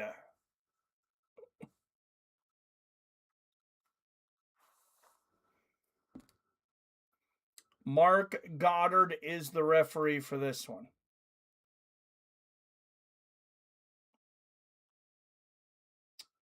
What are your bets for the night, guys?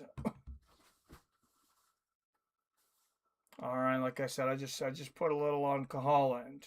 Mike, you got a few, don't you? Yeah, you can see on the bottom, I'm 2 for 2, but I bet too much on Kelvin, so I'm down 24 bucks. I got a little money on Holland for this one.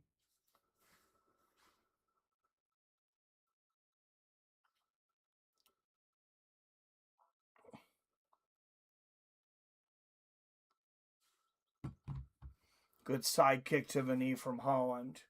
I think we both did pretty good, Wyatt. Good low leg kick there for Holland.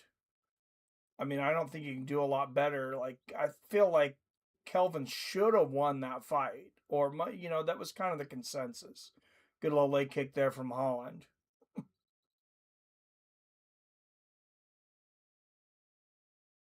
I don't know why Holland just seems so much lengthier than everybody. Even Randy Brown is very lengthy. All right, height guy. Wyatt, are these guys the same height? Says they're both 6'3". They might be. I thought Kevin was taller coming into this. Now that I look at him, they might be the same. It's hard because they're not standing like right next to each other. Oh, Randy Brown trips him up with that leg kick.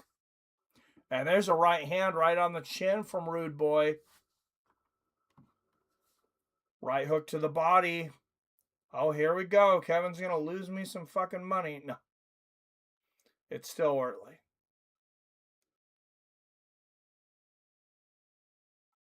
Kevin's down to 43% here. Good inside leg kick from Rude Boy. Holland answers with an outside leg kick. Oh, no, Holland's 59. Excuse me, Rude Boy was 43. I got to be careful on Robin Hood. When you click it, it's real easy to be on the wrong fighter. A couple weeks ago, I accidentally bet the wrong fighter on a fight. Oh, big right hand from Rude Boy.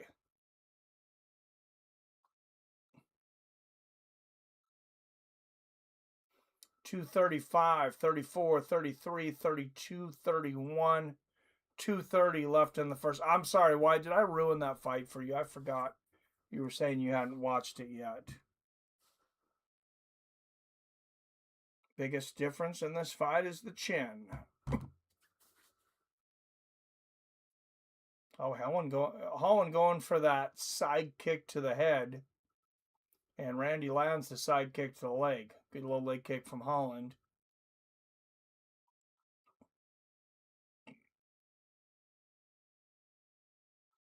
You don't think Randy's got a chin? I'm trying to think of him getting knocked out.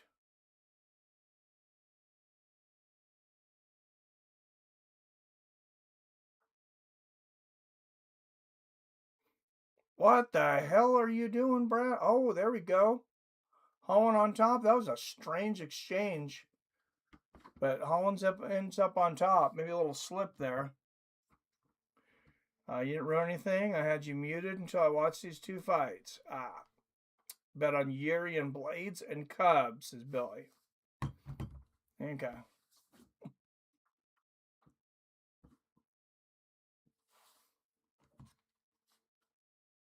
Yeah, I'm gonna bet on Garry and Blades. I think I have to. Randy has 0 chin. Okay. Yeah, I think I gotta stay away from the Cub Landwehr. I was thinking Landwehr, but then when I looked at him, I thought he was younger than he is. He's 37. I know Cub's 42. That should be a really fun fight.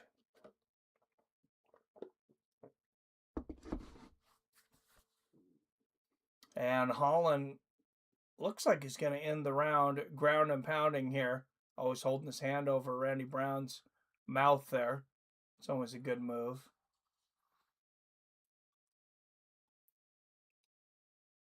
Little short power bomb there from Holland, and Randy landed some shots from the bottom. Oh yeah, Randy Brown's the only guy that's been knocked out with a hammer fist from the bottom. Nico Price and Boise. I was at that one. Curious about the Blades fight, simply due to the crazy acting of Josh all week. And Blades has the lowest fight IQ in MMA history. Makes all fights wild. Yeah, I'm looking forward to that fight too. I'm going to put some on Blades, but I'm not going to go crazy. Oh, that's an illegal up kick. Was it? Did Holland have a knee down? Maybe it wasn't. I'll have to watch that again.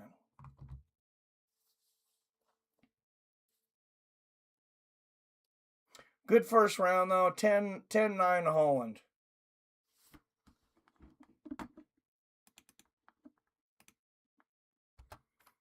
We'll go back to scoring the rounds.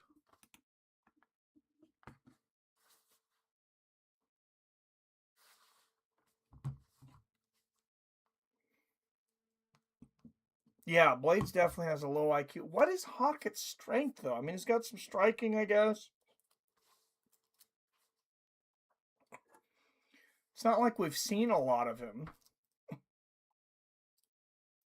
I just feel like Blades should dominate everywhere.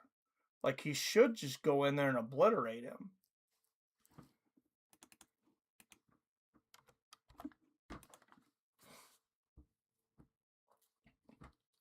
All right, round 2.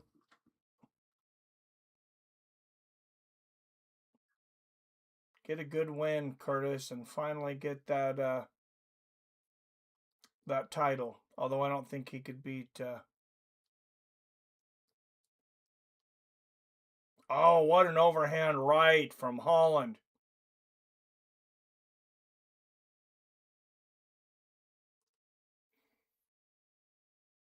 Good left hand there from Brown. Inside leg kick from Holland. Yeah, I think Holland, he's thinking about that glass chin as well, Wyatt. He's throwing some bombs here. Good body kick from Kevin. And like I said earlier, I like that it seems like Holland has some motivation, at least because he wants to get that D-Rod fight back. Good left hand from Brown. Good straight right there from Randy Brown.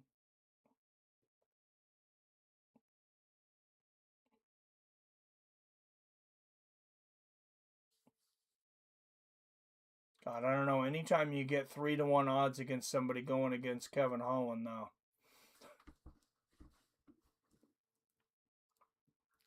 Good low leg kicks there. There's a nice left hand from Kevin. And, oh, he missed that one bad. And Brown did not capitalize. Not whatsoever. Oh, there's a big overhand right from Brown. Kevin continuing to chop the legs of Randy. Oh, and ducks under that overhand right. Brown was going for the fences on that one. And Brown shoots for the takedown. Holland.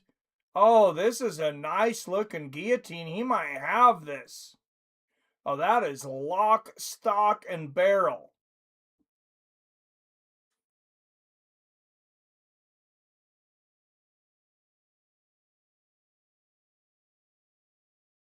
I mean, he's got that really wrapped up tight. It's hard to tell where his hands are, even on his neck, though. But he's really got Randy wrapped up.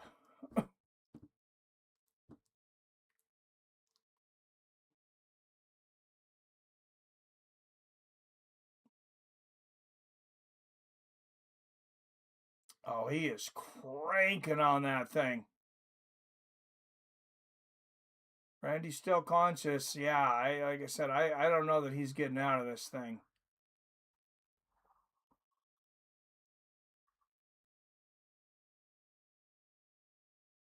He's still not tapped. Damn, he's about out, though. Kevin Holland's he's gonna burn his arms out. He might actually give this up. Oh, Randy, good reversal there, grabbing the arm there. And they exchange knees, and they're back up. There's a big right hand from Brown, but Holland lands a spinning elbow. And here we go. Kevin Holland's having fun. Watch out.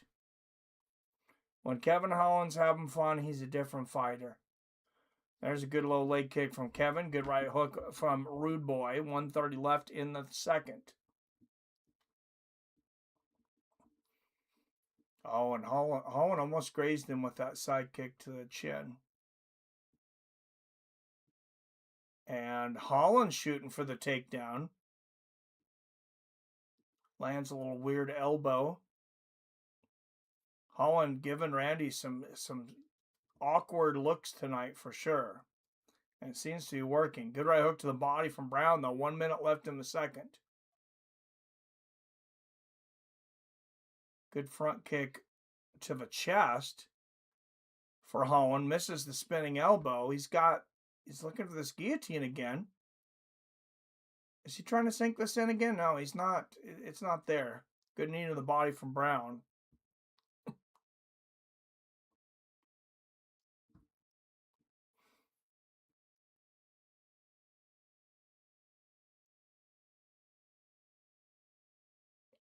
Holland's got a little judo too. He's got his hips right there.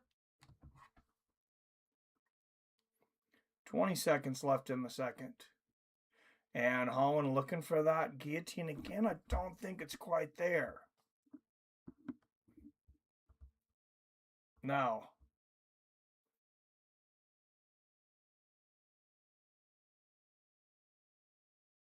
And shoe shine there from Randy Brown at the end. I don't know what the little slaps were. But, man, I hope Yuri wins for your sake, Billy, but more so for the bettering of humanity, right? Josh also appears so small for heavyweight.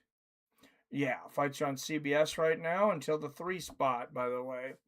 Yeah, that's a weird one. Like, they're going to show 2 fights on CBS of the main card. I guess then they try to draw you in to subscribe to Paramount.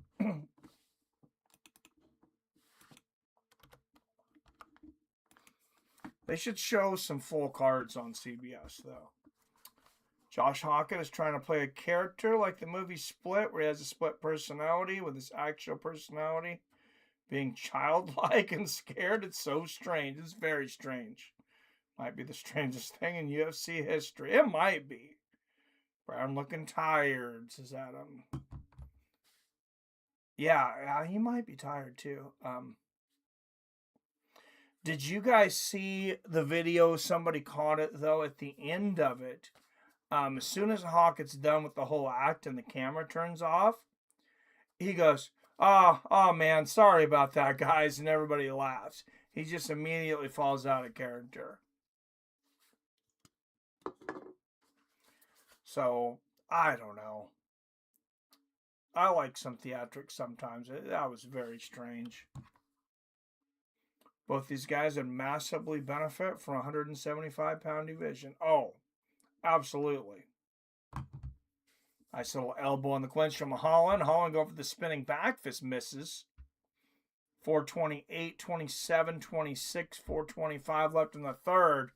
Oh, Holland teeing off on Brown there, jabbing the right hook, and Brown standing strong.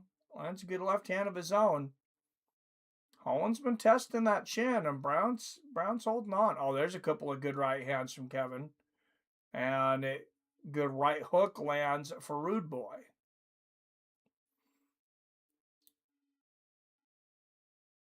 Four minutes, 3:58, 57, 56, 55 left in this fight. Oh, nice left hook there from Brown. He set it up with like a little floating jab. He missed. And then he timed Holland perfectly. Like, I don't think he had any intention of landing that jab, but he was watching to see what Holland did that whole time.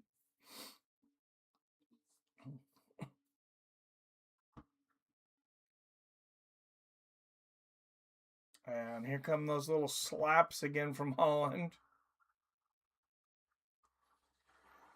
Good drug dealer always gives a little as far as fights on free TV, right? Holland having fun. Yeah, it's always good to see Kevin having fun. Generally good for if you're betting on Kevin Holland. Good knee to the body for Brown.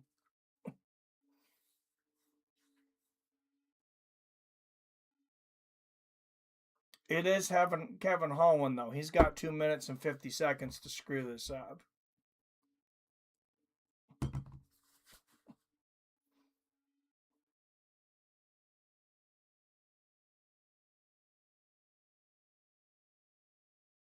All right, Kevin getting the double underhooks now.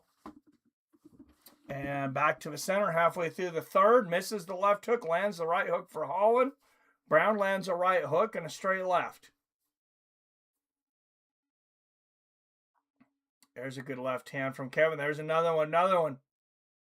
And there's the right hook. All right, Kevin's starting to set him up with the jab now. There's the little leg kick from Kevin. Oh, front kick, but Brown catches it, pushes Holland into the corner, lands a good knee to the body. That could have went sideways for Kevin.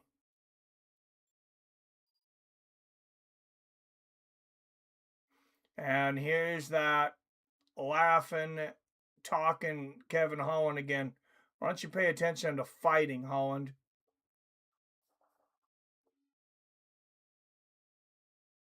Oh, there's a good elbow. Remember, we can do 12-6 elbows now, and that's a pretty dangerous position for Brown to be in, eating 12-6 elbows. Well, it was.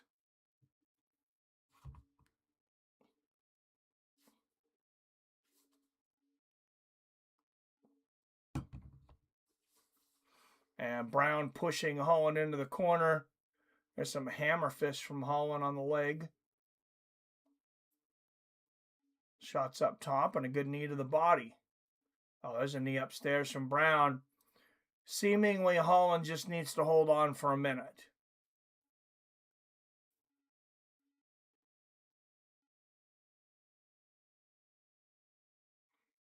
And there's more of those slaps from Kevin. Good knee to the body. Randy answers. 40 seconds left in the third.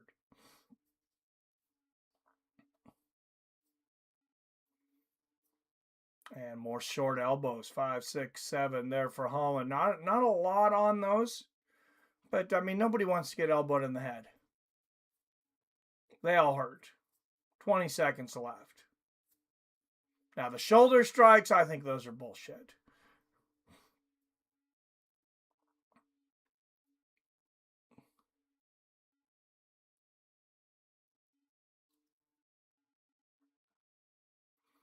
We've all seen or been in a schoolyard fight. You ever see anybody mess somebody up with a shoulder strike?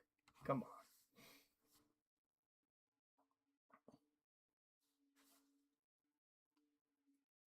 All right. I think we're 30-27, Kevin Holland.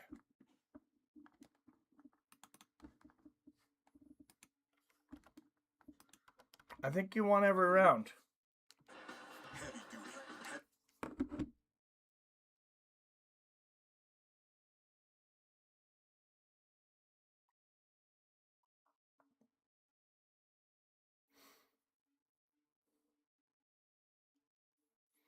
Get me back to even, Kevin. Get me $1 ahead if I win here. Win $25. Book Crime Stars and Marshals, a new era of Yellowstone. New episode tomorrow on CBS. Check your local listings. All right, so Kevin Holland and Randy Brown.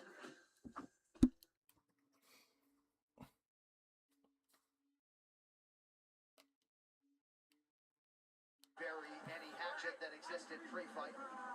The Jamaican-American Randy Brown, the native Texan Kevin Holland. All right, the official decision is in. It resides with Bruce Buffer. Ladies and gentlemen, after 3 rounds, we go to the judges' scorecards for decision. All 3 judges score this contest 30-27 for the winner by unanimous decision, Kevin Trailblazer. Randy was hoping for a robbery there, raising his hand, but no. Ladies and gentlemen, I'm here with the winner, Kevin Holland. Kevin, the people love you. That was a lot of fun. Were you surprised that he was able to withstand that choke in the second round? Heck yeah. I mean, I don't know if I'm doing something wrong or I don't know if these guys are doing something right, but I got to go back and work on some things. I was for sure trying to stay right behind Luke, but props to Luke. He got it done tonight and I did it. You look like you were having a great time in there tonight, as always. Yeah. 6 months off at home, doing nothing but hanging out with the kids and riding horses. I needed a freaking fist fight. And thanks to Randy Brown, he cut both eyes and he put me in a fist fight. Kevin.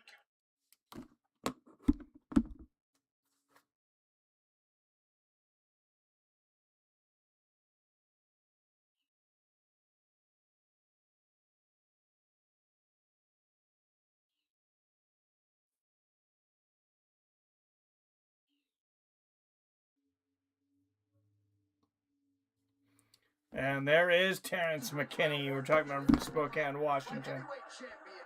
Jamal Hill in the crowd. Joe Pfeiffer coming off that big win against Izzy.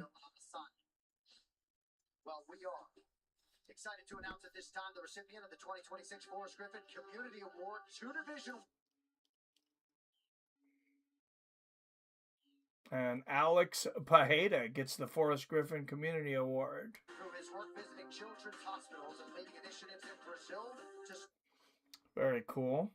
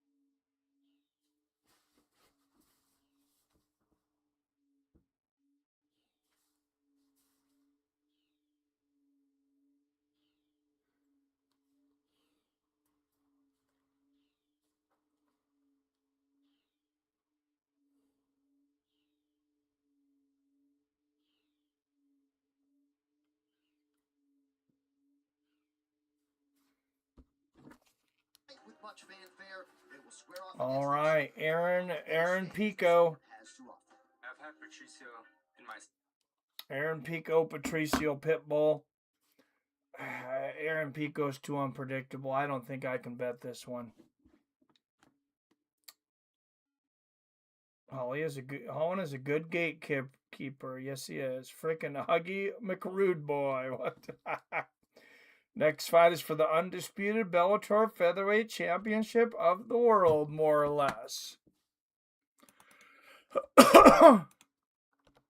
Yep. Hey, and we're 2-3 on the fight picks.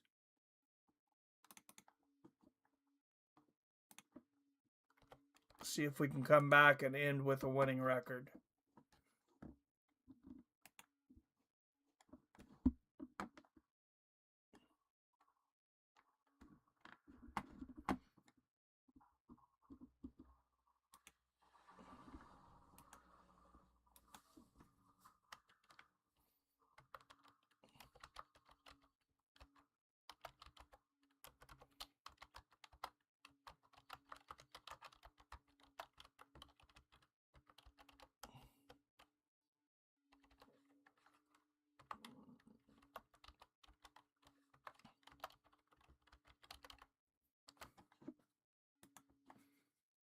Don't believe these guys ever fought in Bellator. He has more experience than I do. He's a counterpuncher. I'm a guy that's known. UFC 6 comes out this year. Oh, man. It just seemed to get worse every time one comes out, though. In a couple months, I think the beta at least. Oh, you know what, though? I haven't played 5 because I don't have a PS5. So I guess the last one I played was 4. Which, there's some things I like about it. I like the arena things. There's a few new different rules and stuff, but the one-on-one MMA game was worse than 3. 3 was worse than 2.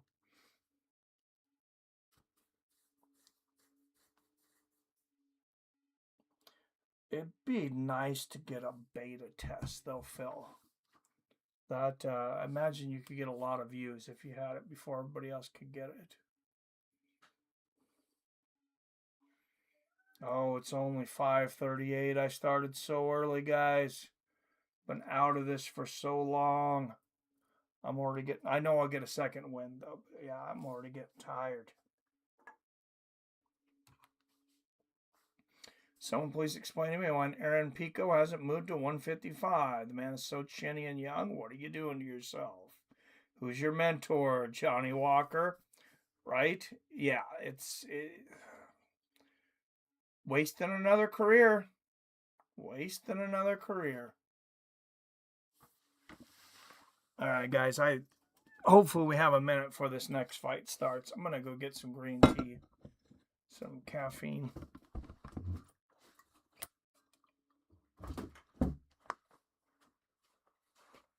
I'm tempted to bet on Pico.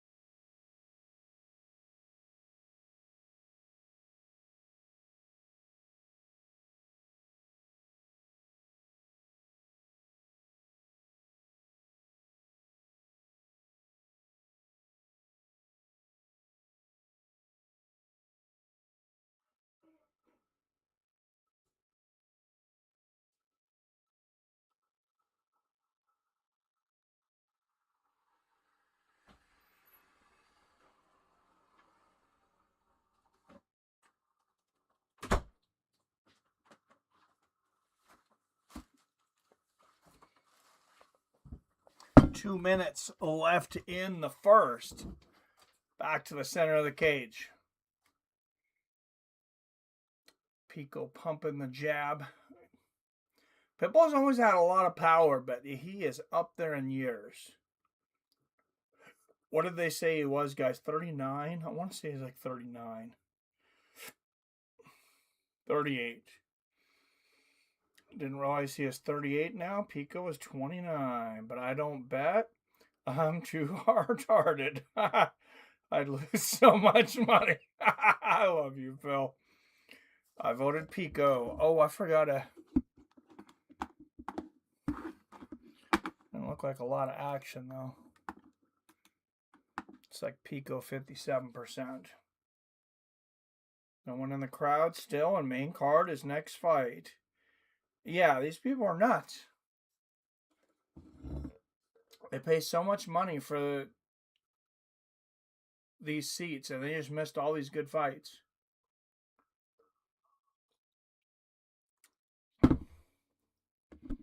If I wasn't such a big fan, sometimes I would hope for the last fights to be the worst. Good right hand there for Pitbull. There's another right hand. Pico tripping around. Oh, back up. 32, 31, 30. What do we got? What do we got on the odds here, guys?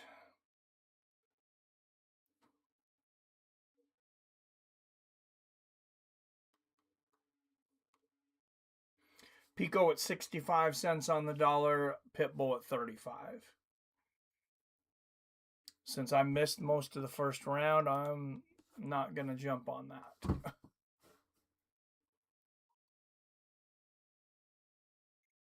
Did Pico win the first round, though?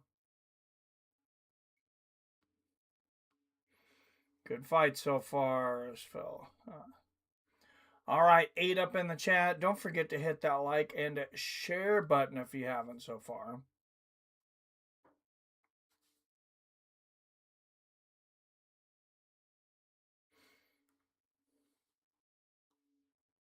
Well, let's go into the corner of Pitbull. You don't find it's the strike. You just go for the calf kick. And also, Just go for the calf kick. Ah, he's got good calf kicks for sure. here's the way to go. You start with the calf, then you move up. There's a beautiful jab by Pitbull. You know what would have been a great fight that we were robbed of, guys? It's Patricio Pitbull and Jose Aldo. That would have been a fun fight. And Pitbull fought at 145 in Bellator.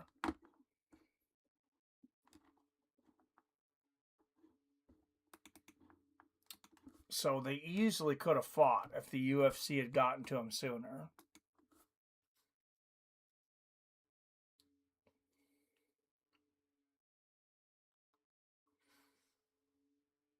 Oh, good low leg kick there from Pitbull. There's those calf kicks. His corner told him to throw. Pico tries one of his own. Oh, great left hook and a right hand from Pico, and there's a left behind it. Pitbull ducks under that 1-2, lands a knee to the body. Oh, was this featherweight? I don't know why I was thinking lightweight. Okay, so he's still fighting at 145. Oh, Wyatt, I thought you were saying he should move up to 170. Maybe he should move up to 170. Explain to me why Aaron Pico hasn't moved to 150. Oh, hasn't moved to 155. I was wrong. Yeah, I have no idea why. He's way too small for featherweight.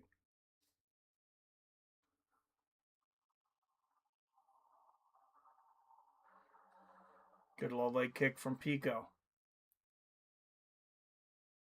Oh, nice triple left hook and the right uppercut. Pitbull's got a hell of a chin, but he's getting old. There's a good left hook from Pitbull. Good inside leg kick there from Pitbull. But when is Pico going to lose concentration and do something stupid? That's the reason I haven't bet him yet. Gets the takedown. Pitbull pops right back up. I mean, Pitbull's always had great takedown defense, and he's always been really good at getting up if he does get taken down.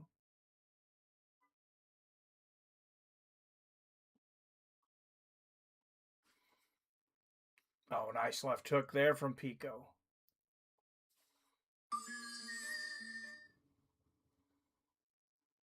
Oh, right hand, left hook from Aaron Pico. I mean, he's doing all the right things right now.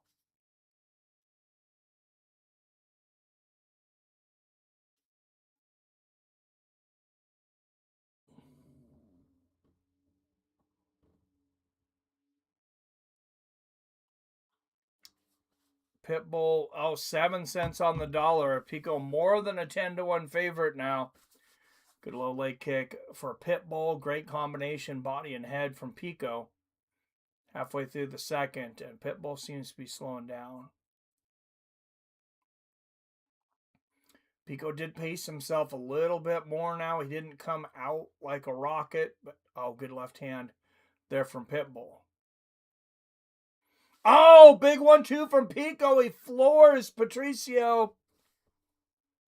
That is not easy to hurt Pitbull. This is not an easy guy to finish, though. He should be careful coming in. Oh, good left hook to the body from Pico. Double jab in the right hand behind it. Aaron Pico hitting on all cylinders right now. 1-2 in the left hook. Lands the jab, shoots for the takedown. Yeah, Pitbull's takedown defense is just legendary. Good knee to the body and a 1-2 from Pitbull. This is not a guy that's going to get in a hurry in a fight. He only sets about the same pace, and at the end of the fight, it generally ends up being the right pace. He usually comes out in the winner's circle, and many of those times with the finish. Mike still says, wow, yeah, Pico just obliterating Pitbull in striking accuracy right now. Good left hand from Aaron, 38 seconds left in the second.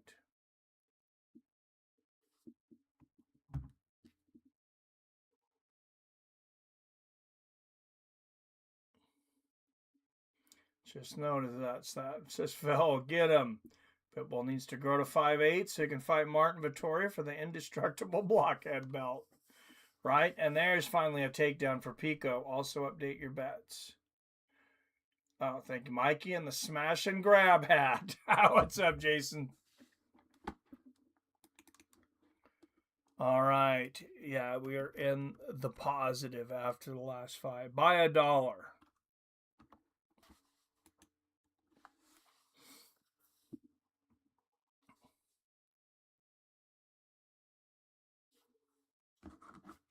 Corner for Pico. They just need to tell him, do not burn yourself out. Don't do anything stupid. Right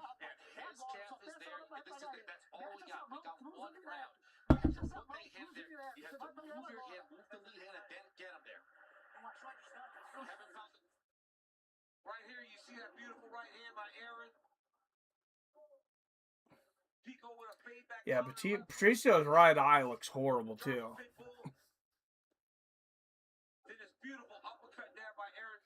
All right, 13 up in the chat. Don't forget to hit that like and share button. As I was talking, watch time minutes are way, way down. So if you do leave the room, if you could keep it playing, I'd greatly appreciate it.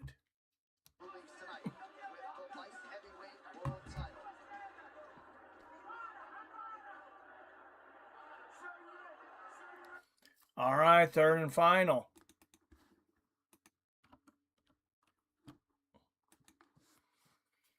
Can Aaron Pico blow it?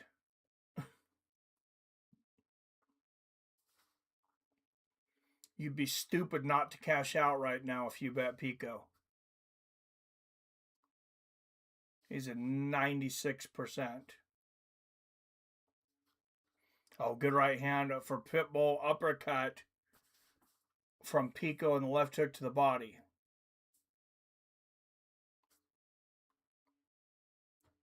Yeah, you could, with the fee, you could take 94% of your money right now and not risk anything more. Good left hook to the body from Pico and the push kick.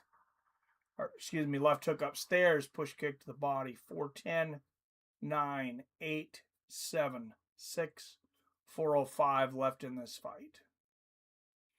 And Pico drops levels again. Pitbull doing a good job of avoiding the takedown. Lands a good knee to the body.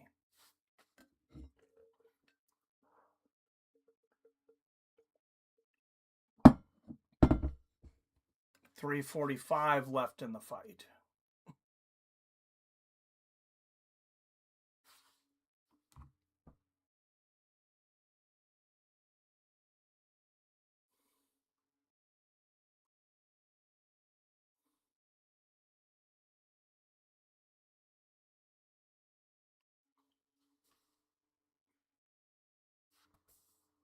Good jabs here from Pico from the outside.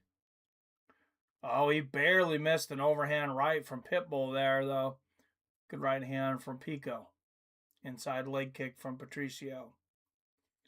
And there's the left hook from the outside. Push kick to the body from Aaron. Oh, what a left hook from Pico. Yeah, Pitbull's, yeah. Don't get much harder heads than him.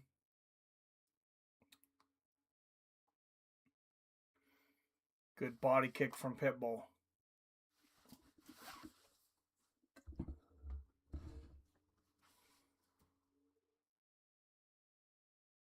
Oh, and they're going to be right on. This fight's going to end right at 6 when the main card starts. Good knee to the body from Pitbull halfway through the third. Actually going to be slightly over by the time we get an interview if we do. Another good knee to the body from Pitbull.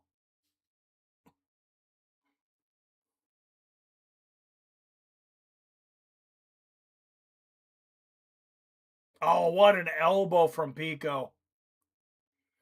And another right hand. There's the right hook from Pitbull. Yeah, there is something not right with Patricio Pitbull's head and his jaw. Because it's like this man cannot be knocked out.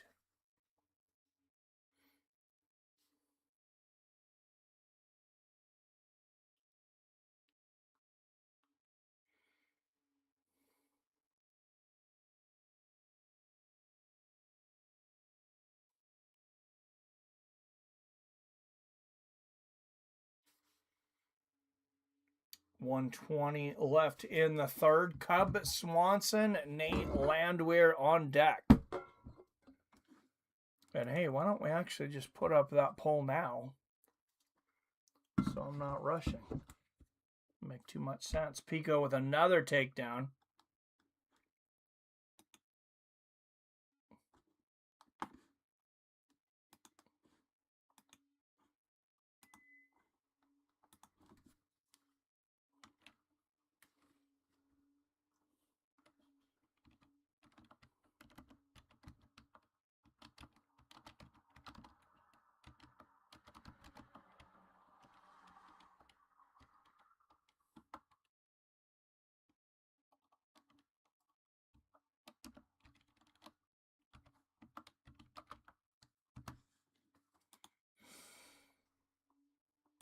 .20 seconds left in the fight. Pico's looking safe. Yeah, he's not taking any chances here.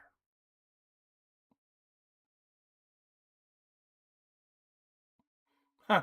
Pitbull says we're going to fight, and Pico points like this, and he gets money. Yeah, you could have shot for a takedown or did something. But he's like, yeah, I'm not dumb. I'm not giving up my money.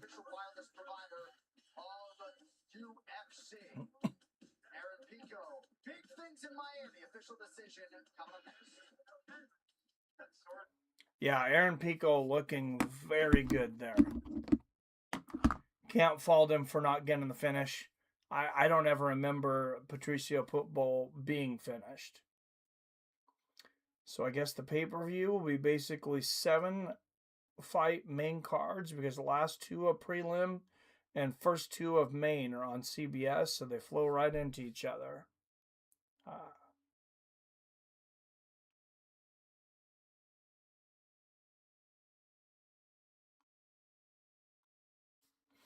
Yeah, there's only 5 fights left, though. I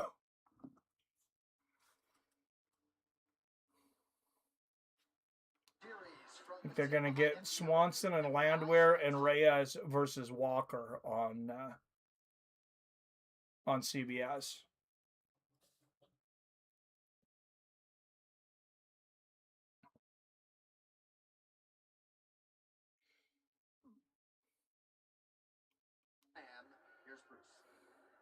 Ladies and gentlemen, after 3 rounds, we go to the judges' scorecards for a decision. The judges score the contest 30-27, 30-27, and 29-28 for the winner by unanimous decision, Aaron Pico. What a moment for Aaron Pico. 14th career MMA win, but none bigger than this one. His first in the UFC. Great way to distance himself from the result against Lerone Murphy back at UFC 319 in Chicago last summer. A lot of mutual respect, of course, between combatants Aaron Pico and Patricio Pitbull. But given all the pressure on Aaron Pico. All right, Blades is now officially an underdog. 48, so I had to pick him up at that. I put $25 on Blades at even money.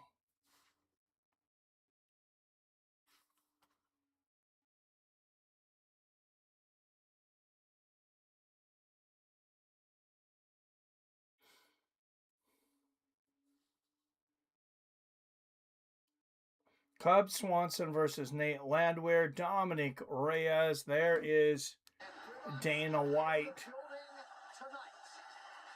The 45th and now 47th President of the United States of America, Donald J. Trump.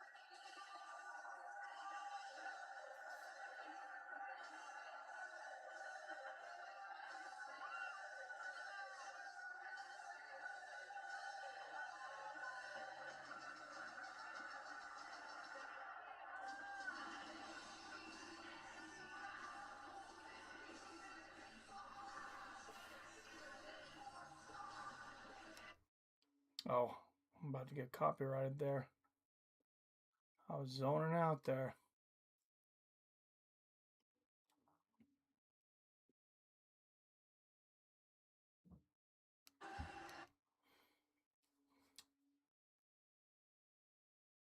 All right, let's get to the fights.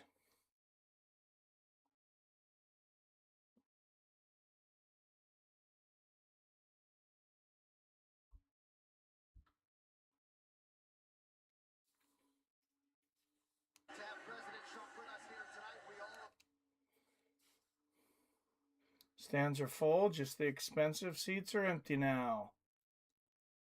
Maybe they didn't sell, that'd be funny. Pitbull should retire. Yes, Blades is a dog. Wow.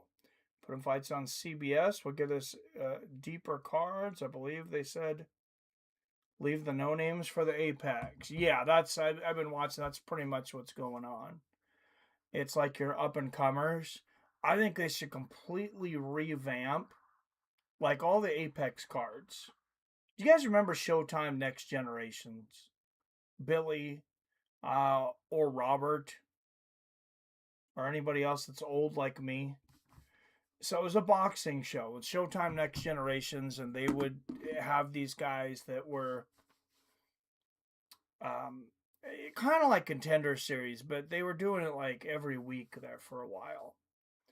And what they would do is they would really take you behind the scenes, tell really interesting stories about the fighters, get behind any beef or any history the fighters may have had with each other, any history their camps or trainers have had with each other.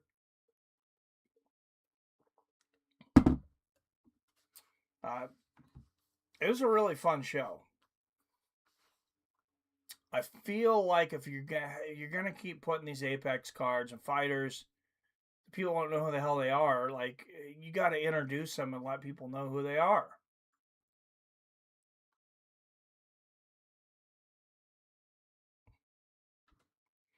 Phil says, America, yes.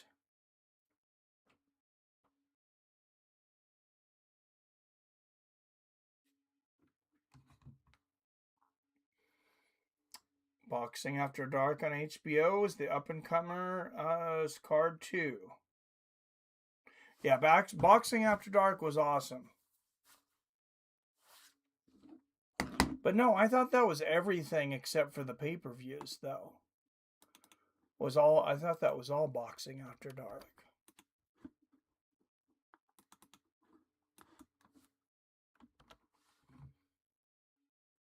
I didn't mind pay-per-views back then because we didn't have the internet, so we wouldn't know who won.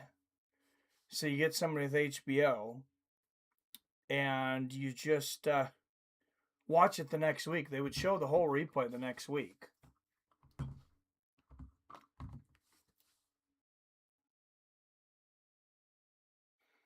So if you didn't know who won, it was great.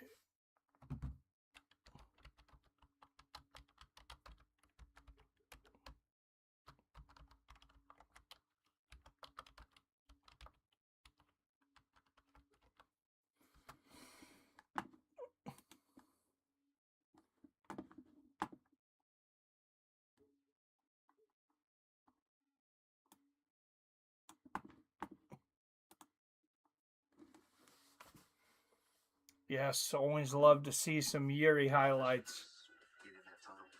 He's just another guy that's Always a good thing.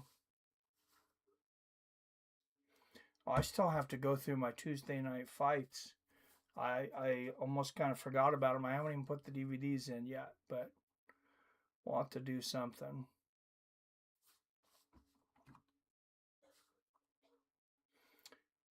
No HBO boxing was anything but the pay-per-view. After Dark was the young up-and-comers and real lightweight classes.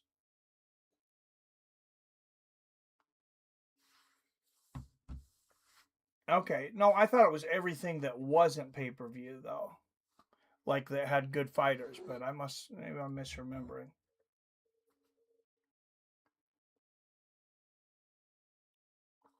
But anytime you had the best fighters, or a lot of times you had the best fighters back then, it was pay-per-view.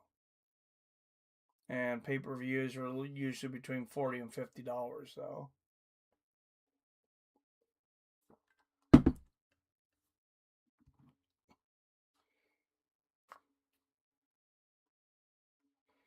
We didn't have as many things to entertain us back then. So it's probably part of the reasons it had higher viewership. Of course, you couldn't pirate pay-per-views.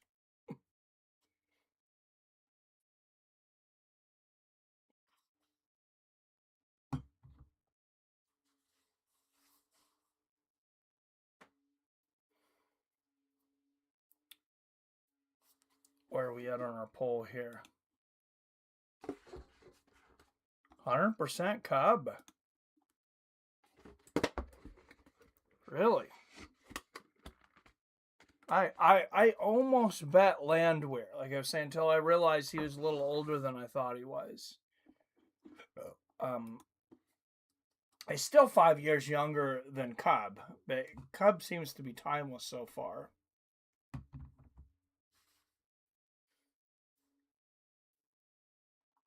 .42 is old, especially for lighter fighters, though.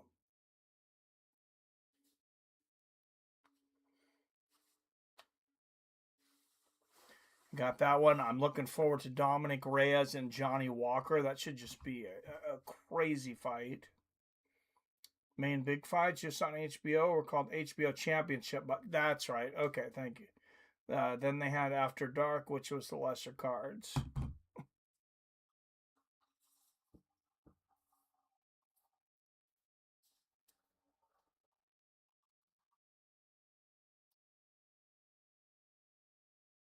Man, you had some good fights back then, though. I remember Manny Pacquiao, like the first time I seen him fight, and he was against Marco Antonio Barrera. Nobody really knew who Pacquiao was. I mean, maybe there's some hardcores, but I didn't really know who he was. But I was a huge fan of Marco Antonio Barrera. Pacquiao comes out, knocks him down 3 times in the first round. And then Barrera comes back and wins enough rounds to make it a draw. And I remember going back and watching the rounds, like, he did win enough rounds to make it a draw. Crazy fight.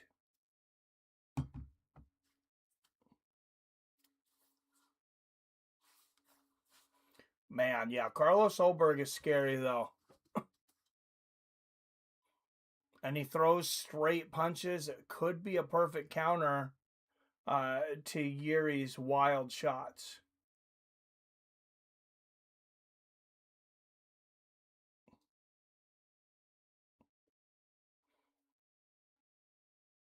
Carlos Ulberg to win by submission, plus 2,200. I wouldn't take that one, but all 6 knockdowns have occurred in the first round for Ulberg. Prohaska, only 1 of 5 knockdowns have occurred in first round. Ulberg's knocked down more people than Yuri? Or had more knockdowns than Yuri? I'm surprised by that.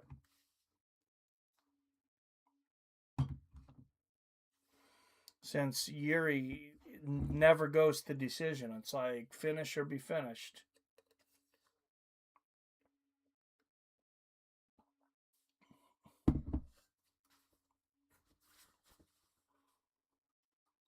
As wild as Yuri is, though, I hope he comes out a little more measured in the first round. I hope he takes his time and really doesn't engage a whole lot in the first round. Not in crazy exchanges or anything. Every big pay-per-view would replay for free on HBO next week. Yep. Followed by a live fight card right after. HBO had a great setup back then. Yeah, they did.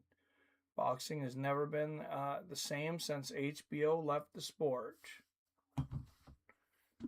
And they probably won't come back now, since it looks like Paramount is buying Warner Brothers, which means they'll own HBO, and you got Zuffa Boxing on Paramount. So I don't think they're going to bring back HBO Boxing to compete with it. Wouldn't really make sense.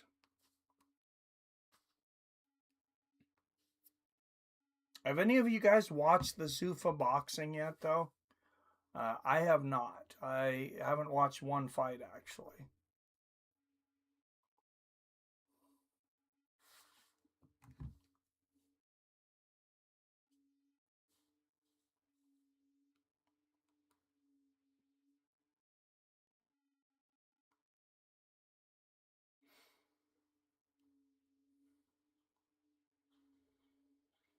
Don't know how my Mariners have been the favorite in every single game this year. They've been horrible, 5-9.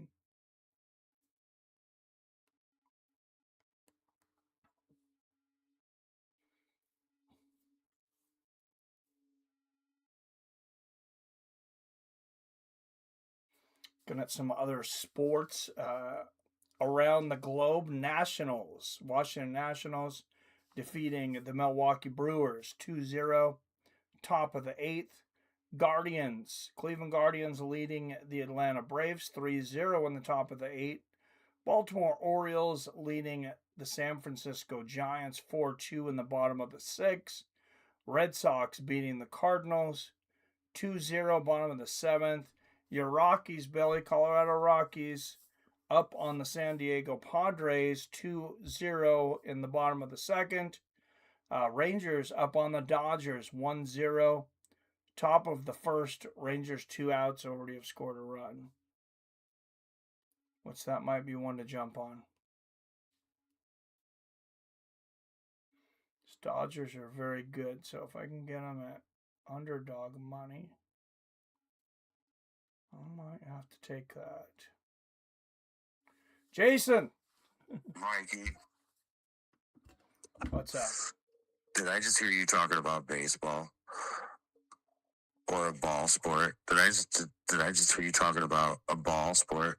Dude, I love baseball. You watch that much theater?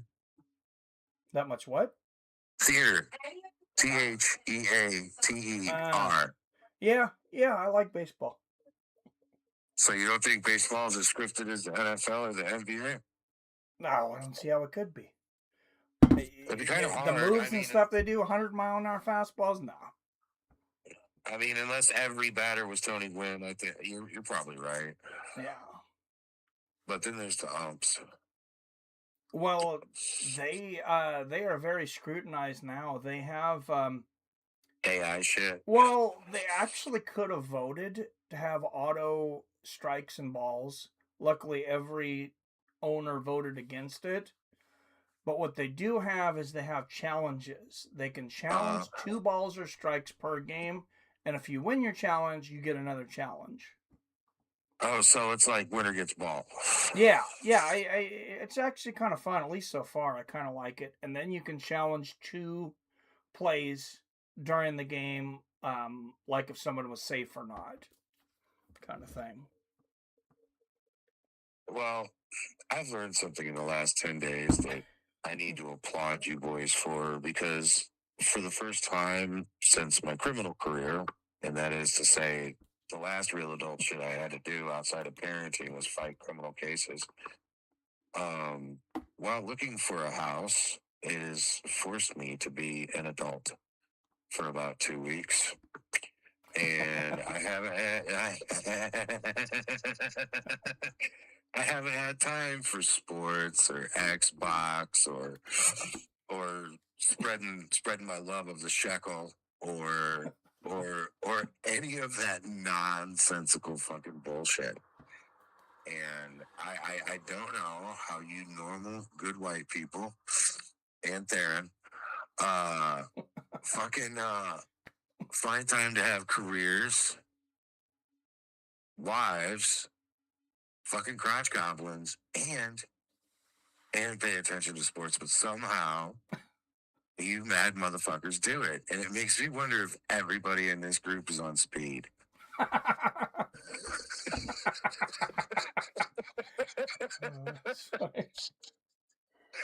I am first generation naturally aspirated big block motherfucking ADHD, bro.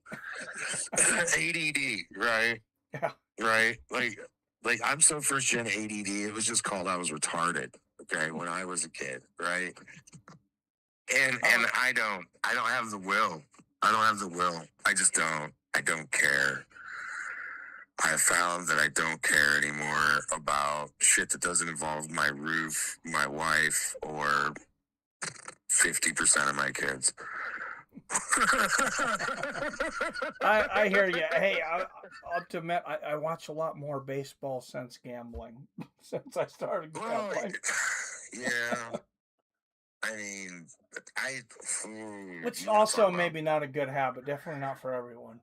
You want to talk about drugs? I've always thought pussy was a stronger drug than heroin or meth or coke, just because it's the oldest, right? Yeah. But what I've seen in the last couple of years, squared away motherfuckers do to themselves and their lives for gambling.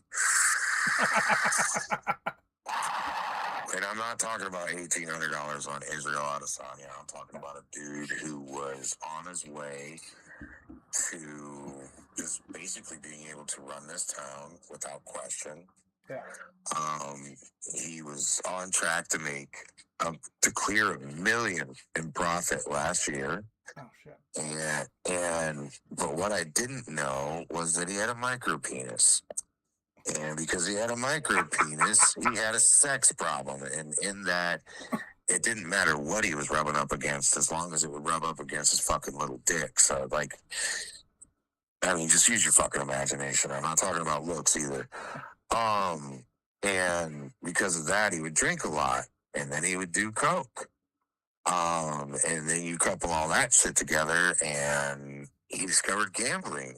And then he discovered online gambling games. And that dude got a land clearing contract for the town down the road to clear like 100 acres for a cemetery in a city park. And he was getting checks it was either every 4 weeks for 50 or every 5 weeks for 40. And he would digitally cash the check on his phone, like into his bank account, and he wouldn't pay his suppliers, he wouldn't pay his materials, he wouldn't pay his guys. He would just start gambling. Yeah. Oh, and then he stopped paying his Oh, suppliers. what a piece of shit. Yeah, and then it just and he went from I'm on track to make $1 million profit this year, Jason, and I'm gonna be and I'm Chanel one of the years. 6 months later, somebody please buy my house. Somebody please buy my house. This motherfucker has literally moved into a fucking trailer. I didn't know you were neighbors with Floyd Mayweather.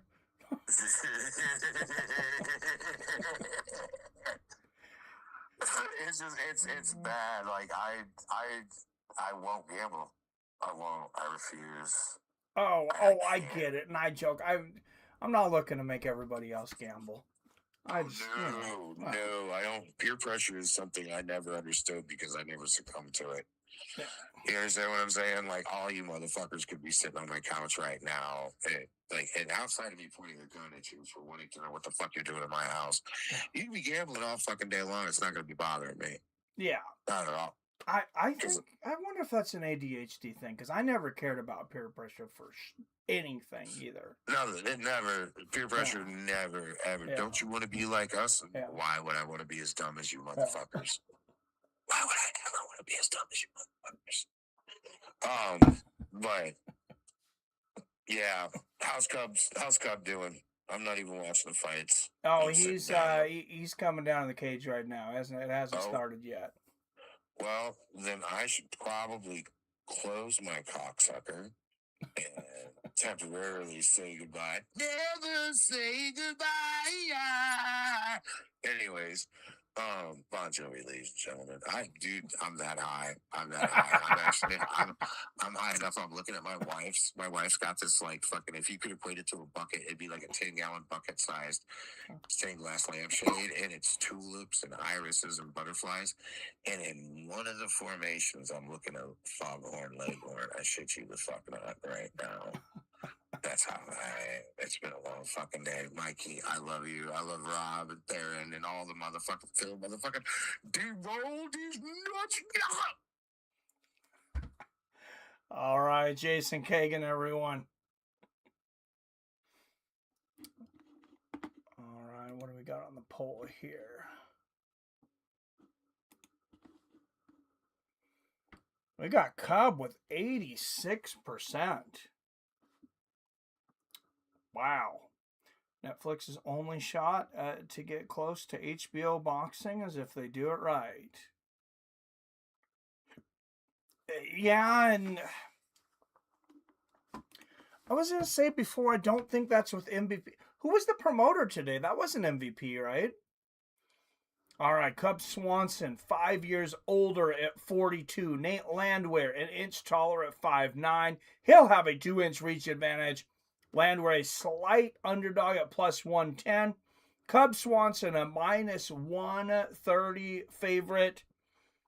And if you're like me, everybody in this chat, in this crowd, has been hard as a fucking rock since this fight was announced. I can't wait.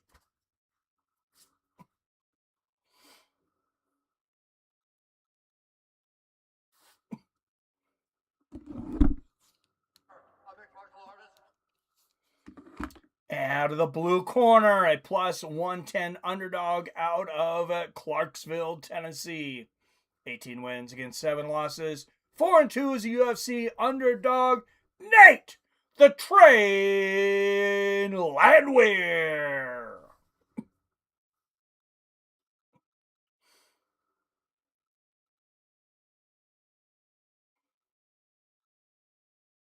And out of the red corner, he is a minus 130 favorite out of Palm Springs, California.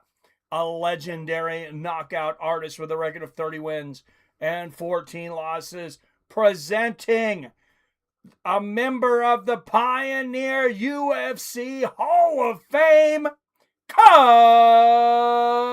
Swanson. Eddie Hearn was the promoter. Good, yes. Herb Dean is the referee. Remember, he was talking He was talking that since Dana got into boxing, he might get into promoting MMA. Him promoting MMA on Netflix, that makes things very interesting. And here we go. Two of the most entertaining guys at featherweight that we've ever seen.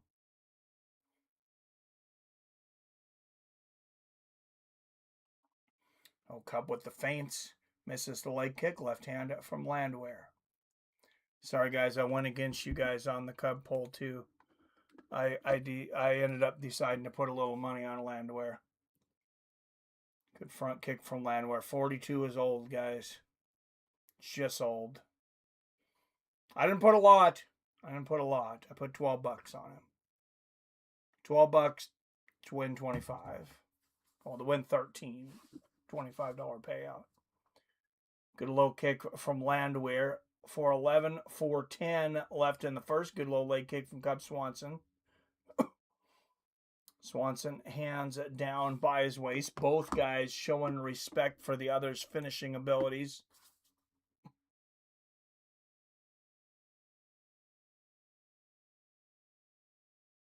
Yeah, both guys very, very hesitant to get inside that knockout range.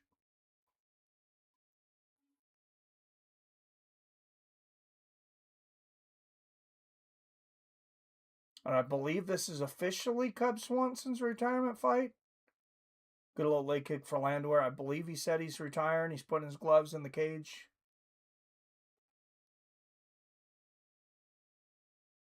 Good low leg kick from Nate. He was backing up on the fence, so it's making me nervous. There's a good one, too, from Cub. And the push kick to the body. That's a really bad strategy, Landwehr. Oh, Jesus!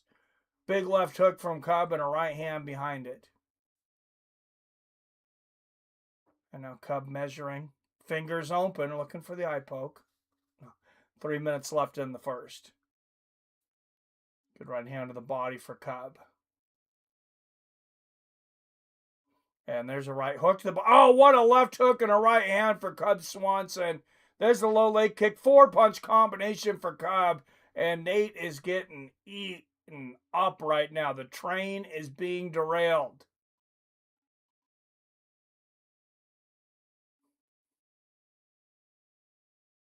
Oh, Jesus. Swanson floored him with the right hook. Landwehr is in Never Never Land. Good left hand there. Low leg kick. Left hook, right hook. Everything landing for Cub Swanson right now.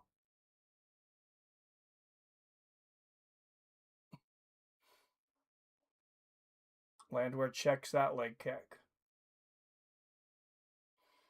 And Cub Swanson just passed Alexander Volkanovski. Oh, my goodness. He floored Landwehr again with a right hand.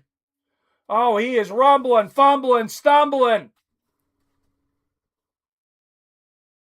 He is drunker than a skunk. He is higher than the sky. And a right and left hook to the body from Cub Swanson.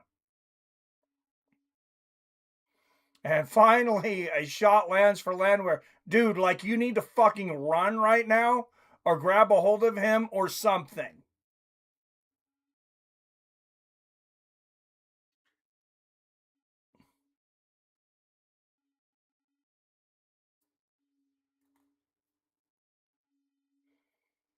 Nate Landwehr, he looks like he is whack on crack right now.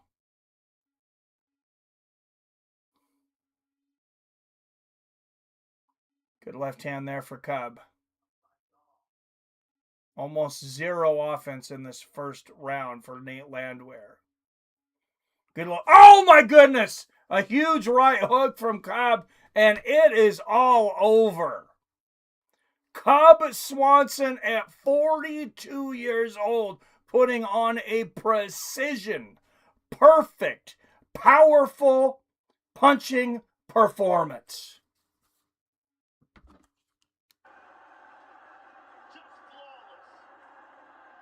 I think the First Lady is crying in the first row. Whoever that was next to the president.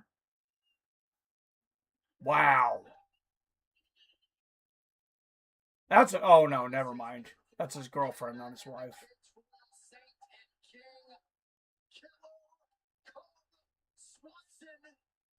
Why would I think an American president would bring his wife to something?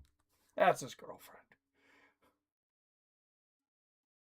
Jason, I picked the German too. Oh, damn, I picked Cub. Been watching that dude fight since WEC. Wanted to see him go out on a win. And there's the gloves in the center of the cage. You can't go out better than that. Get him, Phil. Cub going out looking good. Yep. Yeah, good shit. Yeah, it's so nice. We seen Michael Chiesa retire on an impressive win a couple weeks ago. Now we see Cub Swanson retire on an impressive win. Hopefully this becomes more of the norm instead of putting a guy that you know was on his retirement fight out there against, some young killer and he's a 6-1 underdog. Nate isn't ready for the big time yet. He's 37 years old. He ain't never going to be ready. He got starched. And then he gets hit on the temple again. Herb Dean's like, leave the man alone.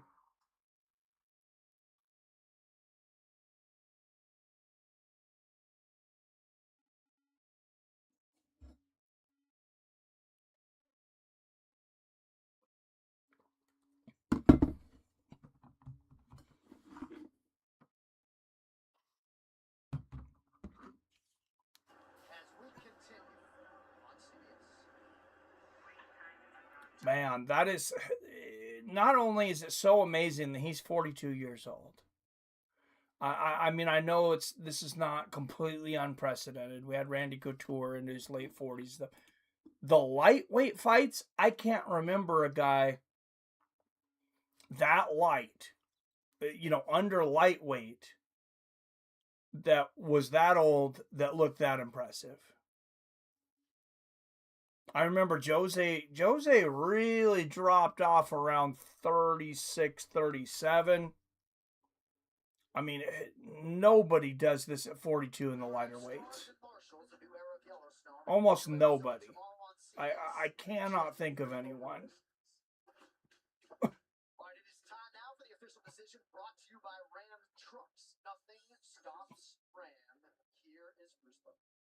Ladies and gentlemen, referee Herb Dean has called a stop to this contest at 4 minutes, 6 seconds of the very first round.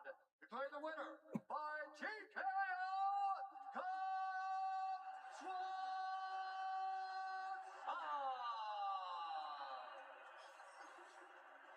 Congratulations, sir. Man, that was impressive. You've had an absolutely incredible career, and to come out tonight on your final fight, it's just a flawless performance. It was vintage Cub Swanson. It was amazing to see. How happy are you with the way it turned out? Come on, man. You know I'm gonna get all emotional. Man, I've been doing this a long time. I'm terrified every time I come. He's gonna get a performance of the night too. Focus, and I was so proud that I was able to accomplish that tonight. You look like a man possessed. You really did, and it was so awesome to see. I want you to take a look. We have a highlight reel for you to cap off this incredible career that I've had the honor of Cub Swanson is one of the last of a dying breed of fighters. Well done, legends. Cheers on retirement. Yeah, no, I agree. Let's go, Cub. Last active WC fighter in the UFC. Oh, yeah, I didn't think about that, Damon Stapp. There is no more, is there?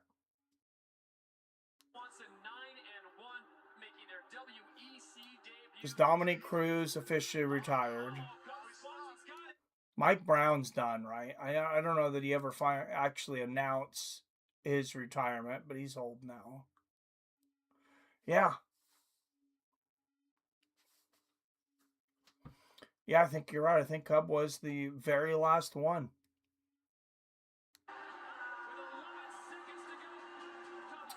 With the old school tap out on the canvas. Can you guys imagine that there are MMA fans out there right now, probably thousands of them, that have never seen a tap out shirt, tap out hat?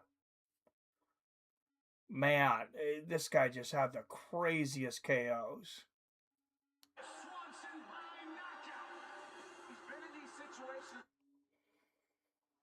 And like he said, I was terrified every time I came out. And I've realized something. Being somewhat, of a fighter, at least competing in combat sports, listening to other fighters and stuff now, I think everybody's terrified every single time they come out. Some are better at hiding it than others. Maybe some of them are definitely better at performing under the pressure than others. Brown became a coach. We had Condit, who retired a couple years back. Okay, yeah, Max fought in WEC. No, Max never fought there. I think Max started after WEC was done. And Max was super young in the UFC, but yeah, I don't think he ever fought in WEC. Anthony Pettis is competing out there somewhere, just not in the UFC. I think he might still be in PFL. Maybe not. I can't remember. I don't think so.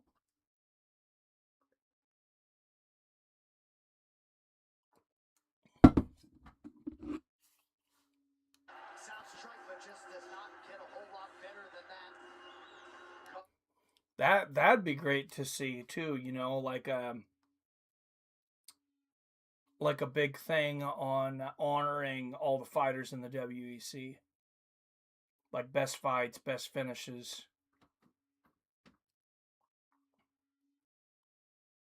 Marco Rubio with us here tonight at UFC 327, as is the Ecuadorian contender Marlon Chito Vera, Olympic gold medalist and former two-division UFC champ Henry Cejudo, and the UFC Hall of Famer, two-time, you could say, Joanna Jędrzejczyk. Well, my goodness, what a night it has been thus far. UFC 327 here in Miami. I'm honestly surprised that this administration, I won't get political for them, but I'm honestly surprised that they still get any cheers and not boos, because they're not very popular right now. Oh, new Mortal Kombat movies. It'd be fun if they do it right. They definitely have the ability to do it right now.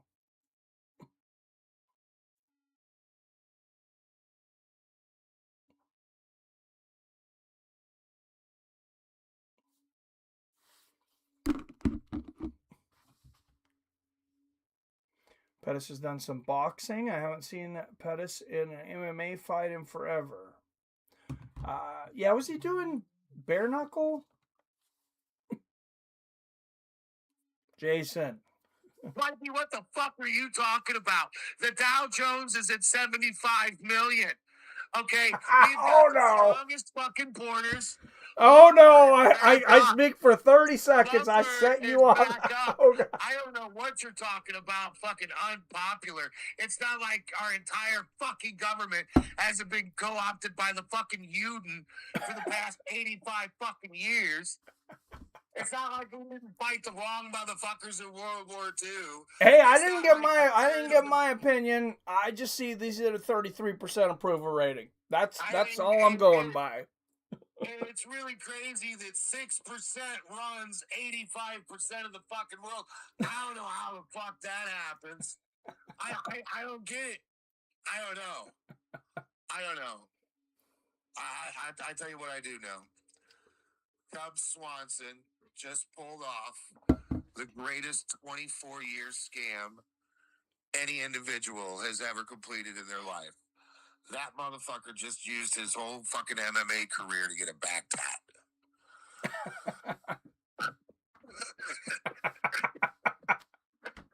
It was finally completed. He's oh, like, yeah.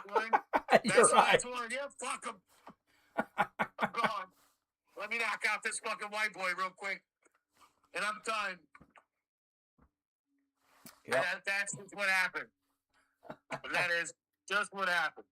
Hey, he got the show. He got the win. He gets the knockout bonus. I can't imagine he won't get a performance bonus. Yep, he's got to go out and get that divorce lawyer Dana was telling him about, because he found out his wife's been cheating on him, and he can afford it with the bonuses. That that bitch been talking about Cubs been short for this whole time. He's heard his last top of the refrigerator joke. He's gonna suffer. That bitch has been fucking her fucking pool boy and Pilates trainer for the past 3 years. And now Cubs finally got enough to pay the Aryan Nation and cut her fucking head off. I think he's going after the young thing that was standing in the front row that was crying when he won. Bubba, that was his wife. Was his wife? Wasn't she standing right next to Donald Trump? Yes. Well, she's hot, so why would okay, Trump yeah. be standing like, Oh, that was his motherfucker, wife. man, Miss Okay, USA? I was thinking it wasn't his wife just because of where she was, but. What are you saying, that Trump fucks everything standing next to him? Would you say he doesn't? If he had the opportunity, I mean. Mikey, do you want to know one of the main reasons that I am allowed to be so successful in my marriage? You want to know one of the main reasons? I doubt you're super agreeable. Shut the fuck up. I got all of my. I didn't lose my virginity till I was 18 years old. And to make up for time, I was a complete fucking man whore for the next 20 years. And so I have tasted the rainbow. I have been to the show. I have visited the country, got the T-shirt. I've had every form and shape and flavor of psychosis in the female human form over the age of 18 that the good Lord has to offer. So I've got all that out of me, bro. You understand? You know what I'm saying? So there is a point in time where, as a man, even if you're still virile and still pop a boner about 5, 7, 10, 20 times a day, you can stand next to a beautiful woman without shoving your hand in her cleavage saying, mama. So, yeah, I think Donald Trump could stand next to a hoe without trying to fuck her. Well, there's a lot of witnesses around. He's standing right next to Hunter's pretty ass right now. He ain't shoving a finger up his fucking butt. Hunter's a pretty motherfucker. Those glasses. She's fucking Holly Holmes talking to. That's a fucking South American drug lord. You see that motherfucker? Shit. I told you I was seeing I see Foghorn Leghorn and my wife's beautiful Iris and Tulip and fucking what's the Japanese lotus flower lamp. I'm looking at Foghorn Leghorn right fucking now. I'm trying to tell you that. It's going down. There's Johnny Bravo. Holy shit. If I find Goku, I'm throwing a brick through this fucking woman's lampshade, bro. Oh my God, Dominic Reyes. Is he on the come up? Yeah. Oh, and he's fighting the softest chin in the division. Who? Johnny Walker. Yeah, but Johnny's got hammers though, man. He may not be good at being. He does. I that's why I think this is a really interesting fight. Yeah, This could be a really goofy fight. This could be a weird, goofy fight, but I think it's going to be fun no matter what happens. 90 seconds. 90 seconds. You think Walker? You think Walker starts as him? Double knockout. Double knockout. 90 seconds. We've seen it before. We've seen it more than once in MMA. We have. Yeah. I don't think it's happening. Well, if it's ever going to happen in the last 10 years, this is the fight. Yes, it's 2026. It's the year of the tag, bro. Yeah. It is the year of the queer beer.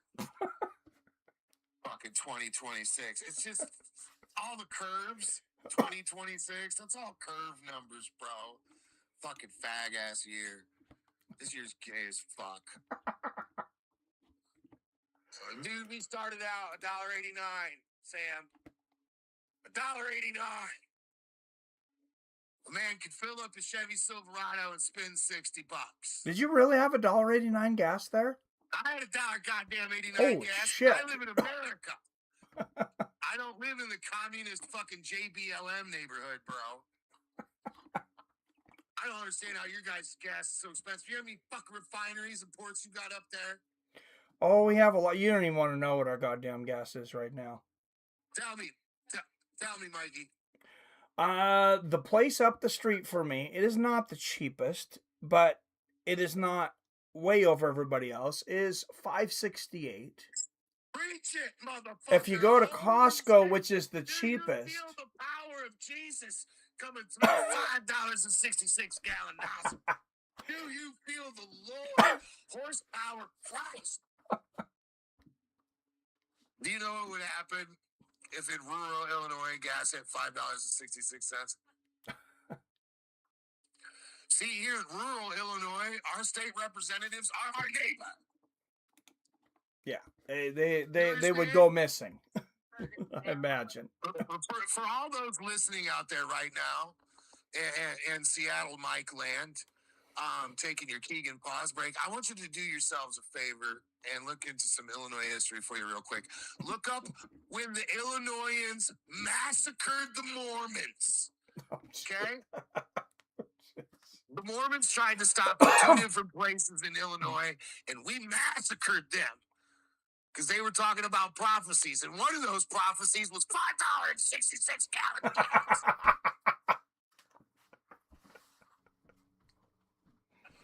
They tried coming to Illinois and telling these Irish, German, Finnish, Swedish, Norwegian motherfuckers that they had to listen to some scamming ass fucking 12-year-old talking about magic underwear and a golden fucking Bible that no one else has ever seen. Okay? And then they talked about $5.60 gallon gas, and that's when they started killing those motherfuckers. They were okay with the little kid saying he talked to the prophet, some prophet angel motherfucker with magical underwear and a seeing stone. They were cool with that shit because it's Illinois. You never know, right? But that motherfucker said at some point in time, we're going to have $5.66 gallon gas. They didn't know what he was talking about. It just sounded like shit. And they started cutting them motherfucking Mormons up. You know, I remember a time, but I was a kid. In Washington here, though, the gas was 95 cents a gallon. I remember it being 96 cents a gallon. And yeah, it is now almost $6 a fucking gallon.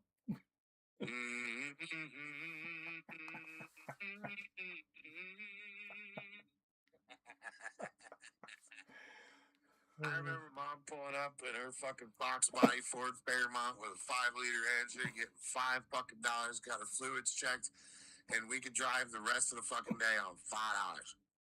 Yeah. In a V8. Yeah. And now we have cat litters in public school bathrooms. Yeah. We used to be a proper country, Mikey. We used to be able to beat our women. Our women used to be able to kill us because of it and not do so much time. And none of us had to worry about some dude named Muhammad kidnapping our daughter, raping her, and only getting community service. Like, we used to be a proper country. Now, let's watch this tall Brazilian dude go in there and knock out a white Mexican-American. You see that segue? Oh, that's a crazy segue, dude. But anyways, hearing me talk probably makes Wyatt just start hand-loading fucking pistol rounds. Motherfucker, right, bro? He's putting like red, white, and blue fucking face paint. I don't even know if they can own gunpowder there. Hey, so I took a class. You got to take a class called Pre-Start when you get out, before you get out of prison in Illinois. It's where the state trooper comes with his binder and he gives you a list of do's and don'ts, right? Because they know you're retarded because you're in prison, so they got to give you this class. And the state trooper says, as felons in the state of Illinois, you cannot handle, possess, or transport modern firearms. And that's any firearm made after 1895. And then he saw my wheels turning. And he's like, shut the fuck up. I already know. and he said, however, a felon can own, transport, operate, possess black powder firearms. He didn't see the wheels turning. I shot my hand up and I said, 2 questions. He goes, shoot. I said, felons in the state of Illinois can have black powder. He looks in his binder. Yes, sir. What's your next question? And I said, is there a limit to how much black powder a felon in the state of Illinois can have? And he looked at his binder and he looked up at me and goes, I like your style. There ain't no fucking limit. Any more questions? And we wonder how we got where we are now. Well, I tell you what, it's definitely by not being blown up by Jason Keegan. I tell you that. Jason Keegan does not recommend detonating anything. You can shoot and stab as many people as you want. The feds ain't gonna fucking care. The minute something detonates, the eye of Sauron looks upon you from Mordor. And they will know what your Kulo's heartbeat is. I do not. I recommend peace and love. Love, peace, and air grace. Agreed. Reyes is getting knocked out in 20 seconds. Or 90 seconds. 90 seconds, huh? That's my call. 3:30, first round. Mikey, I love you. All right, Jason Kagan, everybody.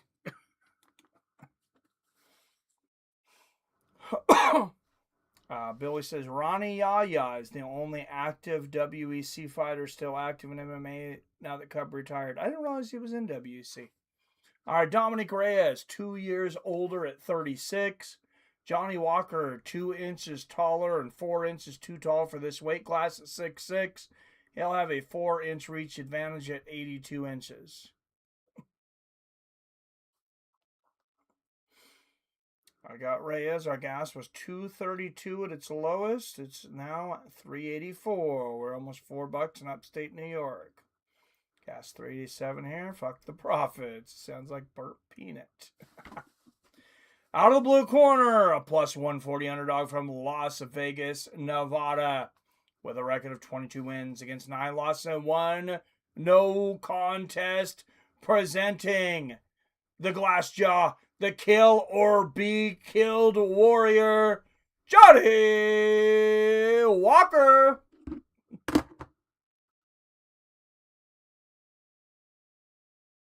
Remember it being maybe 185, like 1992.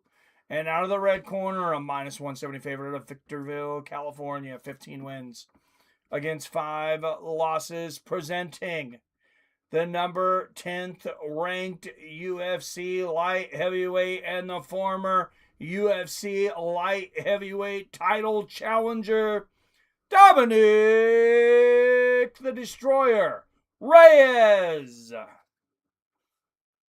And the only man to beat John Jones? Does anybody else give anybody a nod over John Jones? I have yet to meet someone that has watched all 5 rounds of that fight and can tell me that Dominic Reyes didn't win the first 3. Not my best moment. My 7-year-old self just had to go and piss right in the middle of the class. Hey, at least you weren't in high school or something. Oh, good inside low leg kick there from Walker. Straight right lands for Reyes. Oh, there's the head kick. Reyes is getting the knockout, guys. Come on. Come on. All right, pull in 71% for Reyes.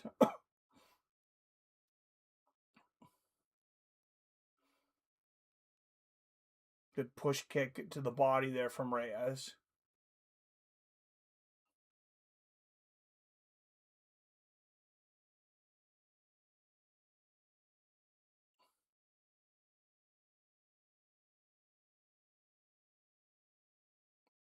Reyes was like, what, a minus 120?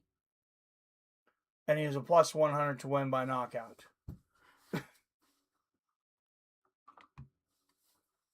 Good inside leg kick there from Reyes. Oh, why did I not think, what's the over-under on this? Just bet that it doesn't go the distance. Good left hook there from Reyes.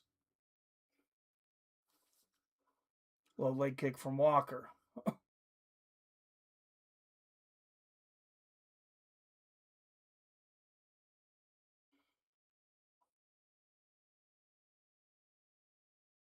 Of course, as soon as I bet on Reyes, Walker's going to come back and starch him. Hope not.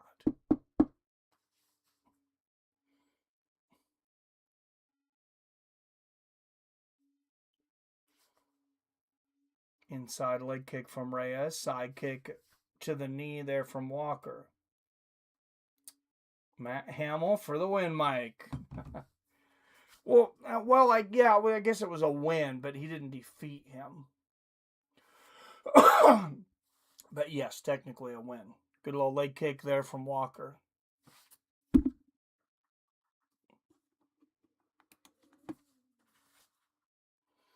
Oh, Reyes misses with a big overhand. Johnny Walker picking up defense. Remember when Jamal Hill knocked Johnny Walker into another universe and we all started thinking Jamal Hill was good for like 2 years until we started fighting some tough dudes? And then he got his shit pushed in.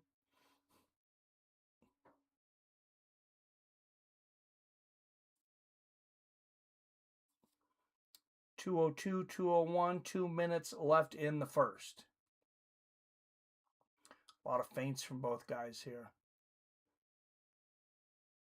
Both guys know the power is there. I don't think Reyes has the greatest chin either. Good little leg kick there from Walker. Reyes answers. I would feel very bad if Johnny Walker got knocked out again, though, because this guy's got to have a lot of brain damage at this point. I would feel very bad.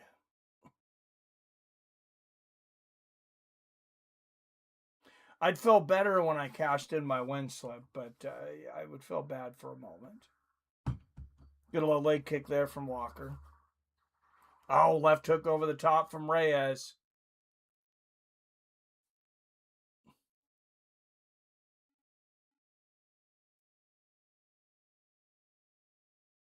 One minute left in the first. Oh, Reyes barely missed with that left hook. There's a push kick to the body from Dominic.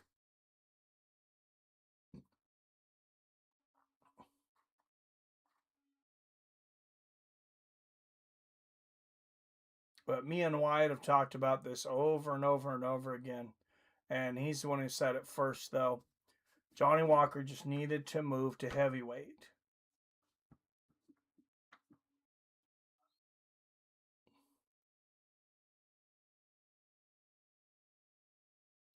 Oh, according to the punch stats, Johnny Walker won that round.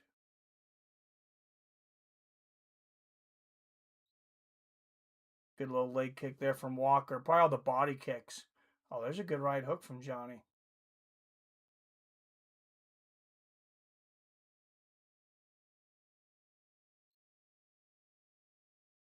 Yeah, definitely. Oh, they both landed the bell. We almost had that double knockout that Kagan was talking about. All right, Mike, let's see who's right about your boy Walker. I'm going with the dog Walker. Did you bet Johnny Walker? This is the battle of the glass jaws, as Damon said. What are the odds right now? I probably should have waited till after the first round for this fight.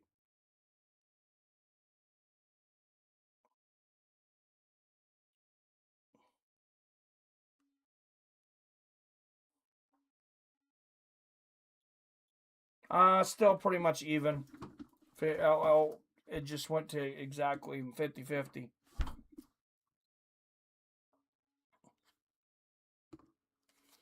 Fitty.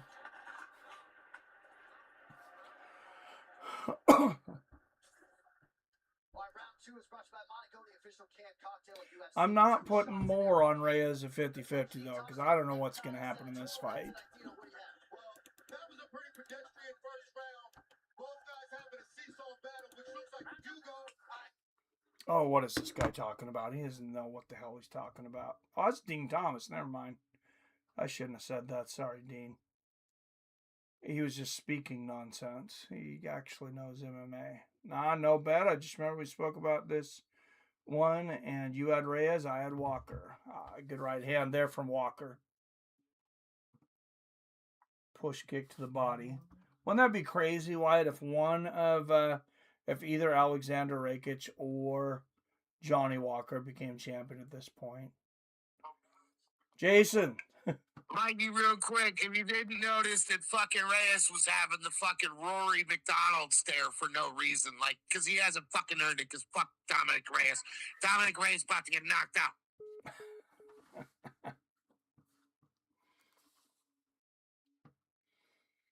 All right. I didn't realize that you hated Dominic Reyes so much,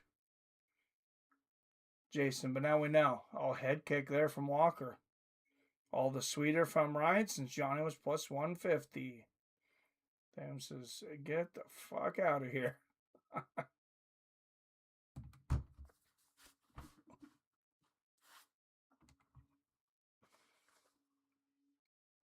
Deleted by Brimstone. Greg's on it. You didn't even need a warm-up. Seeing that guy coming in, he's out of here.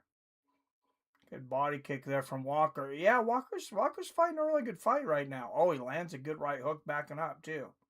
Oh, Dominic lands the head kick. He kicked him in the chin. Walker seemed to take it well. Maybe he's got some new designer steroids.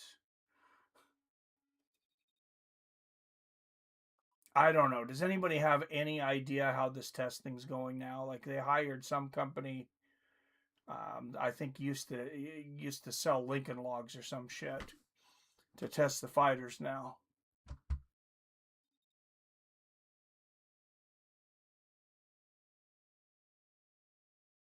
Used to make Lincoln Logs and card games for children. Now they test UFC fighters for drug levels. Good inside leg kick there from Walker.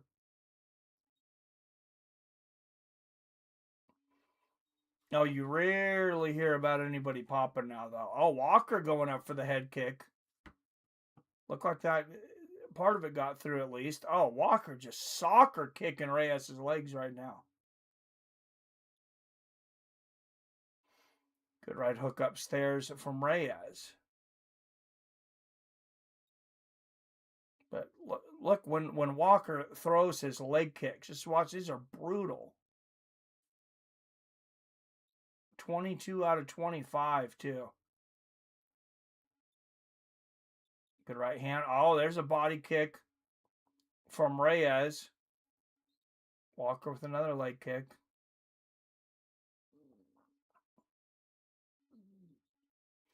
Push kick to the body from Johnny. I don't know what Reyes is waiting here for. He's just not able to get inside those kicks. Gotta hand it to Johnny Walker. He's had a great game plan here so far. He got caught a few times in the first round. Didn't wobble.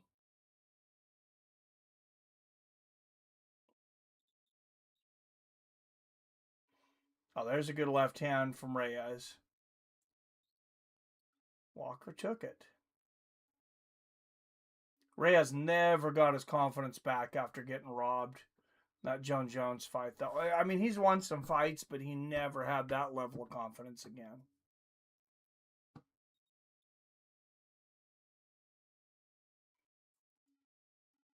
That's one of the things that drives me nuts.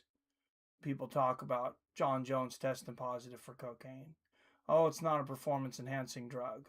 Not only does it help your endurance for training, it makes you extremely confident. Oh, good takedown defense here from Reyes. Good knee to the body there from Walker. 20 seconds left in the second. Come on, bang it out, guys.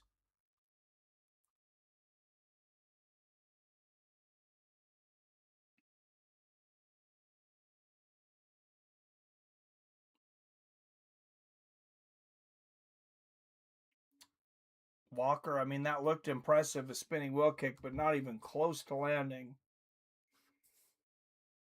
I don't hate Reyes. I love him, but he ain't the dominator no more, so he can quit with the Manson lamps. I heard they just take all the samples and use them for Paige Van Sant fetish videos, right?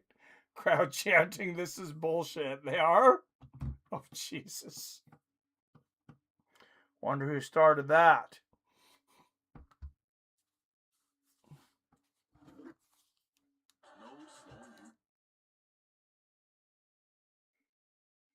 Or his initials DW.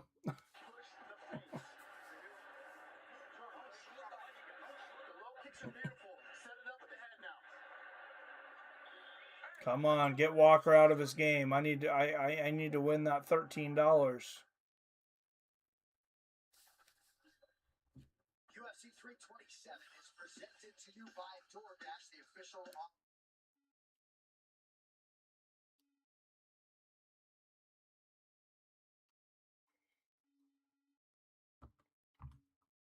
Wow, they still got this as a 50-50 fight. Now I'm very surprised because Johnny Walker, I obviously give Johnny Walker the first 2 rounds. Couple of big leg kicks there. Wyatt. Yo, you there? Yeah, I can hear you. So, don't you think Dominic Reyes is like a good size light heavyweight? Yeah. So, like, what are we doing here, dude? How does this guy even make weight? I don't get it. Geez, he's huge. Yeah, well, look at his arms now, too. I don't remember him being that ripped before. I feel like he's always looked the same, and he's always looked like he's about 250 pounds. I thought he looked a little skinnier before, but maybe I'm wrong. Dude, he's so fucking big. I just don't understand it. And don't you, like, what do you think would happen? Because what was it, 6-7 years ago? We said, no, it was more than that. 8-9 years ago now? Jesus. When we picked Walker and Reyes, right, as our guys that we thought were going to, like, be up in Rakic, college. yeah. Yeah, sorry, and Rakic. How do you think those two would have done at heavyweight? Because both of those guys, I think those are the 2 biggest light heavyweights of all time, honestly. Yeah, probably. Well, how much did Cormier cut? I mean, I know he was only like 5'9". But the thing is, you can cut so much more weight when you have more muscle mass, right? And Cormier had a lot of fat on him, so I don't think he was as big. Yeah, maybe not. I don't get it, man. I don't get it, because certainly Walker, we know because of the chin issues, Walker would have had way more success at heavyweight. I honestly think he could have, at least at some point in his career, been a top 5 heavyweight. He might have been way more confident at heavyweight and done even better than that. And I think the same is true with Rakic. Because Rakic's problem has always been on the feet, he leaves himself vulnerable at times. But I think the power at heavyweight and the lower skill level, he would still be able to compete, and you take everybody down. It's just sad because their careers are both over now. This was like 8 years ago. And I think Walker would immediately be 250 if he went up to heavyweight. And not a fat 250. No. He'd be like the same as Cyril Gahn. He'd be a similar size and build to Cyril Gahn. Yeah, probably. And probably not much difference for Rakic. Yeah. We'll never know. Yeah. They'll just suck forever. It is what it is. We could put it in and ask AI. Yeah, well, what do they know? Not enough about this, I don't think. No, they doesn't know anything about anything. So how are you scoring this so far? I gave Walker the first 2 rounds. Yeah. I don't know. I wasn't paying enough attention in the second, but I definitely gave him the first round. Yeah. You thought he was going to knock him out, huh? I thought Reyes was going to knock him out, yeah. Nah, he's too damn small, bro. Too small. Yeah, he's like a giant. That could be, yeah. Anyway, I'll let you go.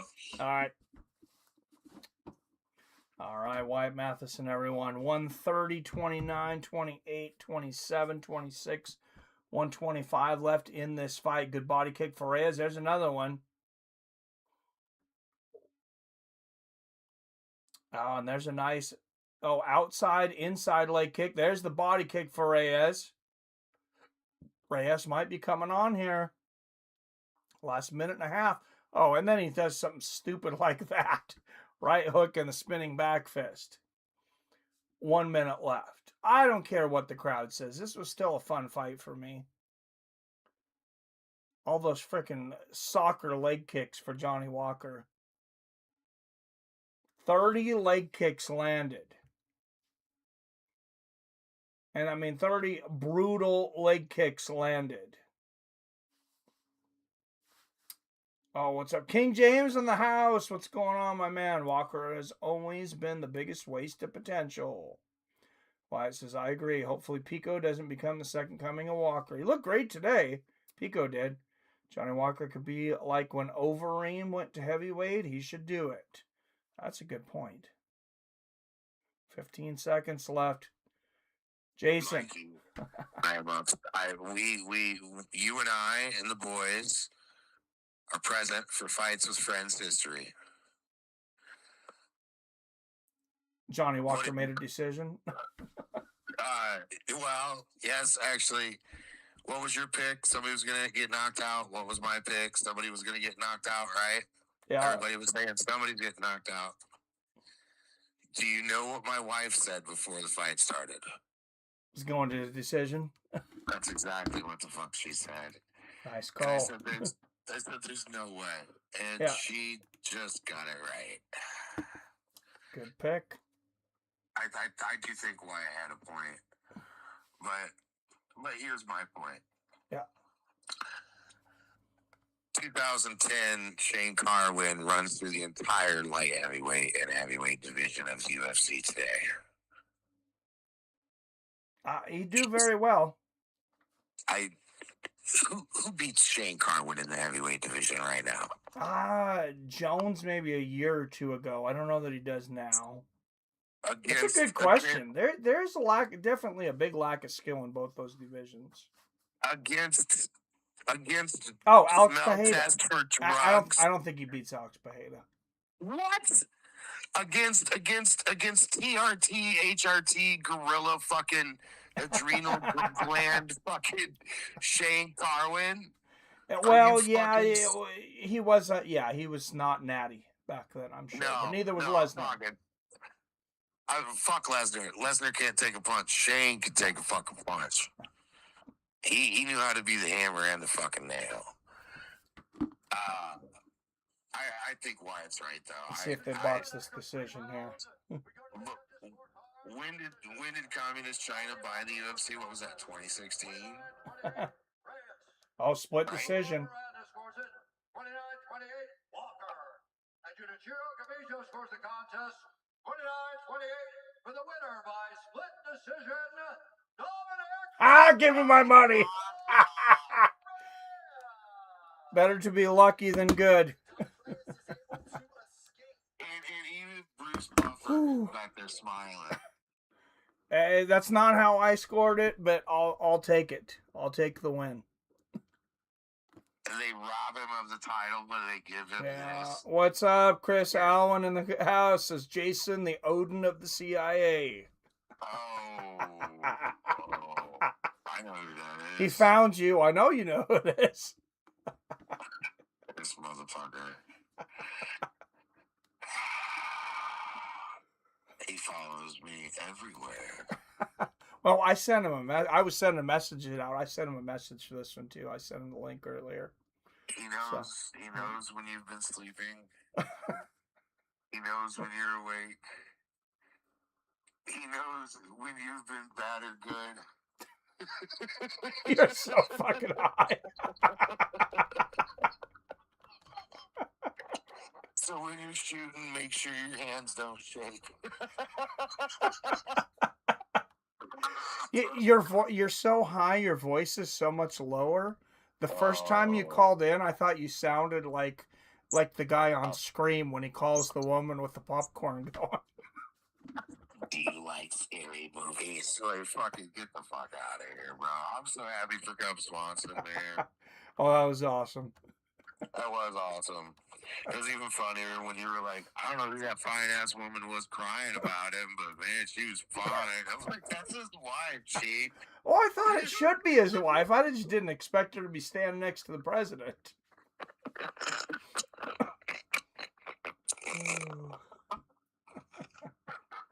You are a motherfucker, dude. And I thought he was waving at the president. Shit. He's not Bill Clinton. Like, Donnie knows he's on camera. Bill don't give a fuck. He's all goddamn look at the can on that fucking turkey right there. Too smack. Fucking give him a smack. Old Billy. Goddamn it, old Billy. Oh, just imagine that guy in the White House now in 2026.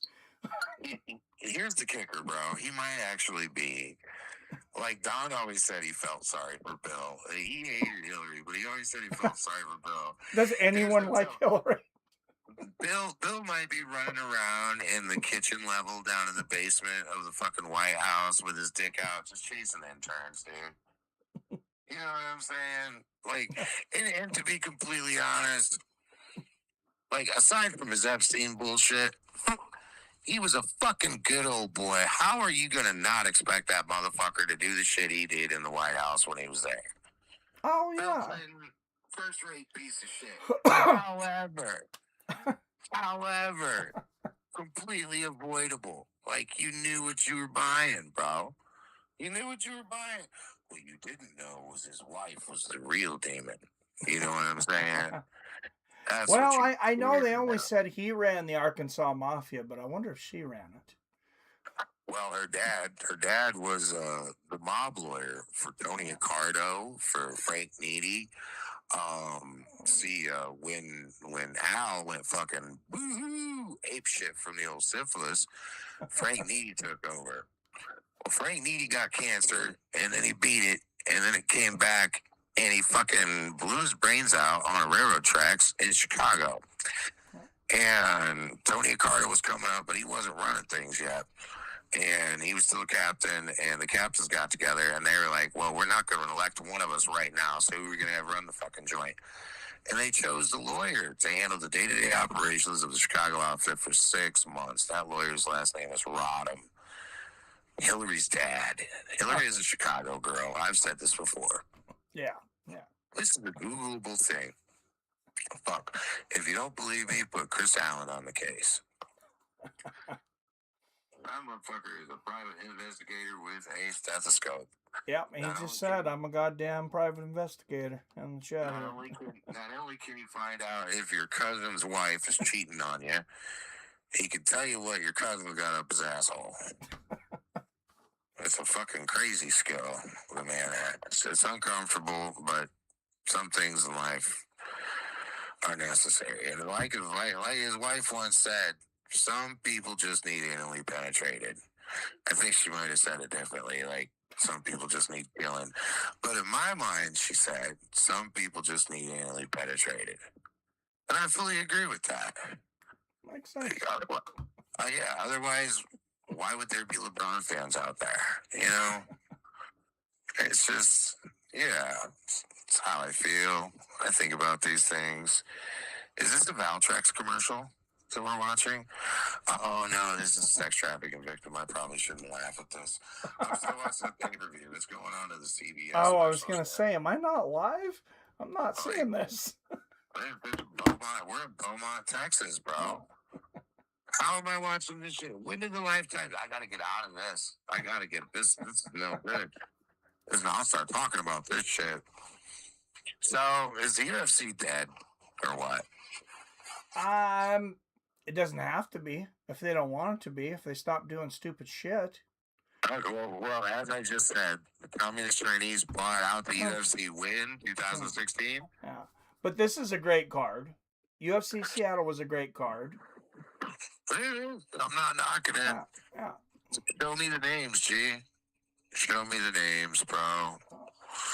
Like, you could put on good shows all day long. Like, indie films can win, awards here and there, but not everybody can be Quentin Tarantino, bro.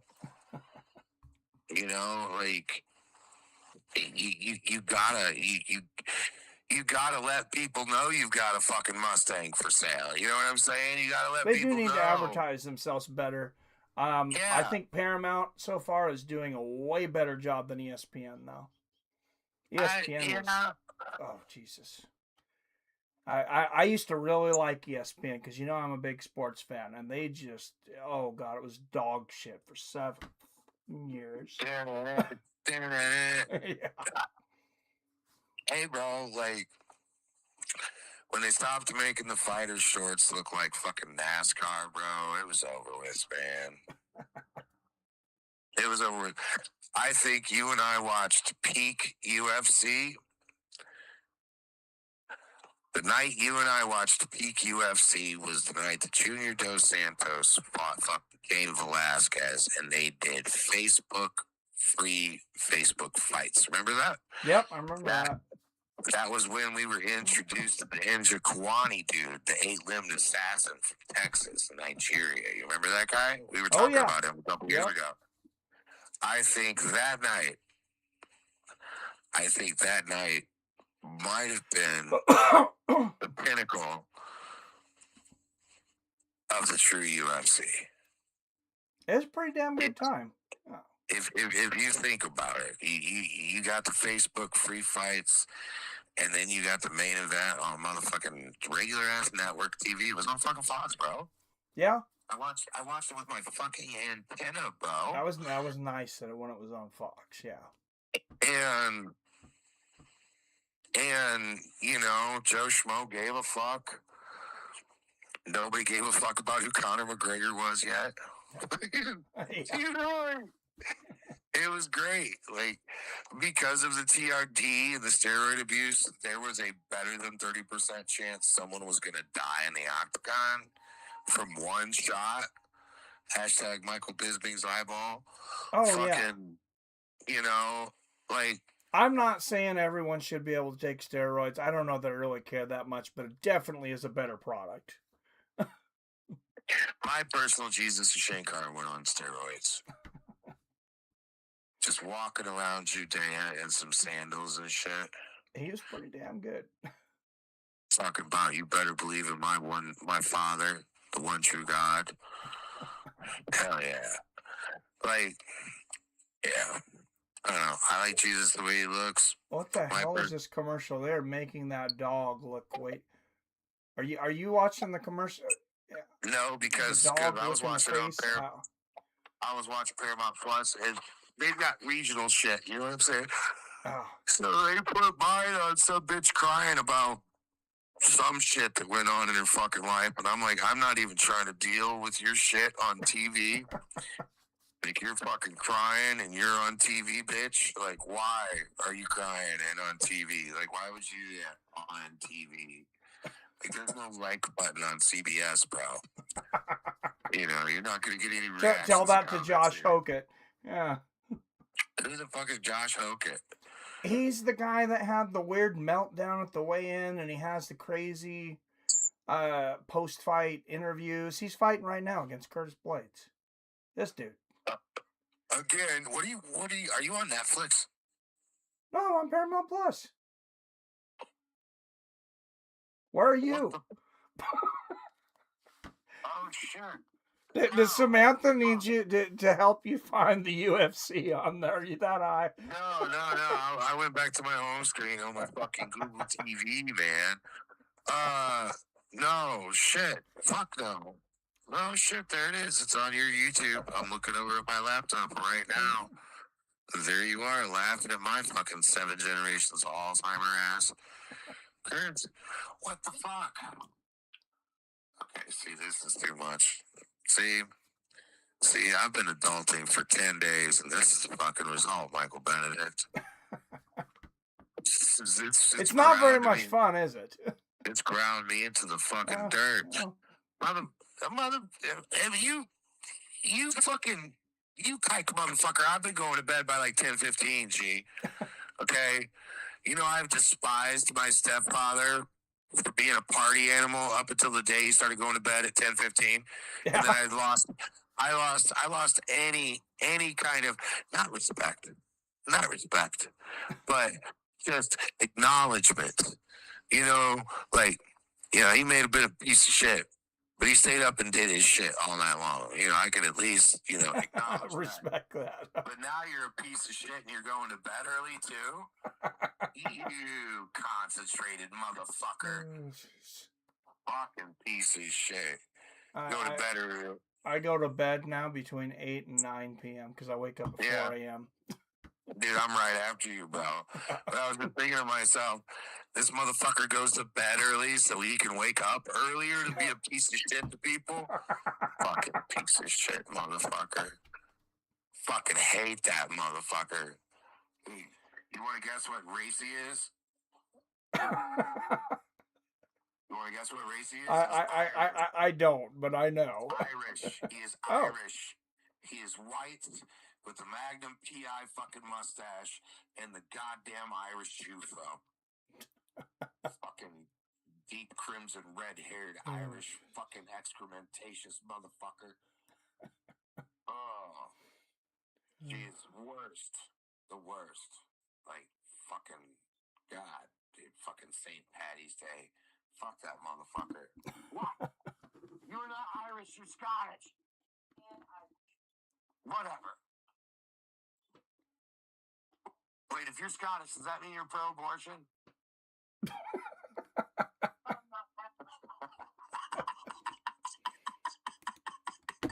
Oh, I gotta put a poll up. Did we win? We lost the last fight, didn't we? Yeah, everybody picked Reyes. Almost everyone. I picked Walker. All right. Oh, why did I just forget that Reyes won? I fucking bet on the fight. It was a snooze fest, man. Yeah, it was not the fight I was expecting. Like, they gave the decision to Reyes, but I think Reyes' calf muscles might disagree, bro. Oh, he was soccer kicking, just goal, goal. Oh, shit. He was kicking Reyes' fucking calf muscles away from the way Joe Jackson used to kick the shit out of the boys. Oh, my God.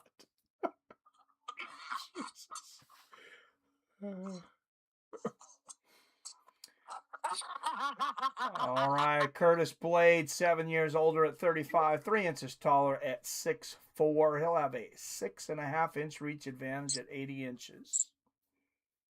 That is a hell of a reach. 80 inches? 80 inch reach on Blades. I didn't realize his reach was that long. That might make my little sister actually limp.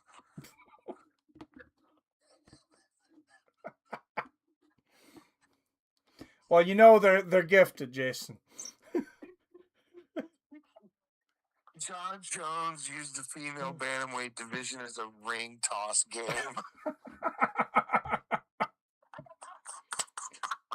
Well, if I could get some Poly Market odds on him sleeping with Holly Holm, like they got to be like 95. Oh, dude, he's like 195. What the fuck are you talking about? He hit her with that fucking, I have a gigantic penis, Joe Rogan. And fucking... Every time you would see them near each other, Hogan's getting in Blade's face and flipping him off here. Blades is going to bury this dude. I don't know, man. He's a tough guy, though, and Curtis Blades doesn't always come out with the smartest game plan. That's... What are you talking about? That motherfucker's a U of I graduate. Chris Allen says, I've been hit by Curtis in practice. Curtis is going to give a good show. Yeah, he hits hard. Oh, that's pretty cool. I didn't know you knew Curtis. Yeah. I love Curtis. Yeah. Oh, I've always liked him. I was always hoping he would win the championship. But there's good old Herb Dean, who somehow resurrected his career. Like, he was like one of the best referees, and then he sucked for like 2 years. Then they started investigating all of the gambling really deep, and he's great again. Am I wrong, though? Oh, good right hook there from Hokett. Another right hook from Hokett. Take him down, Blades. Take him down. What the masses there we go. He's not going to get up.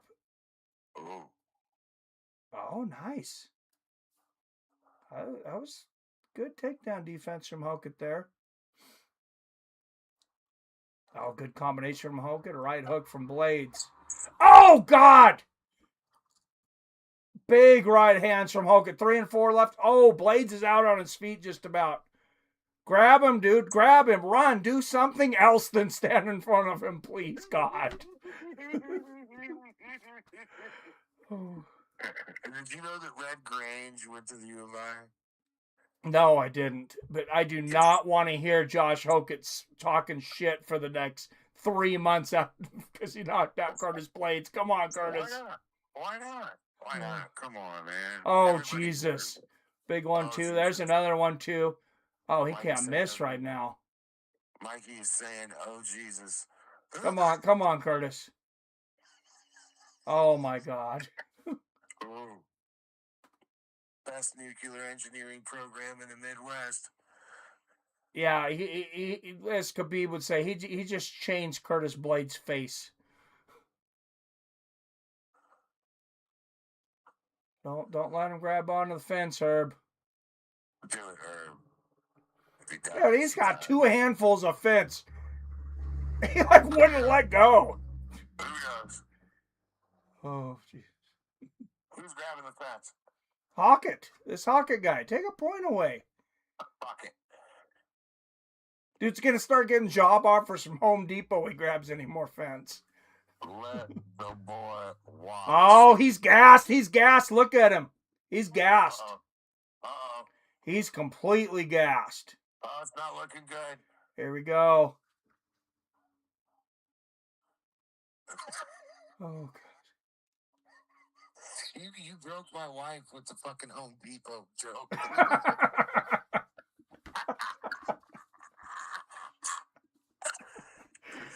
He's grabbing the fence here. Herb just slaps his hand. Down, Manny. The president's here. You can't climb this one. All right. Who makes these fucking fences?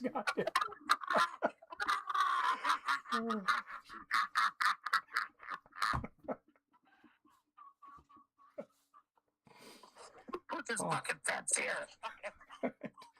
Oh, there's a big overhand right from Blades. He's flipping him off and he's almost falling over. Look, every time he hits him, he's stumbling around like a drunk outside the bar. How do you know he's not, bro? Oh, gee, and then he lands a big right hand. Oh. This is a crazy fight. Holy shit. Holy shit. Oh, Blades is going off now. This is what Blades needed, I think. He's a nice guy, but he's like, this guy really pissed him off. I don't know. That Blades has probably been that big since he was 12. I don't think Blades is nice. Like, I think he's been a bit toughened. His dad was probably putting him to bed with a shotgun when he was 11 years old. Oh, Jesus. God. With feedback rounds locked and loaded. You gonna get your big ass to bed, boy. I can't believe Hawkett's still standing, though. I gotta say, that is one fucking hell of a chin. Well, if you run your mouth that much, you better have a fucking chin. Yeah, that's true. I'm speaking from experience. More hands have been broke on my jaw. Right here. He just keeps flipping him off, this fucking guy. He might win me over here eventually. He is just not stopping. Oh, God. Who the fuck put this fence Big here? right hand, uppercut. Oh, that was a nasty elbow.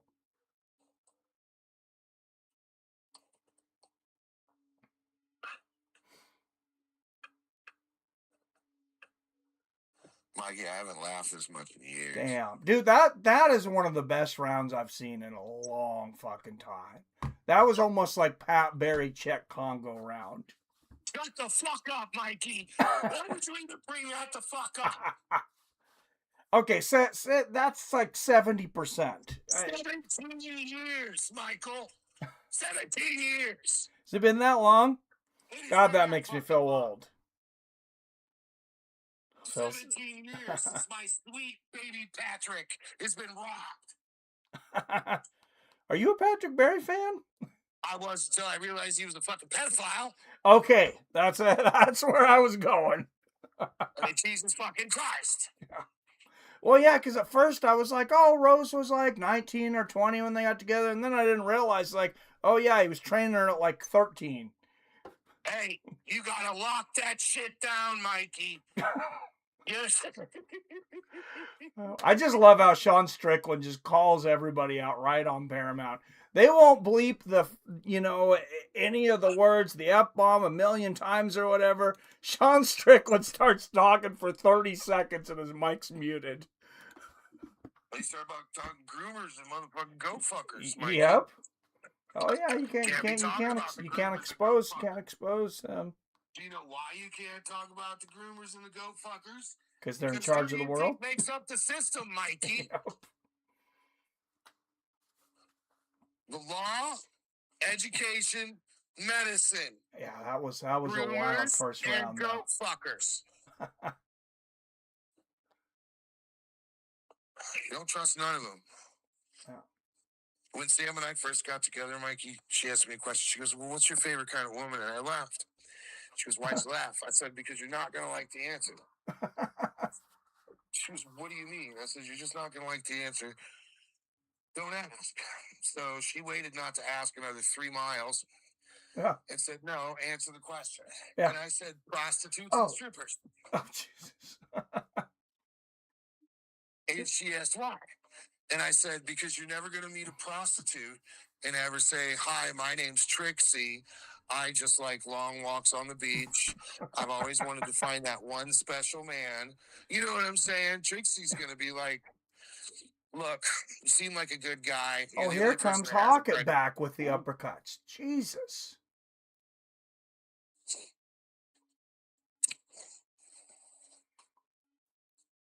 I'm regretting not watching this fight. I might have to watch this fight 4 times this week. This is incredible. Really? Oh, nice right hand to the body, yeah. Just back and forth. Good left hook from Curtis. No man loves sexual chocolate, Derek Lewis, more than I do. But when he knocked out my little buddy Curtis Blades, I shut my TV off. There's a couple good right hands from Hockett. Yeah, I definitely want Blades to win, but I have gained some respect from Hockett for sure. Yeah. As a fighter, he's still an annoying human being, but if you have a sharp tongue, you must have an iron jaw. If you make it to past 30 years old, yeah. Oh yeah. It's like the kung fu equivalent of you must snatch the pebble from my hand. Yeah. Oh geez, there's another big right hand from Hockett. Blades is hurt again. Holy shit. Blades is stumbling. Oh, big left hook, right uppercut. Oh God. Come on, Blades. Come on, Curtis. Oh man, that's like an 8-punch combination from Hockett here.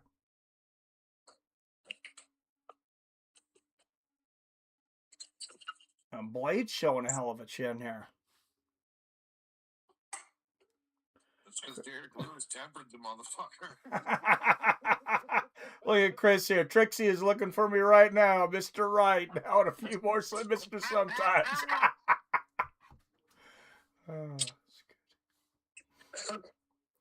Another big right hand from Hockett. Yes, leg kicks. There you go, Curtis. Apparently his head is made of fucking concrete or something. You ever seen that motherfucker's head? He looks like the dude from Maniac Cop, man. Just with the thief gene, that's all. Oh, nice elbow on the chin. There's body shots from Blades.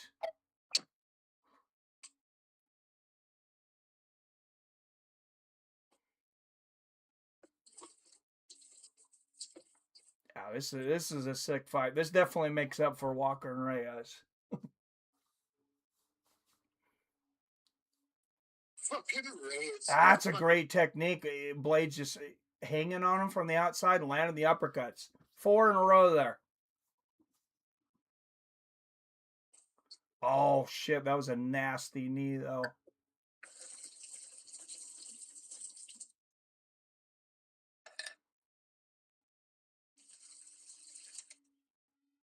how many boxing gym owners do you know would salivate if somebody built like Curtis Blades would walk in?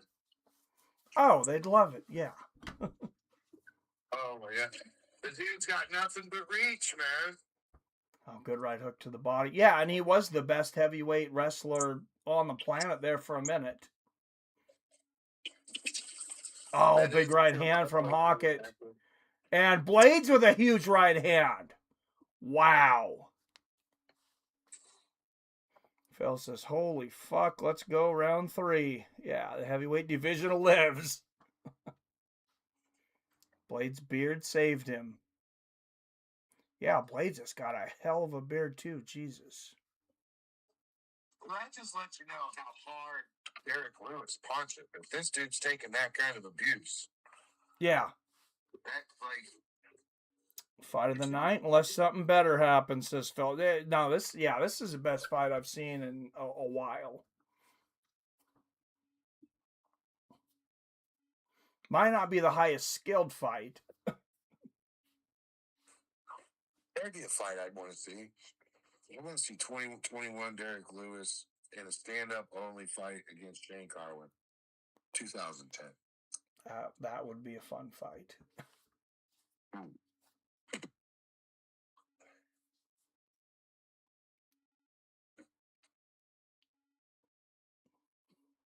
The 2 main reasons man would build a time machine so they can put their favorite fighters in their fight against each other and 1971 Dolly Parton. Praise Jesus. Praise Jesus, Lord. Praise Jesus, Lord Almighty. Yeah, she was hot 50 years ago. Hey, she's a goddamn national treasure, Michael. Her and her twin sisters. Oh, what an exchange. 4-punch combination from each. Damn. Oh, Curtis. Oh, great takedown defense from Hockett.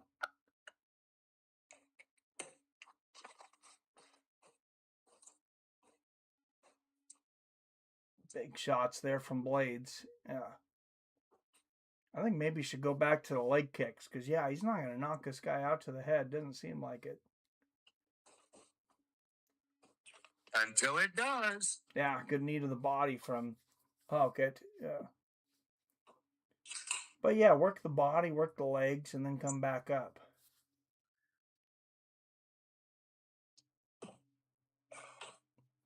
Blades needs to lean in like he was on him earlier and start dropping those uppercuts again. That was really working.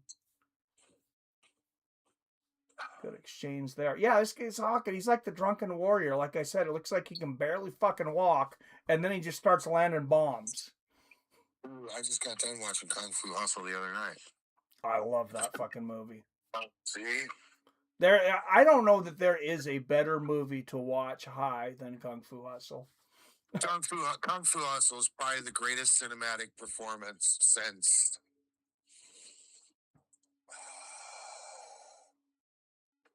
Ocasio-Cortez at the parking lot fence crying. Like, the cinema. Oh, a couple of big left hooks there from Curtis. Yeah. Oh, shit. Polymarket has Blades losing 37%. It's because he's black. He still got 3 minutes. Oh, double jab in the right hand for Curtis. Curtis knows what to do. Oh, it'll flip. I haven't been watching the live odds the whole time, but they've probably been flipping every 15 seconds. Oh, triple elbow from Hockett. Damn. There you go. Lean in on it. Uppercuts. Blades. There it is. The right uppercut. That's what I was talking about. Do that again. Lean on him where he can't hit you and land that fucking right uppercut.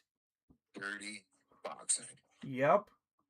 That's when he was having the most success.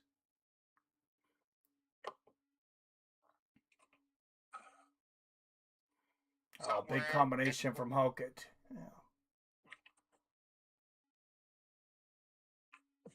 No, 3 elbows in a row from Hockett. I am glad that we had a referee that's just going to let this go tonight, too, because this could have been stopped a lot of times. Does he look like a drunk Asian man with a bad mustache? No, it's Herb Dean in there. Holy shit. Great right hook from Hawkeye. Yeah, he couldn't bet knockout, so they're watching him now. Look at fucking Polymarket saying Blade's 37%. He's landed 184 strikes to 115. I thought something was up. They exchanged right uppercuts. It's a degree from you of I that gives him the edge, bro. Yeah, I should have jumped on that. I'm tempted to bet more money on Kurt. I don't know. Who knows what's going to happen with the decision? What are you talking about, homeboy? What are you talking about? Gonna bet more money on Curtis. What's the fucking?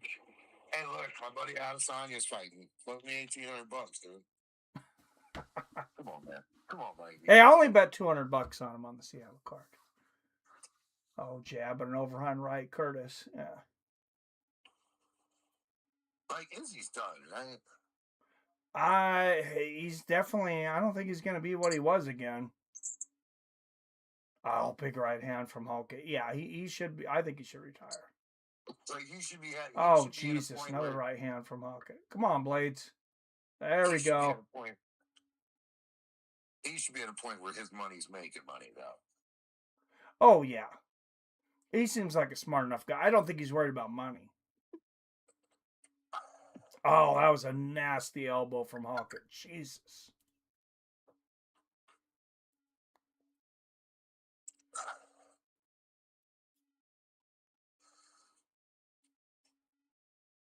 Well, is he a Kiwi or is he an Aussie? I think he's New Zealand, homeboy. I think he was. Yeah, he's a Kiwi. Yeah. So, funny story about New Zealand. That's where all the billionaires, more billionaires, have bunkers and whatchamacallits down there than any place in the world. Oh. And that's because of, like, all kinds of shit. Phil says Blade's nose is broken bad. Oh, both their noses are broken, Phil. Phil says, I'm officially on the Hawkett train. This guy is entertaining. Dude, as a fighter, yeah, I can't wait to see him fight again. That was wild. Well, this sounds like who we need to get fight Cyril Gahn. Seeing as he doesn't like black people. Well, yeah, if he gets this decision, who knows? Somebody was saying just because of his mouth, he might fight the winner of Alex and Gahn. Fuck that. Tell Alex to sit down. Tell Alex to sit down. Yeah. Give Alex a paycheck. And then Dana walks in and tells Hoke, I'll give you $1.5 million if you poke this motherfucker into retirement. Like, because as far as I know, Tom, he ain't, right? Like, he ain't said he could see out of his eye yet. No, doctors still aren't clearing him for training. I didn't see a decision for this. WTF craziness, says Phil. Wyatt, 30-27. How could I can see that. I mean, rounds 2 and 3 were super close. Hokett's the GOAT. I'd say 29-28, but yeah, I think Hokett might get this, which pisses me off, but... Can Tom Aspinall sue in any kind of way? I don't know. I mean, Mark Hunt tried to sue because they allowed Brock Lesnar to use steroids and let him fight anyways and didn't tell him, and I don't think he got a dime out of it. No, because he took it too far. Like, they offered him a couple of settlements, and he was like, you know what? I'm going to make these fuckers pay more. I think that's what happened. Oh, Mark Hunt is a different motherfucker. Yeah. Yeah.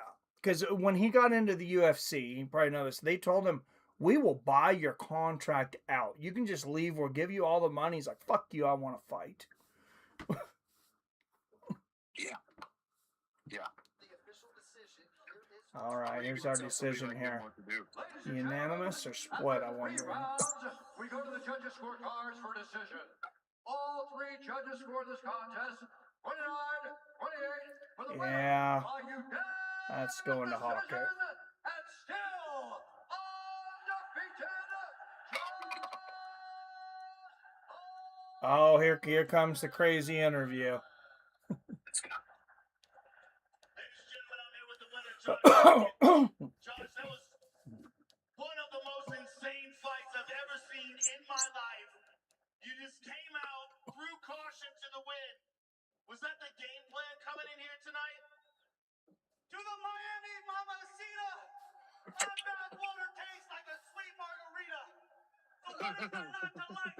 When I pick up the mic, a puppy comes back to life. And when it's time to get litty, you know I can get jiggy. My electric slide can power this whole damn city. I'm the ouch that runs his mouth and wears dirty shoes in your house just to say, fuck your couch. And last night, I'll leave you with this. I toot my own horn and beat my own drum. But if you think you can beat me in a fist fight, boy, is you dumb. And P.S. Alex Pereira, shoving these nuts. Suck on these nuts, nigga. Josh Hogan 9-0. Yeah, already looking for that title shot. Well, heavyweight division, like we've been saying, wide open. I don't even know what color Hulk it is. I don't know what he is or where he's from. But he's got my vote. I don't even know what he looks like, dude, but he's got my vote. Dude, that was a hell of a fight. Chris has told you it was going to be a good show. Hokit showing how trash heavyweight is. Yeah. Oh, God. Oh, yeah. What was our poll? Oh, I forgot to take it down. Well, we picked Blades. Yeah. Was this the main event? That's a loss. No, there's still 2 more fights. I gotta go to bed. I gotta be an hour away to look at this house by like fucking 9:30. Oh shit! All right, we'll get your adult ass to bed. Well, you know, I need my beauty sleep because I'm trying to continue my positive outlook on this excrementatious flow of biomass I happen to live around. So, all right, love you guys, man. All right, later, Jason Kagan, everyone. All right, I think we might see the retirement of Paul Costa coming up here. I'm not saying I want to see it, but I think we might see it. Azamat Murzakanov is a bad dude.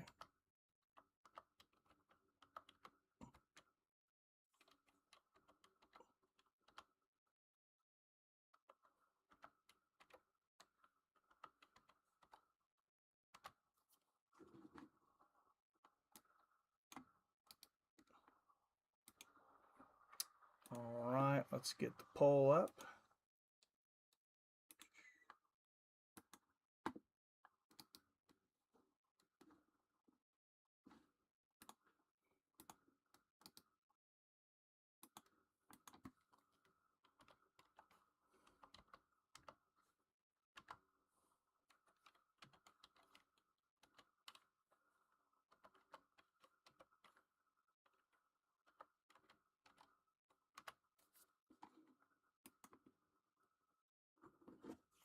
Topuria Gaethje.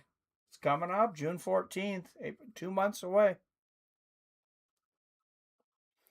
Little CTE helps with the not giving a fuck. Yeah, for sure. This might be the best post-fight interview I've heard in a minute. Yeah, he's a wild man. That's the future of the heavyweight division right there, says Damon. You might be right. This last one was better. As Phil Hunt lost his ass to lawyer fees and court fees and ordered to pay high-priced USC corporate pirates and attorneys. Yeah, that was shitty. What's up, King James? How you doing, man? Night, Odin. Don't you dare. Acosta is a saint and should be treated as such. I like him, just if I'm betting the fight, I'm not betting on him for this one. James, let's hope so. The dude never fights, and let's be real, his best fights, he lost except for Yoel. Couldn't even finish Rockhold. Chamandi's nuts. Yeah, that was pretty good. He's pretty good sometimes. The weigh-in thing, I was not in. I thought the act was, like, when he was doing, like, the baby voice and stuff, I was like, oh man, this guy's going to become stupid. And then he comes out tonight and kills it. So, all right, I got to use the restroom real quick. Co-main event up next.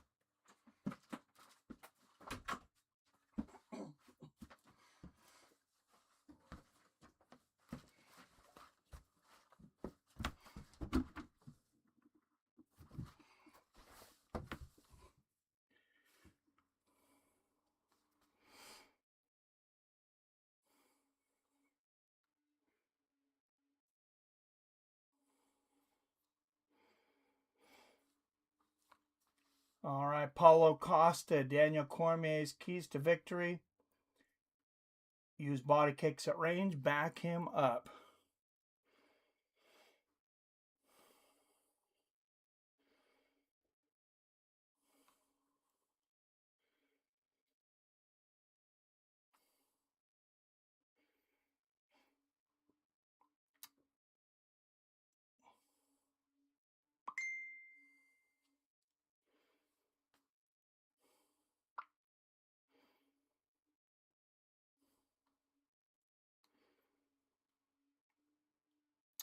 Why, if our boy Gaethje shocks the universe and sleeps Topuria, I would be so happy.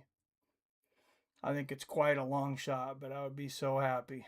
Phil says, I got the Russian. Imagine he wrestled Fukin Bahia. Oh, wrestle Fukin Bahia. Yeah. I don't know about that. Yeah, that'd be crazy. That was a banger. It's Bruno. Yeah, it was. That's the greatest brawl in MMA heavyweight history, period. Says that PR. I don't know. You remember Chet Congo and Pat Barry? That was pretty damn good, too. I think Paulo might get smashed tonight. Maybe not. Who knows? Good fight or not on the next one. We don't see a fight like the one we just did in a long while. I agree. That's unfortunately probably true. Feel like the main events might be over quick no matter who wins. Yeah, a couple of fights I kind of expected finishes out of, and they went the distance, but I'm glad that one did. That was wild.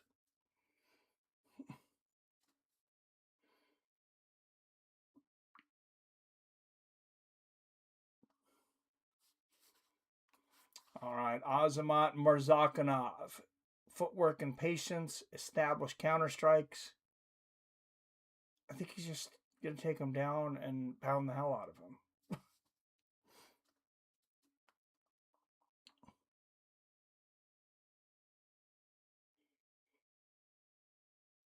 Like the main event, I might be over quickly. So good, someone should have had their style labeled as Street Fighter. Yeah, that's what it kind of reminded me of, Chris. The whole Hockett guy reminded me of a throwback to like the early days. Yeah, like the first 3-4 UFCs.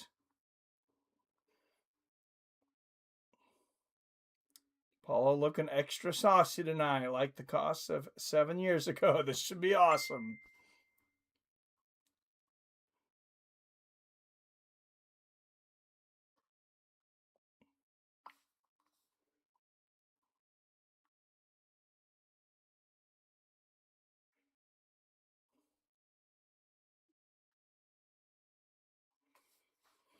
All right, Azamat, 2 years older at 36. I can't believe Costa's only 34.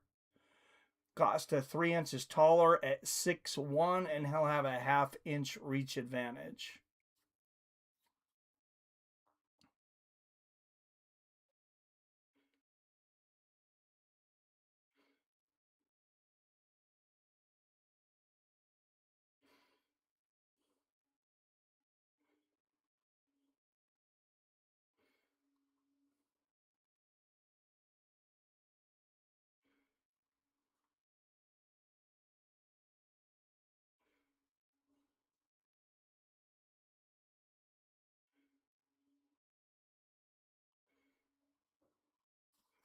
All right, out of the blue corner, a plus 210 underdog out of Contagem, Brazil.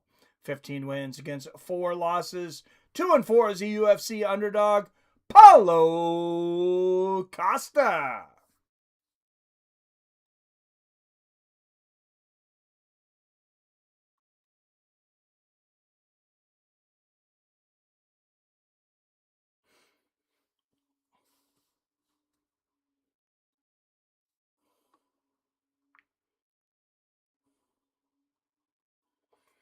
And out of the red corner, he is a minus 250 favorite out of Fairfield, New Jersey, with a record of 16 wins against 0 losses. 4-0 is the UFC favorite, Azamat Murzakanov.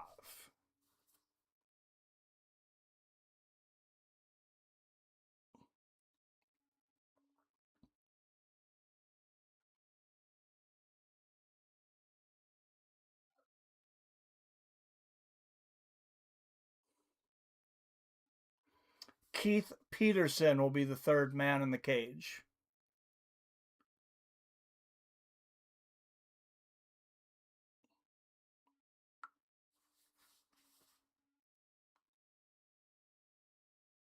Exactly, says Chris Patinchek. We're insane, but this last fight takes the cake. I'm going to have to watch them back to back and compare them. Yeah, that was a great fight.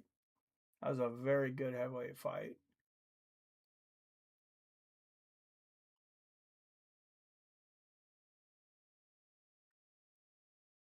Both men bouncing back and forth. Inside leg kick, Costa.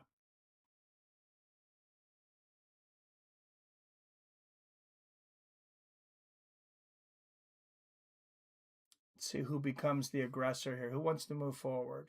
Who's the first one to move back? Oh, nice like knee stomp there from Costa.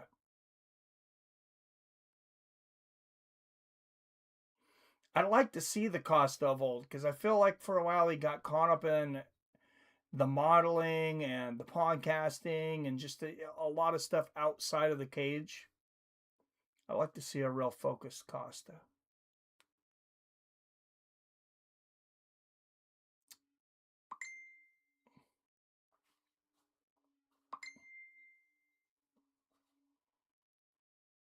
Oh, big right hand from Costa.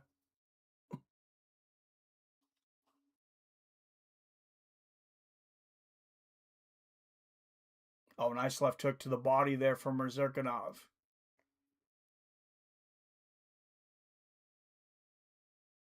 Costa with that high kick. He still got it. There's a body kick. Mirzurkanov catches it on the end, but can't do anything with it.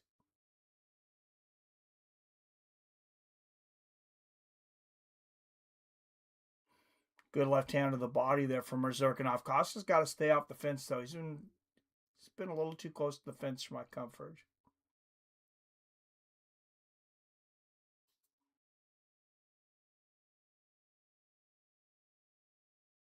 Good inside leg kick from Costa.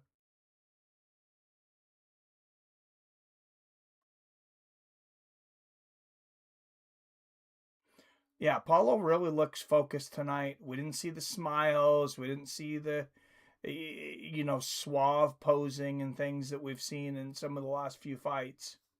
Good little leg kick there for Paulo. Oh, beautiful body kick. That was a nasty shot. 225, 24, 23, 22, 21, 220 left in the first. Oh, big left hand from Mirzurkanov, and Costa just smiles. There's the smile. Oh, yeah, he got him with a good poke.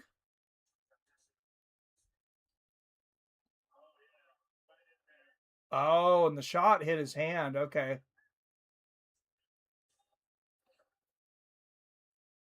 The big left hook hit Costa's hand. It didn't connect.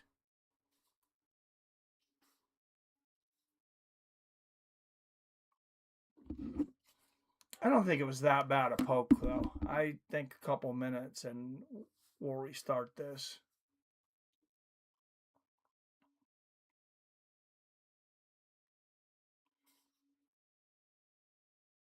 I hope so.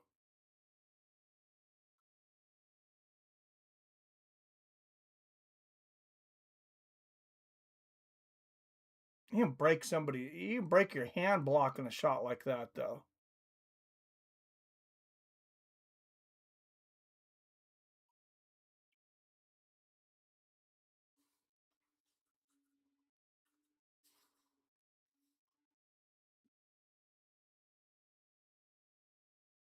All right, back on to 16, 15, 14, 13, 12, 11, 210 left in the first. Good body kick there from Costa. Oh, a lot of fast movement all of a sudden from these two. It looks like Street Fighter hyper fighting or something.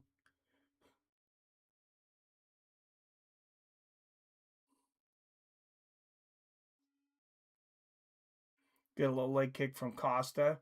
Shot upstairs from Mirzurkanov.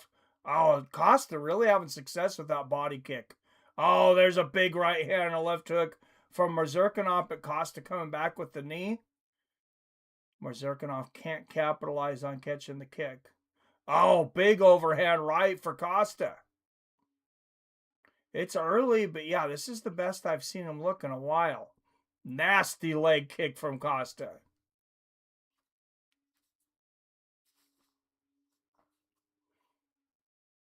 This is the Paulo Costa we expect.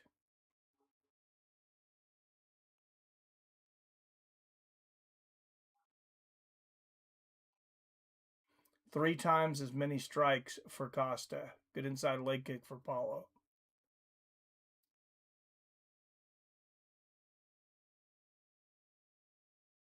Oh, that was sloppy.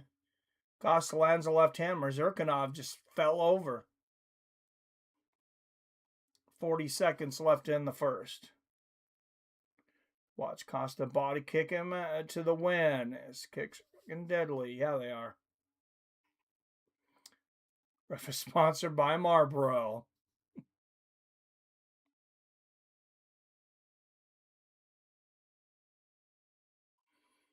Oh, good right hooks for Costa. Oh, what a right uppercut from Paulo Costa. Mrzirkanov coming back with a left hook. These guys are inspired from the Blades Hawkett fight. Oh, beautiful up kick. High kick there from Costa. And end of the first, 10-9, Paulo Costa. Hey, at least Keith Peterson quit drinking, so give him some credit. At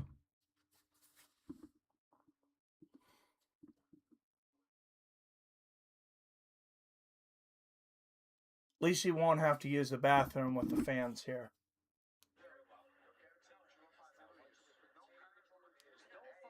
At least hopefully not.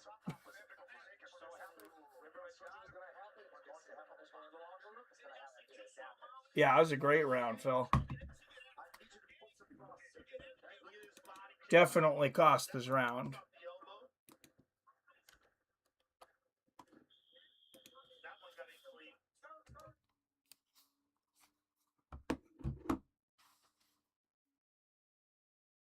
Yeah, that was just a lot. A lot of that was Azamat off balance.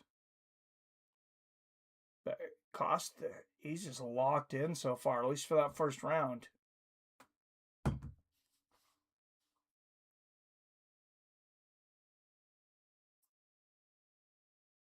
I said he's only 33 years old. Good low leg kick there from Costa. I mean, he gets serious about this, who knows? He could become light heavyweight champion.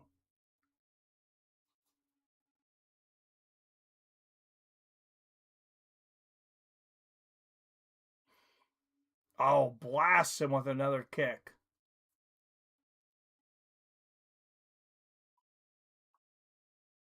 For 30, 29, 28, 27, 26, 425 left in the second. Good right hand to the body from Costa.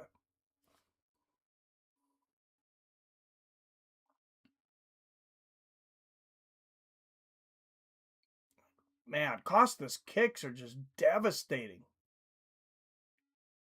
Like he hurt his leg with one kick there.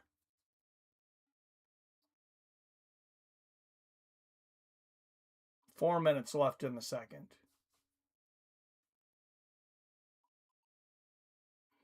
Oh, good defense. It cost the blocking that spinning back fist.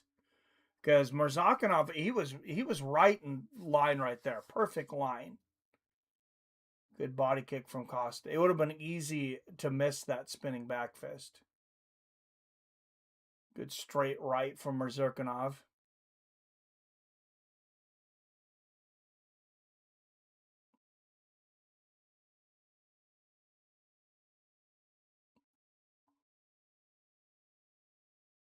Oh, beautiful left hook to the body from Mrzirkanov.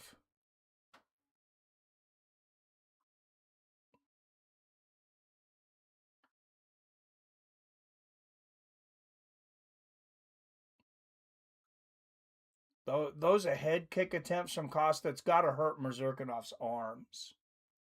Like, you guys remember the Rich Franklin Chuck Liddell fight that only lasted one round, but Chuck Liddell kicked so hard he broke Rich Franklin's arm for when he was blocking the kick. Yeah, those body kicks are devastating. Oh, nice left hook upstairs from Mazurkanov. Like to see Costa go down to some more leg kicks. Maybe take some of the starch off of Mazurkanov's punches. Halfway through the second. Costa's doing it, guys.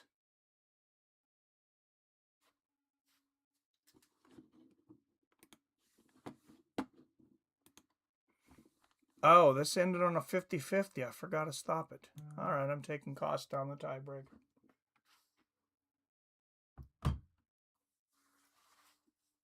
Oh, there's that body kick again from Costa. Good left hook to the body from Mazurkanov.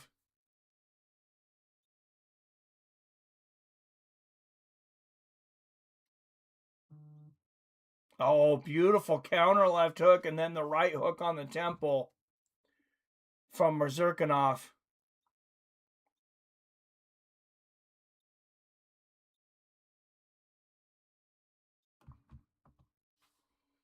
Good push kick to the body from Costa.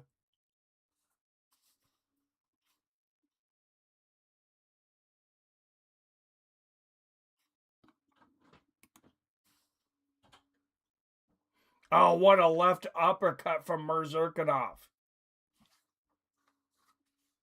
And Mazurkanov outlanded in this round, actually. Oh, this is a nasty looking head and arm. But Costa's got his arm in there, and Costa slips out. Oh, he's got Mazurkanov up against the fence here.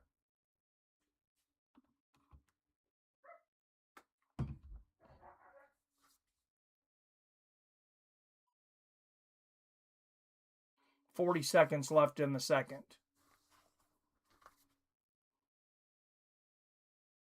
Nice right hand from Costa. And the knee to the body. This is a more competitive round, though. It might be a round apiece now.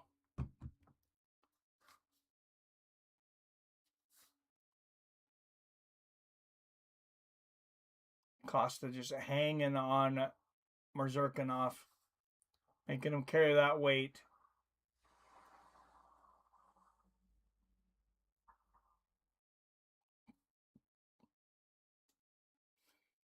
And on to the last round. Costa's on the back foot, spoiled tonight with good fights. Yeah, there might be a few weeks in a row where like, oh, these fights suck because we're spoiled, like you said. Yuri and Olberg, it can go one of two ways. It all depends on Yuri. If we get the Yuri that fought Hill and used his head movement to avoid punches, he will win. If we get the Yuri that uses his head movement to take punches like he did against Roundtree, then he will lose. Round 3. Fuck yes, Phil.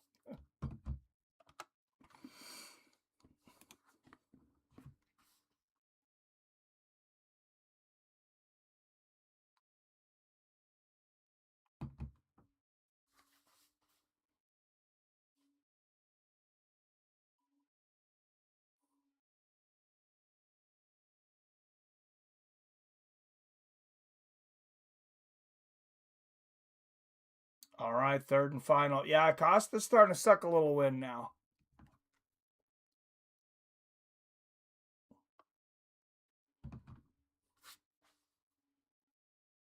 Man, that nasty leg kick again. There's the head kick. And a right hand, a left hook from Costa. There's another head kick. Beautiful overhand. What a start to the round from Costa.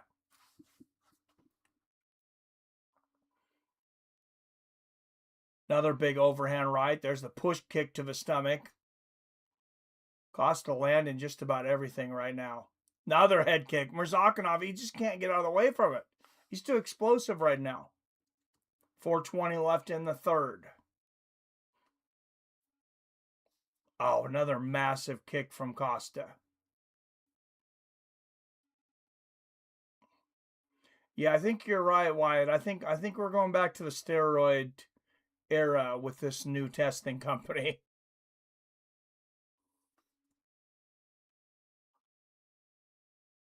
Big body kick from Costa, right hand, right down the center. Murzakanov finally throws a shot back.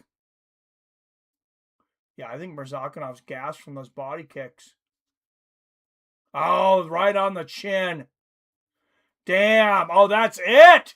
The walk-off knockout from Paulo Costa. And what a way to put his career back on track.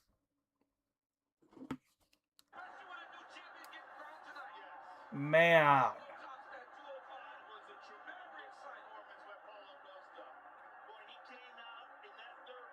That was an incredible performance.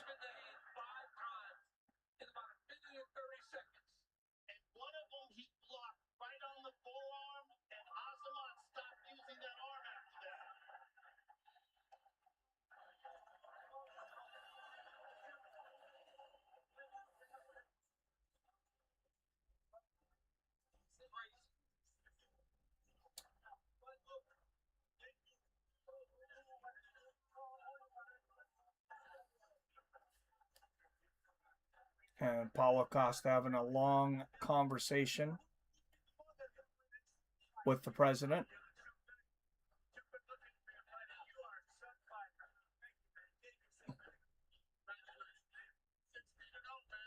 Hey, Trump ain't wrong on that. He says, you're too good looking for a fighter. Crazy shit wrong again. Costa still has it.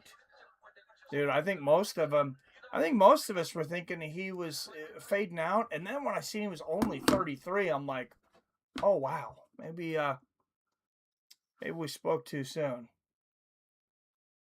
I mean, that is young, especially for a heavier fighter like him. 33 is very young. That's your prime. Broke the Russian streak. What a effing card this has been. Yes, it has. All right, guys, I got to tend to my dogs for a moment before the main event. Oh, let's put up the poll first, though. I cannot wait for this one, guys. All right, I'm not gonna jinx it though.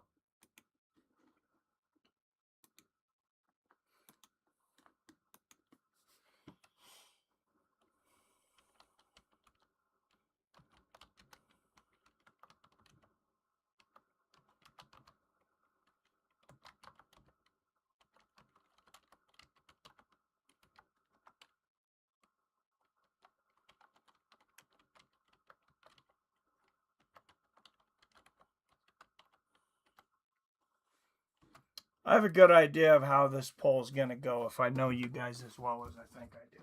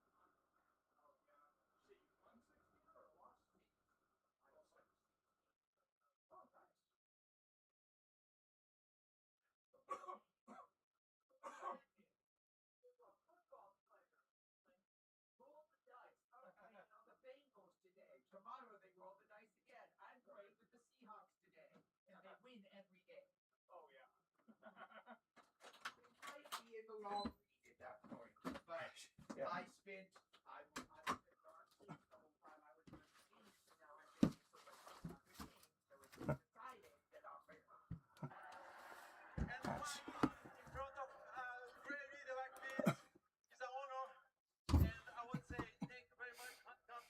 Costa was going to win by decision if they went the distance. Yes, he was. Yeah, I think Dos Anjos was 33 when he became champion. Something like that. Trump hitting on Costa. Oh, that's hilarious. Put Osmond on the secret juice and he's going to be champ. Instead, he's got a mangled arm and brain damage on his way to the hospital, I imagine. That's why I'm here. I woke up, my whole team behind me, and most important. Thank you, my Lord Jesus Christ. Thank you, God. Yes, I am a man of faith. I think the more steroids you do, the more religious you become. Steroids and cocaine, for some reason, just make people love Jesus so much. It was always so difficult for you to make 185 pounds. Now that you're up here at 205, how much better was training? Oh, yeah, it's wild that he was at 185 now, though.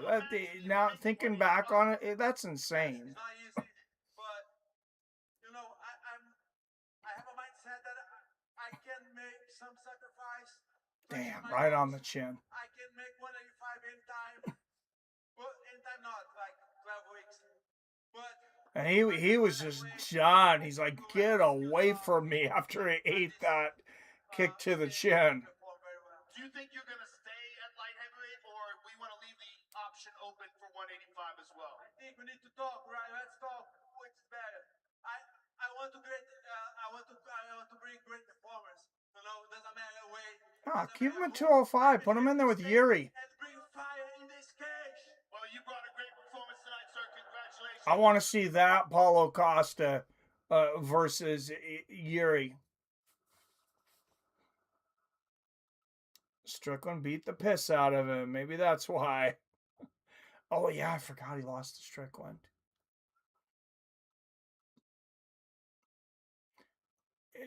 Size-wise, though, that is crazy that Paulo Costa and Sean Strickland were in the same weight class.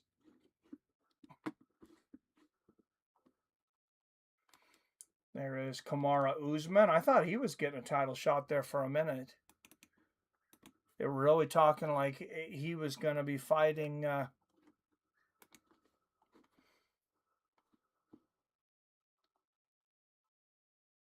for the welterweight belt, but I don't know what happened.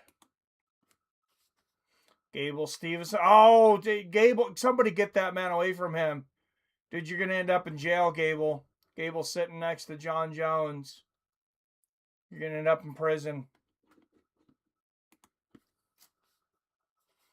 Although John Jones is maybe better than anyone in history at continuously being arrested and never going to jail. It's maybe not. So it says steroids, cocaine, and bingo. That's what religion does.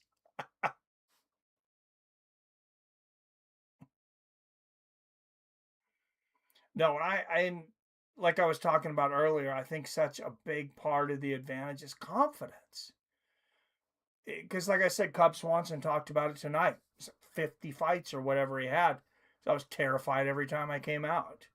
I mean, and I mentioned when I was in combat sports, there was never a fight that before the fight started, right up until at least the fight started or a few seconds before, that I was not terrified. And sometimes it's not till you take that first strike or they go after, the first throw at you. And Yuri 32-5-1, fifth highest significant strike accuracy among active UFC fighters. And there's Olberg in the back. They're going to tell you keys to victory when they come out here. I'm going to tell you keys to victory. Calls Olberg, throw straight punches. Throw straight punches. Try to avoid Yuri's wild punches. Circle, keep your eyes on those wild punches and look to throw straight counters. For Yuri, I say stay away from Olberg for the first round. Stay away from him in the first round. You're going to have a much better chance of winning this fight.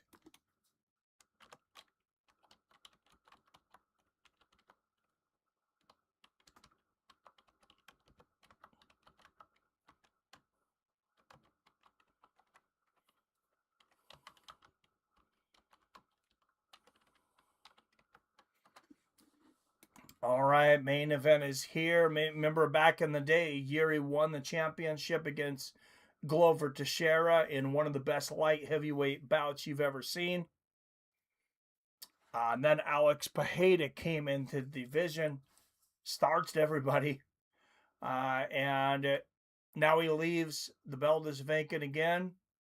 Will the new blood, Carlos Olberg, take the gold, or will Garry reclaim it? Cub ran Nate over like a train, a straight beat down. Yeah, dude, that was wild. Gable Stevenson making his UFC debut on my birthday. Oh, he is? Seriously? Okay, so the UFC on my B-Day might be the return of Connor and the debut of Gable. Not bad. Where's that one at, Billy? It's not in Colorado, right? That'd be wild. You'd have to go if it was in Colorado. I think you'd be legally obligated to. That's kind of what I figured, 80% Prohaska. Where's Robert? Where's Robert at? What happened to the drunken charge? I haven't seen you in a while, Robert.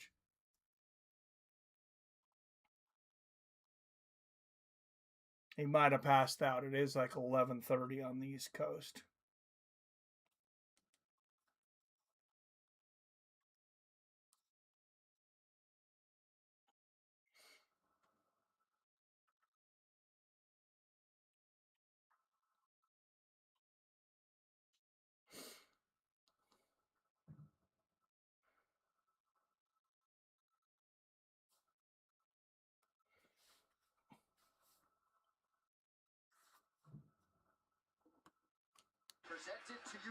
All right, here we go.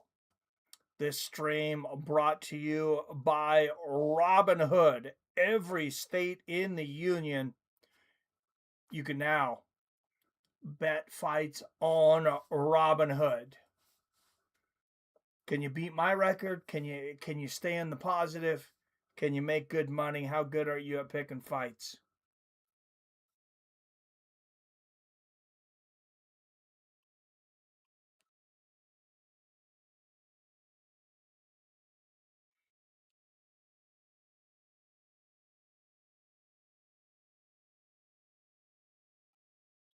All right, use my link. You're going to get a free stock valued in between $500 and $200. And you're going to get a free bet on the prediction markets for $10. You're going to help support the channel. I'm going to get a $10 free bet. I will also get a stock value between $500 and $200.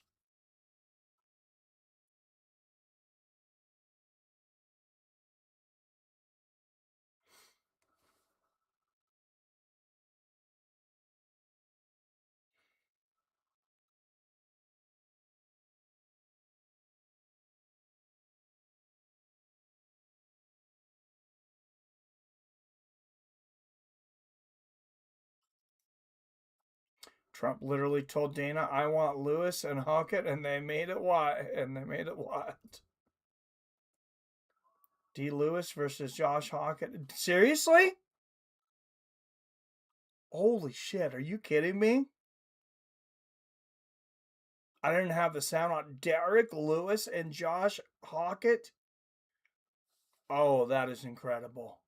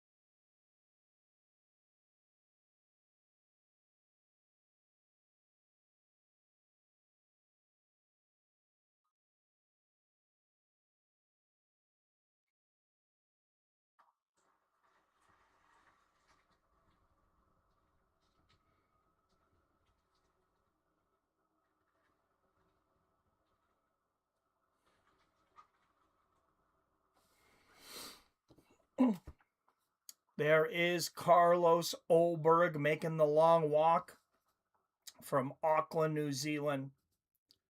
Number 3 ranked light heavyweight in the world.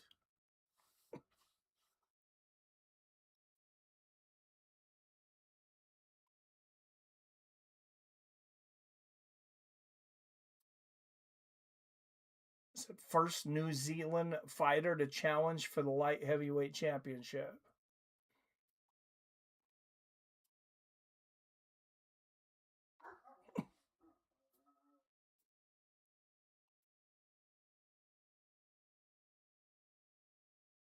I think Olberg knew he'd be making this walk for a long time. We've watched his journey.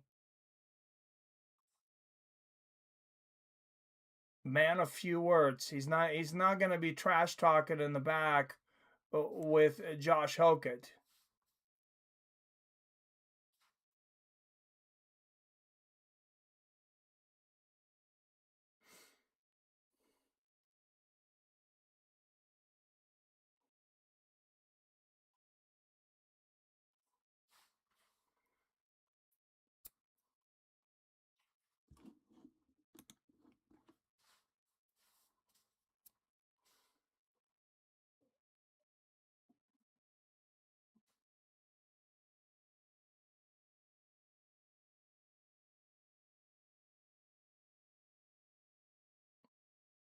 Carlos Olberg tied for second longest active winning streak in UFC light heavyweight history with 9 wins by way of knockout.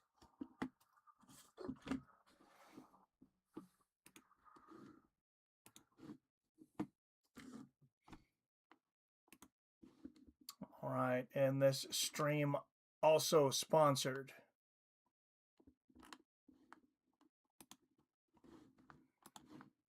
If you're ever in Washington, if you go to the Spokane area, or if you're even near the Spokane area, check out the Lilac City Vendor Fair. My daughter, 22-year-old daughter, she's only 22 years old. She's running this whole thing by herself. Friday, Saturday, and Sunday from May to August, 11 a.m. to 4 p.m. outdoors at the North Town Mall. And that was her idea, to ask them if she could go outside so everybody can see her from the street. I think it's a great idea. This is the first year she's doing it. I hope it's successful. But if you're there, 40-plus vendors, lots of good food, live music, play places for the kids, all kinds of stuff for the kids to do. Games, activities. Like I said, I think it's going to be one of the best things to do in Spokane. Not a lot to do there, but I think it'll be one of the best things to do this summer. Lilac City Vendor Fair.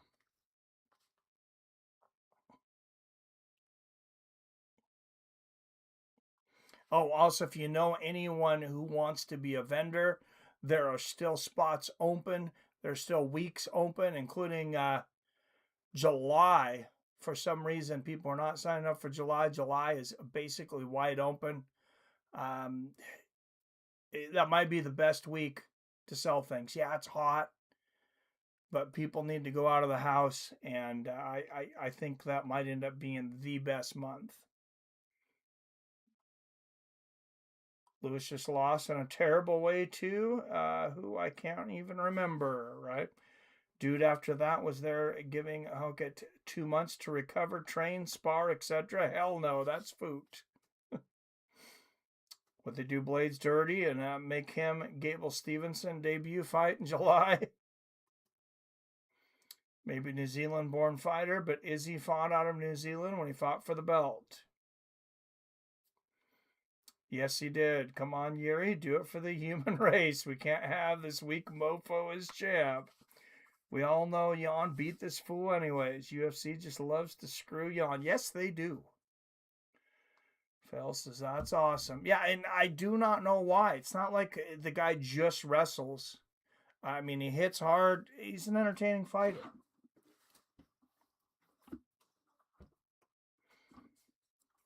I don't understand why they do not like Jan Blachowicz.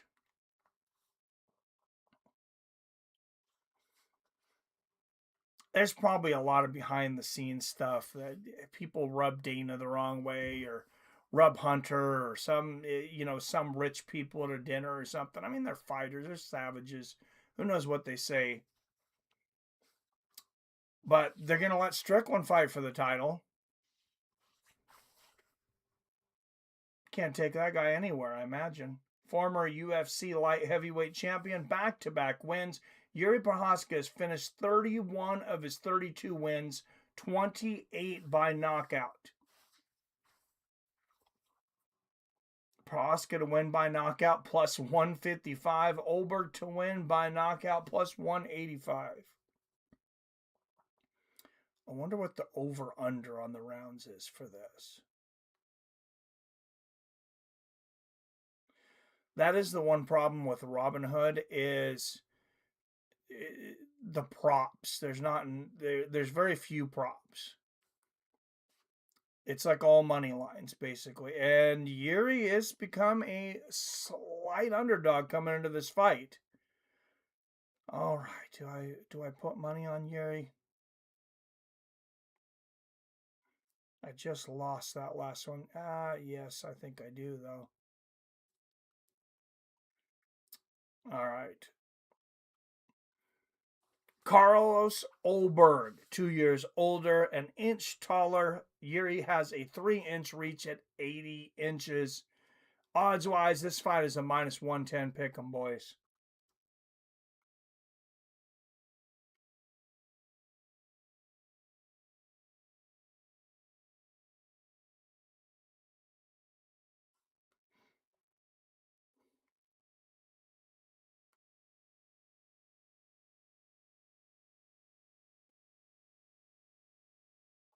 All right, betting $38 to win 75. Judges Derek Cleary, Sal D'Amato, and Chris, what's his name? Mark Goddard is the referee.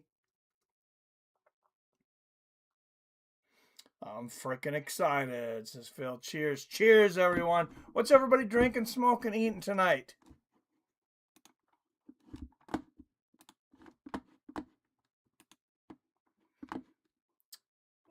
All right, guys. From Miami, Florida, via Seattle, Washington.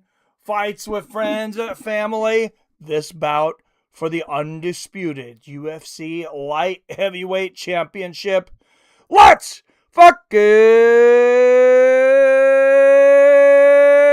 go!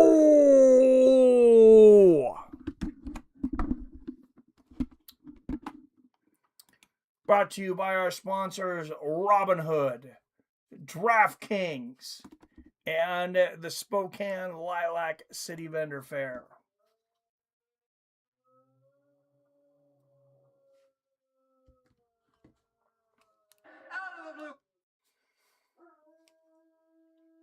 Out of the blue corner, he is a minus 110 pick'em out of Auckland, New Zealand. 14 wins against just one defeat. Presenting the number 3 ranked light heavyweight in the world, Carlos Olberg.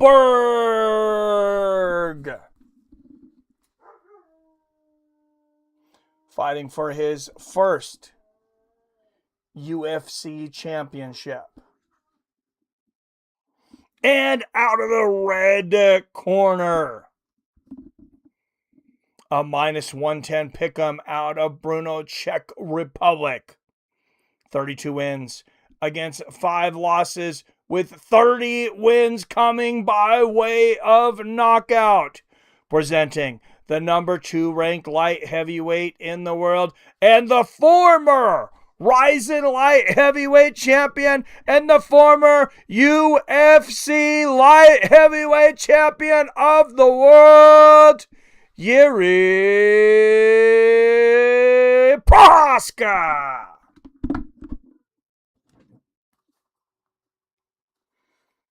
What's up, Robert Easley? Let's go, boys. Been a long time since I got to come to hang. Glad you're here, man. Smoking the last of my Dankosaurus, then I'll be a sober person.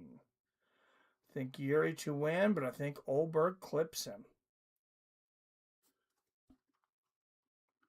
Maybe. Hawkins going to be on the same card as Pereira. The press conferences are going to be Conor style epic. Oh, yeah. Hit that like button, Billy. And Carlos does not want to touch gloves. That's all right. Oh, good low leg kick from Olberg.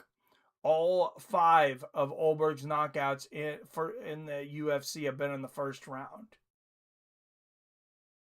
Hopefully Prohaska is aware of that and not super aggressive in the first.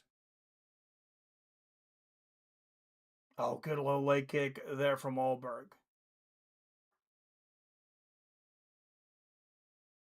Oh, beautiful right hand from Garry.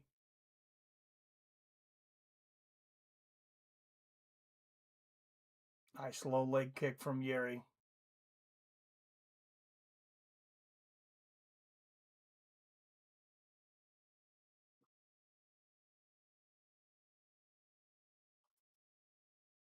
Nobody knows how Olberg is going to handle the pressure of fighting for a world championship. Good little leg kick for Olberg. Garry's been here. How much is that going to affect him? How much are his nerves affecting him right now?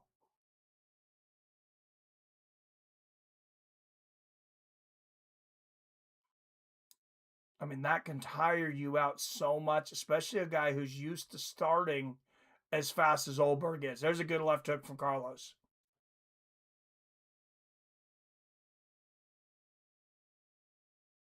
Garry, his defense is going to need to be on. We've seen fights where he's used great defense. We've seen fights where he's just thrown caution to the wind. Been an absolute wild man.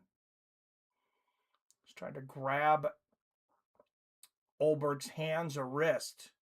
Probably so he can hit him with the other hand. Oh, and he almost did there. A couple of good left hands from Olberg. I think he was off balance with that, more of a put. Oh, Prohaska knocks him down again with the low leg kick. I wonder if that's nervous. Wow, look at that. Damn, he's setting a nerve there.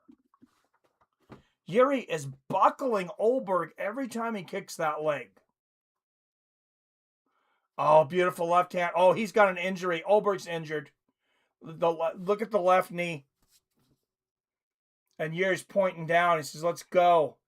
Olberg lands a big left hook. Oh, a 3-punch combination from Olberg. You don't need to do this, Garry. Keep kicking that damn leg. His leg is hurt badly. There you go. Don't fight stupid. You don't need to point down in the middle of the cage when you got a guy that can't walk. Keep kicking the leg. It's not your fault his leg's injured. Another good leg kick. There's a left hand for Olberg. Oh, nasty leg kick from Garry. Olberg stays upright this time. Did he step? Oh, he stepped wrong. He stepped. That's what it was on that back right. Oh, and his leg went stinky. Like, yeah, he just fell down when he threw that kick. You're saying, come on. Yeah. Unless Garry does something stupid. This is his fight right now. Good low leg kick there from Garry. Ducks under a hook from Olberg. There's a good left hand from Garry. Flying knee. Oh! A big left hook from Olberg. Prohaska's hurt bad. He's hurt badly. Olberg's going nuts. And it's over. With an injured leg, with an injured knee, Carlos Olberg comes back and starches Garry in the first round. And he didn't need to take the risk. Like I said, do not stand there and exchange with him. Keep kicking that leg and definitely don't exchange with him in the first round. 5 of his 5 finishes, all 5 in the first round. And Garry's fight IQ doesn't stand up tonight. Take nothing away from Carlos Olberg for sure. I mean, how much power does he have that he can land a hook and knock a man out after he just injured his knee? That's pretty amazing. Why would Olberg try that kick, right? Hit the like button. Oh my God, oh my God. It's just felt, holy fuck, did it with one leg. Told y'all, wow, you did. Just felt, damn. Yeah, what a night of fights, guys. Oh, I got to update. I didn't give us the update. We were at 3-3. Well, we started out the night at 0-2. We come back to a little better at 3-4. Hey, I didn't do great on the betting, guys. I just lost $38 on that fight. With a torn ACL, he knocked him out. Holy smokes. James says, I'll be in denial for over a month over this one. Me too, man. Just why? You got a guy that you know his leg's injured. He's falling down every time you kick his legs. Why are you standing and trading strikes with him, especially when you know he has never knocked a man out after the first round? You have 5 rounds, Yuri. 5 fucking rounds. We got a New Zealand champ. Yes, sir. For the light heavyweights.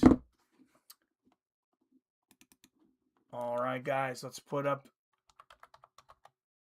the phone number here, 425-791-8730. If you want to call in, talk about tonight's fights or anything else that's on your mind. I'm into the fights a little earlier.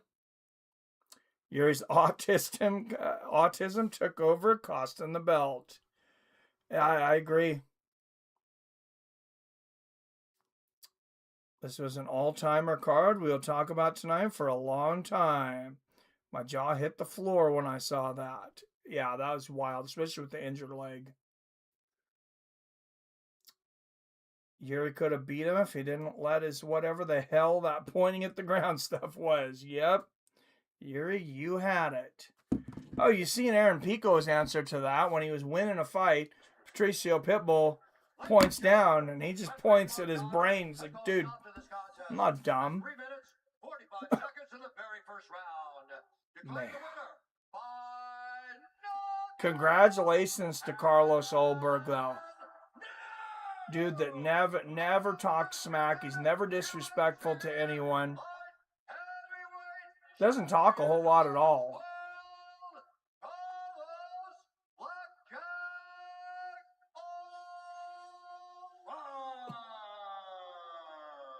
Wow.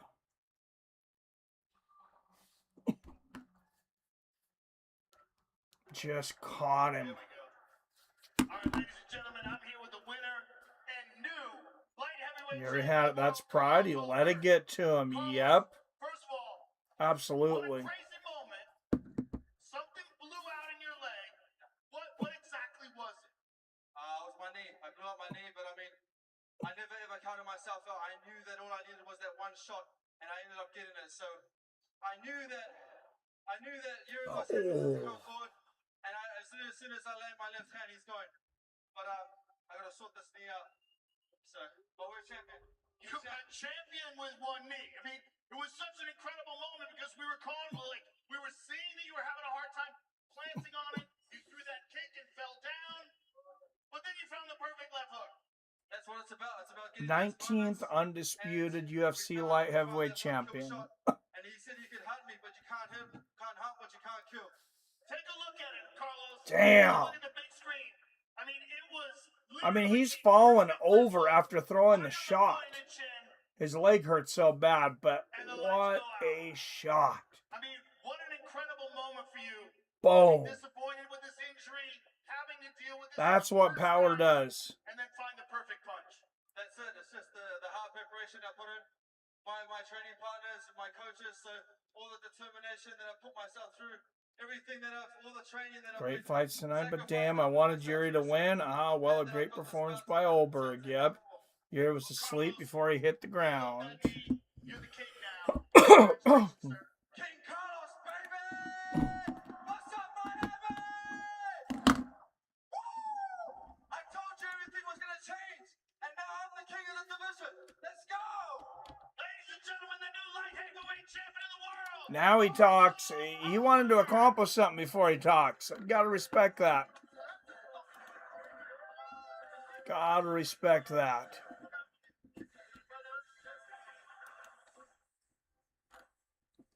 All right, Canada card next week. Oh, this card just... I don't even want to break this card up after what we just watched. Yeah, it doesn't look great.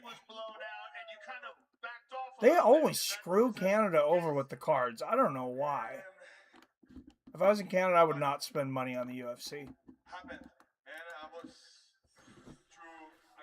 You see the slop they're throwing on your country, Wyatt? In that fight, I felt so sorry with him.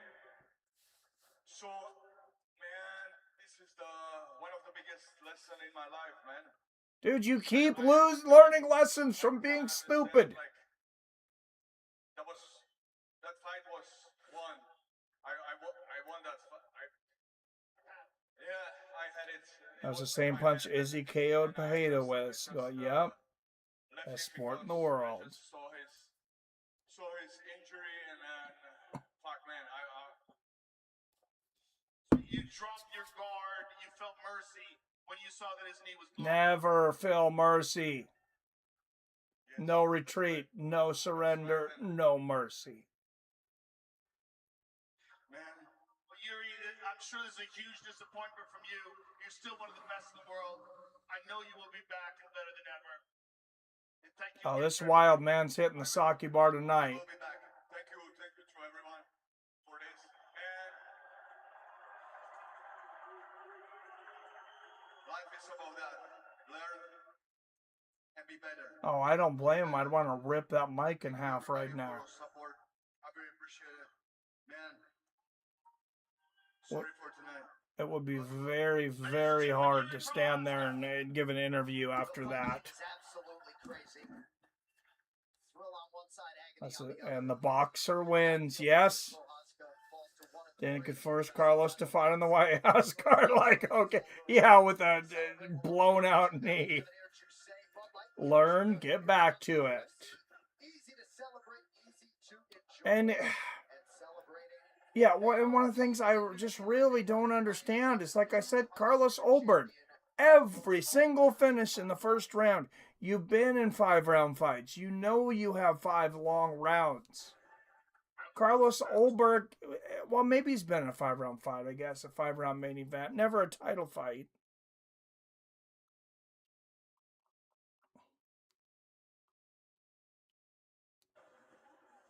But hard to complain about that card. Like I said, I would have loved to see Yuri win, but what a night of finishes. Let's go through this card, top to bottom, because we covered every single fight. After the Tyson Fury fight, we caught the end of the first fight on prelims. That's the first time I've done that in a very long time.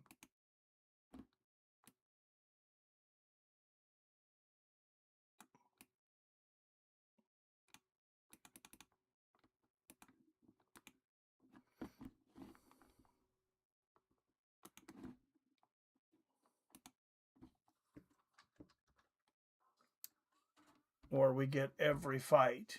All right, started out Chris Padilla, Markel Maderos. I thought Padilla was going to come in and get this one done. It was a good fight.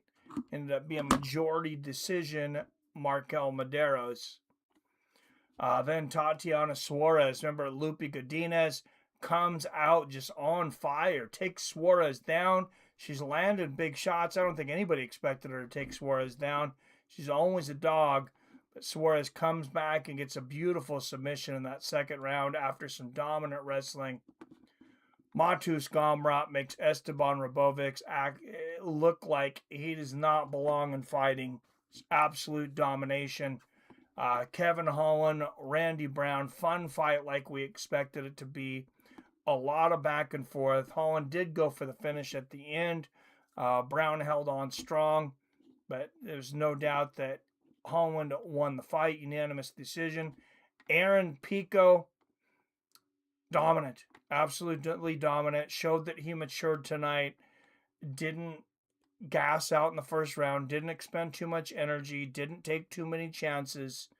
Fought a great game plan and still just absolutely dominant. What more can I say about Cub Swanson, though? Holy jeez. Cub Swanson, from the WEC to the Pioneer Hall of Fame to coming back 42 years old, fighting his retirement fight, starches a man 5 years younger. Not only starches him, it just fights a damn near perfect fight. Nate Landwehr was never in this fight. He never knew what hit him. Then Johnny Walker, Dominic Reyes, the one we all felt, except for Jason's wife, Samantha, felt that no way this one's going the distance. Well, Johnny Walker's chin held up. A lot of close rounds, went to a split decision. Dominic Reyes gets it. Fight of what? The night, the year, the decade. Curtis Blades, Josh Hokett. Oh my goodness. Like people were saying, maybe the best heavyweight fight ever. If not, in the top two. For me, it's this one, and it's Pat Barry and Chet Congo, and nothing else even comes close. And I'd have to, maybe I'll watch them back to back and decide which one I think is better. But this is, like I said, one of the two best heavyweight fights of all time. And I don't think a lot of people are going to argue with that. Co-main event, what about Paulo Costa? Everyone counting him out. Undefeated monster. Azamat Murzakanov. And Paulo was dominating from the first round on. The kicks never looked better. The whipping leg kicks were, I mean, they were almost knocking Azamat down with every kick. The body kicks were incredible. The head kicks were devastating. Of course, it was a head kick that finally ended it for him. Let's go to a few of the comments before we get to the main event. Why, it says Dana should force Carlos to fight. Oh, yeah, we already read that. Learn, get back to it. Wild night, boys. But I wish Jason knew. Lewis versus Honkett at the White House. Oh, he's going to be so excited. Night, Dean. Jack versus Prates. That might be good. That could be good. I'm going to say it. That was my favorite UFC in the last 6 years. Probably mine too, dude. I cannot remember a better UFC in the last 6 years at least. Well, it says it was pure fire, Billy. I think it's the best since before the lockdown, I'd say. Josh Hogan is my spirit animal. Yeah, he won over a lot of fans tonight. Good stuff. I was entertained, rightfully so. This was supposed to have Van versus Tiara too, so it would have been even better. Hey, I'm glad they saved Van versus Tiara 2 for the next pay-per-view, which is Sean Strickland and Hamzat Chimaev. How crazy are the promos going to be for that one? You're going to have to pry these guys off each other with a crowbar.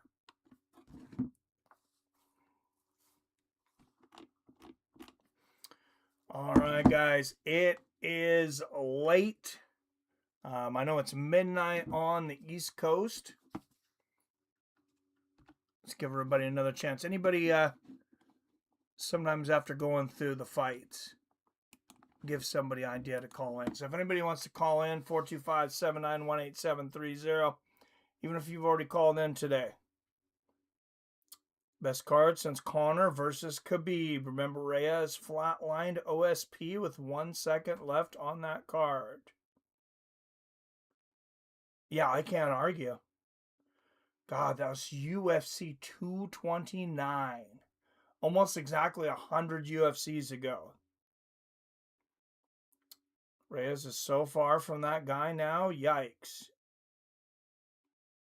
Yeah, for sure. Good call, Wyatt. Phil says Godspeed. UFC scooped up Gable from the Netflix card. Yeah, they can open their purse strings when they have to. When they're going to get embarrassed, they're going to lose, when they need to give $15 million to Conor Benn, who just left Zuffa Boxing and went right on to the Netflix event today. I mean, he played him. That was Conor Benn that the UFC paid $15 million to fight, right? Am I right on that? Because I didn't watch the fight. I haven't watched any of the Zuffa Boxing yet. But all right. Hey, thank you for everybody. The likes, the shares, the watch time, the donations. Arcade Chaos, Phil D. Roll, Chef Johnson, all the regulars that are always in here. The call-ins, the call-outs. As always, I love you. I respect you. And I'll see your fine asses next time.